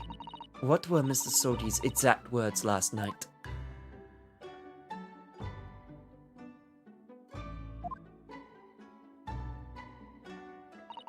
Another opinion? Yes, but not from a member of the crew. No, Mr. Sodi intended to consult his close friend on the matter. To see if between them they might be able to help you in some way, no doubt. Oh no. Sadly, we can't know the truth for certain now. It's too late for that. But I wish you had made sure of what Mr. Rasodi was looking at. Things may have ended very differently if you had.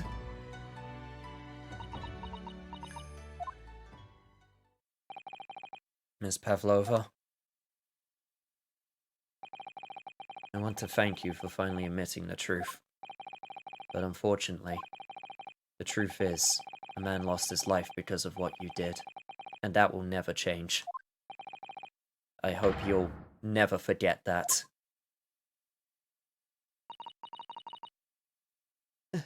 I'm sorry. Really, I'm so sorry. What have I done?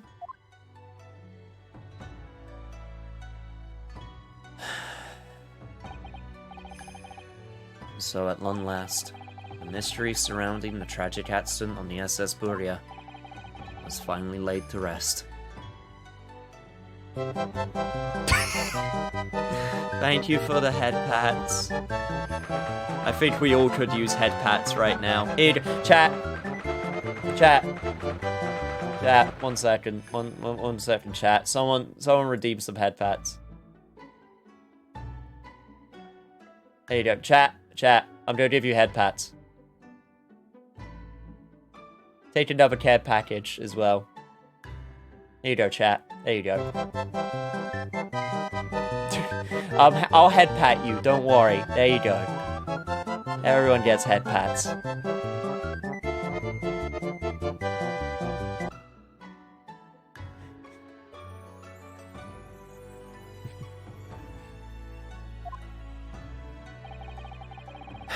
What will happen to Miss Pavlova now, then? Once we reach Great Britain, she'll be handed over to the British police at Scotland Yard. What about the fact that she ran away from Russia?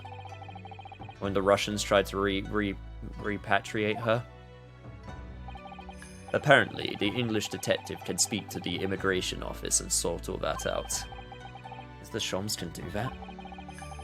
So she won't be going back to Russia then? No, I don't think so. Even if she wanted to return in the future, I doubt she would be able to. She ran away, so now she's in exile for life.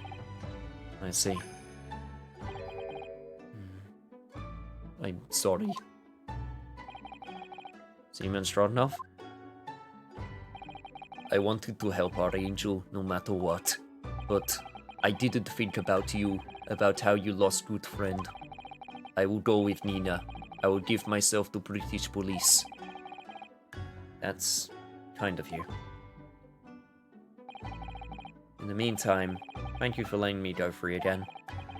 Kazuma's death was like such a waste, but... well, do what you can for Miss Pavlova, won't you? Ah.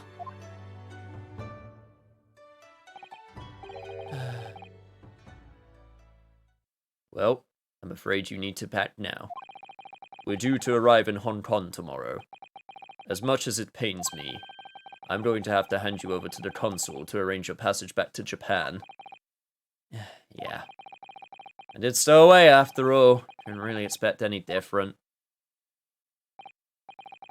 I'm not gonna lie, this story is just so Japanese. And nobody's truly in the wrong here, just a web of bad coincidences. Yeah. So you should go back to your cabin now. Man, now I'm getting sent back. Dang. Looks like my studies towards Great Britain is over before it's even begun. I think that only days ago, Kazuma and I were laughing together about how we tear up the streets of London. Seems like distant memory now. Oh, what's that? Is it someone weeping? Oh.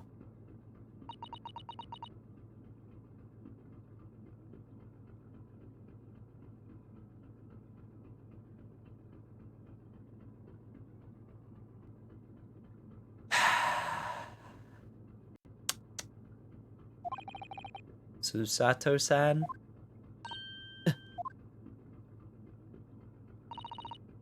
Naruhito-san, I didn't know you had returned. Oh, well, I haven't been back long. Inspector Ozanaga just told me I should pack. You know, ready to leave the ship tomorrow and all that.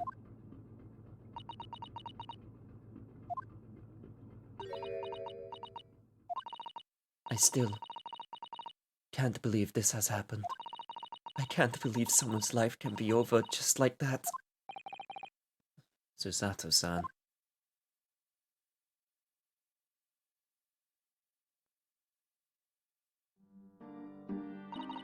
He had such grand ideas for his visit to Great Britain, so many dreams. And now they've just been cruelly taken away, just as he has. I thought I could never forgive the person responsible. But now we know the truth, that it was just an accident. Just a silly series of mishaps. It's just too much, Naruhito-san. It's just too much. Yeah, I know. I wish there was something I could say. Oh. Spectre. My duty was to see Asodi-san safely to Great Britain, but I failed, and caused his two closest friends great pain and suffering as a result. I've let everyone down, and I will do anything to make up for my terrible blunder. Nobody blames you, Inspector. And I'm free again now, huh? Oh, god damn it, why? Surprised, Mr. Naruhodo? Damn it! Not now! I'm grieving! Freaking stupid... Not now! I'm grieving! What is the meaning, is it? What is the meaning of this? Oh, a trifling matter. Simply that in my head, I think I shall always picture you wearing those shackles. Without them, the balance seems all wrong. It's distracting. Oh, damn it. Sorry! So I decided to restore them, for old time's sake. Shall we say you are a stowaway after all? He thinks this is funny. He really is Sherlock Holmes. Or at least... Sherlock Sholmes has no tact whatsoever. Mr. Sholmes, we do appreciate all your assistance. I'd like to thank you from the bottom of my heart. Not at all, not at all. And though it's a little late, may I offer my sincere condolences. The loss of your companion is truly heartrending. I hope that you will be able to fulfill some of his aspirations in his honor. I'm afraid that won't be possible. We shall be disembarking at the next port, in Hong Kong. We have to return to Japan and make a full report about everything that's happened. What? Wait a minute! It's just me that has to go back, isn't it? I mean, I was the stowaway!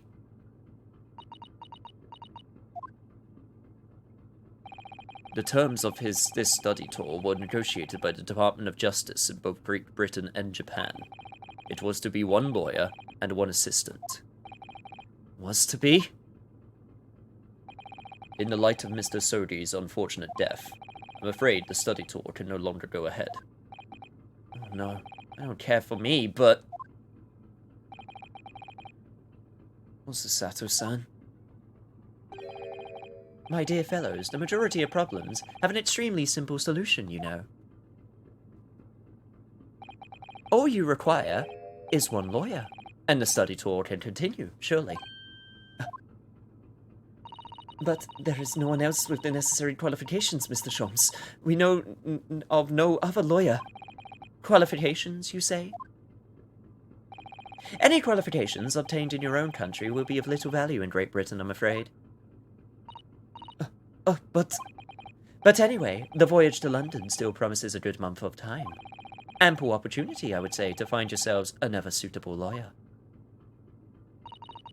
Yes. Miss Susato? Yes. Do you think perhaps I might be able to do it? But you're not a lawyer, Mr. Naruhodo. Oh, unless... Are you studying law? No, I'm not, but... I'm sorry. In that case, I don't think there's even a chance it could work. But, as I said, there is still more than a month before we reach England's shores. Isn't that right, Mr. Naruhodo? Yes, I have a month in which to study, to learn what I must to become a lawyer in Great Britain. A month for a lawyer? Mr. Naruhodo. That's ridiculous. Are you seriously suggesting anybody could just learn all of that in just 40 days? There's only one way to find out.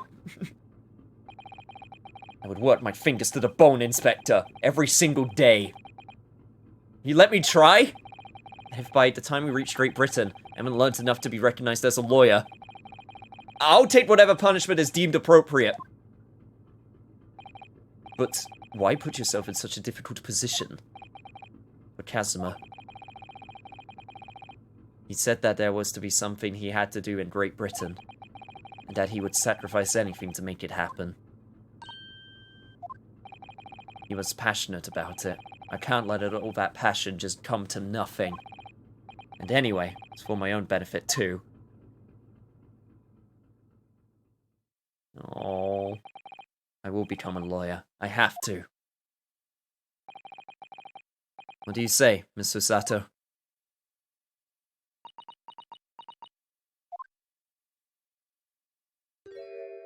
Oh, I think it's a wonderful idea.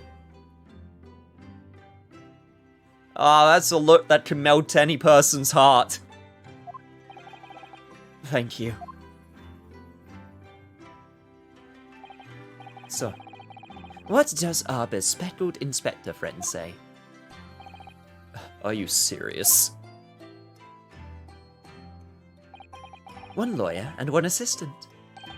The numbers are indisputable. No. It's madness. Yet fascinating, wouldn't you agree? Fascinating.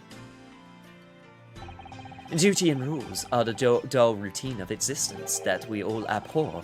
Give us interest, gives us fascination. Speak for yourself. Besides, qualifications are no measure of a man. What matters is his character, no? And you've witnessed ample evidence of this man's exemplary character today with your own eyes. From the early hours of this morning until this very moment now. Despite contending with the passing of his close companion, and despite the accusation of guilt, this man has shown resourcefulness, intelligence, and above all, courage.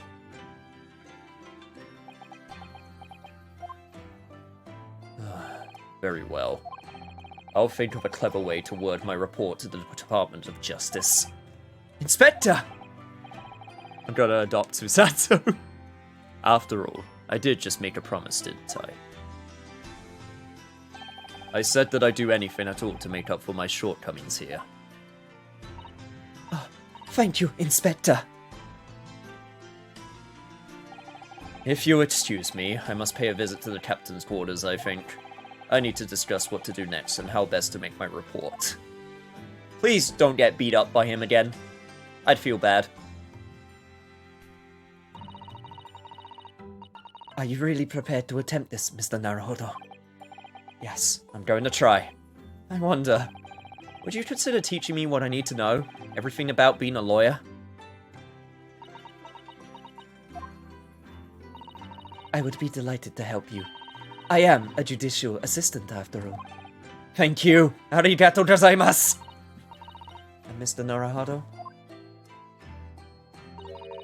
I'd like you to take charge of this. What? Me? Are you sure? I'm sure it's what Kazuma-sama would have wanted. Its name is Karuma. It's a great sword that's been in the Asogi clan for generations. Very well. I accept. I'll treasure it always.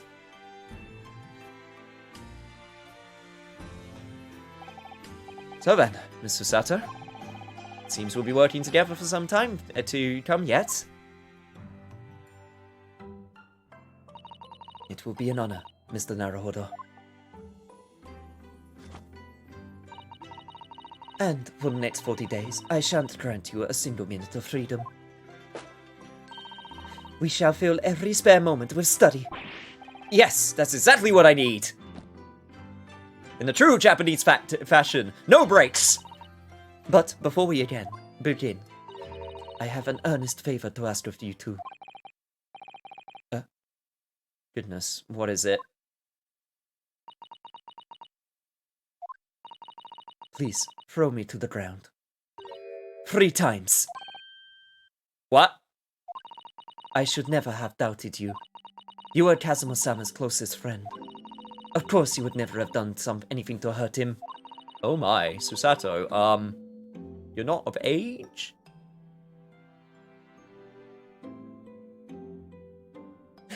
This might be a problem? Oh, I'm pretty sure it's not just 5 seconds, you know. I'm pretty sure it's not just, you know, it's probably been a while in actual time. That should have been obvious to me from the start. But I allowed suspicion to get the better of me. And no matter how upset I was feeling, it was completely unforgivable behavior. No, you were in shock. You just found out about me stowing away and the cabin door is locked from the inside. No, I won't let you make excuses for me. Whatever the circumstances, I should never have thrown you. And not just once, but 5 times. That number keeps creeping up, doesn't it? Please, you must. Just take hold of me and throw me. Do it. Don't even think about it. Can I at least take you out to dinner first? Yeah, just yeet her to the ground. No. I don't even know how. I've never thrown anyone in my life. Very wise, Mr. Naruhodo. It isn't a skill one acquires without considerable training. Oh, Mr. Sholmes. Yeet that woman! I observed your throwing technique several times with great interest. I confess I was most impressed. When did he see that? I presume that would be a form of Japanese wrestling? Oh, well, in a way. It's not wrestling, but my own interpretation of an ancient jujitsu technique. Apparently, it's called the Susato takedown. It leaves your head swimming, I believe. How beguiling. I am a practitioner of the combative arts myself. I am a somewhat accomplished boxer. There he goes, dancing around again. I wonder if you'd be so kind to instruct me on the technique of your arresting throw. Yes, I'd be honored. Then let us not dally. Demonstrate, my dear madam. Of course. Wait. No. Are you ready, Mr. Naruhodo? I'm sorry? Hiya! Why am I the one that gets yeeted? Come on. As you can see, you can throw from the abdomen.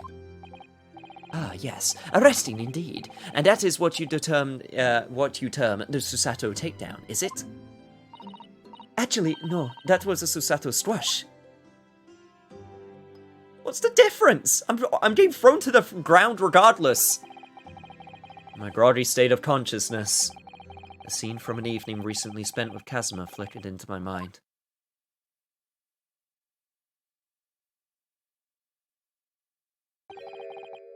Karuma?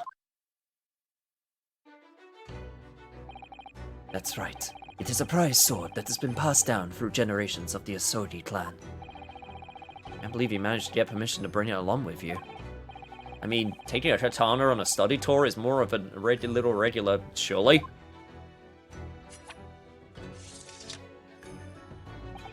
A Japanese man's sword is his soul, Ryunosuke. I can't be parted from my katana. Karuma guides me. I truly believe that.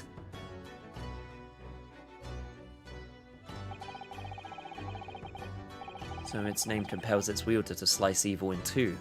Not that you would need such compelling. On that subject,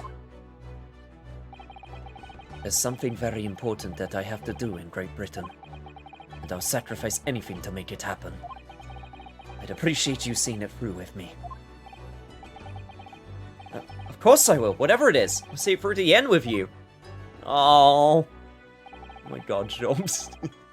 I knew you wouldn't let me down. His fucking theme. The important thing he had to do. I still don't know what it was. But I'm going to see the place for myself and work it out. In Great Britain's capital, London.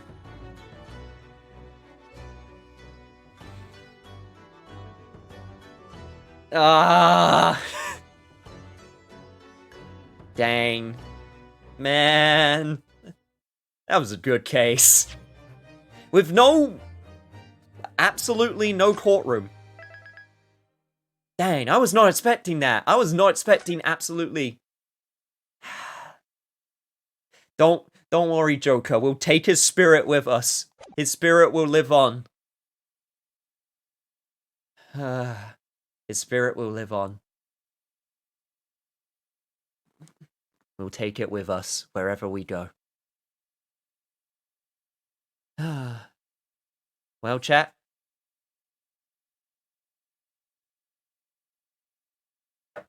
That's going to be it for today. Many emotions were shed. And next episode, we got The Adventure of the Runaway Room, which will be the next case that will start with the Great Ace Attorney. Also, if you would like to follow my adventures, then feel free to follow. I've got a Discord to let you know when I'm streaming and what I schedule, and Twitter and all of that fun stuff, and YouTube. So if that's something that you'd be interested in, then it would be very much appreciated. Help me do the funeral. Oh, don't worry, Joker. Join us on this adventure. See through his passion till the end. But yeah. This is why I love this. This is why I love this series, because freaking characters, man, they make it. Getting you invested like this.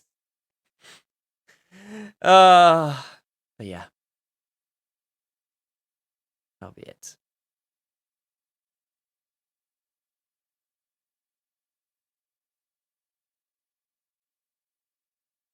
Well, I guess I should see who I could raid right now, shall I? God, we still have so many adventures left. Speaking of, should I play Neo The World Ends With You? If you really like JRPGs, then yeah, I'd recommend it. Absolutely. Absolutely 100%. Actually, you are right. I'll join you for Kazuma. Joker, thank you so much for the follow. Always appreciated. Seriously. Yeah, if you played the first one and enjoyed it, then absolutely I would recommend Neo. I'm obviously playing it as well, but if you want to play it for yourself, then I would highly recommend.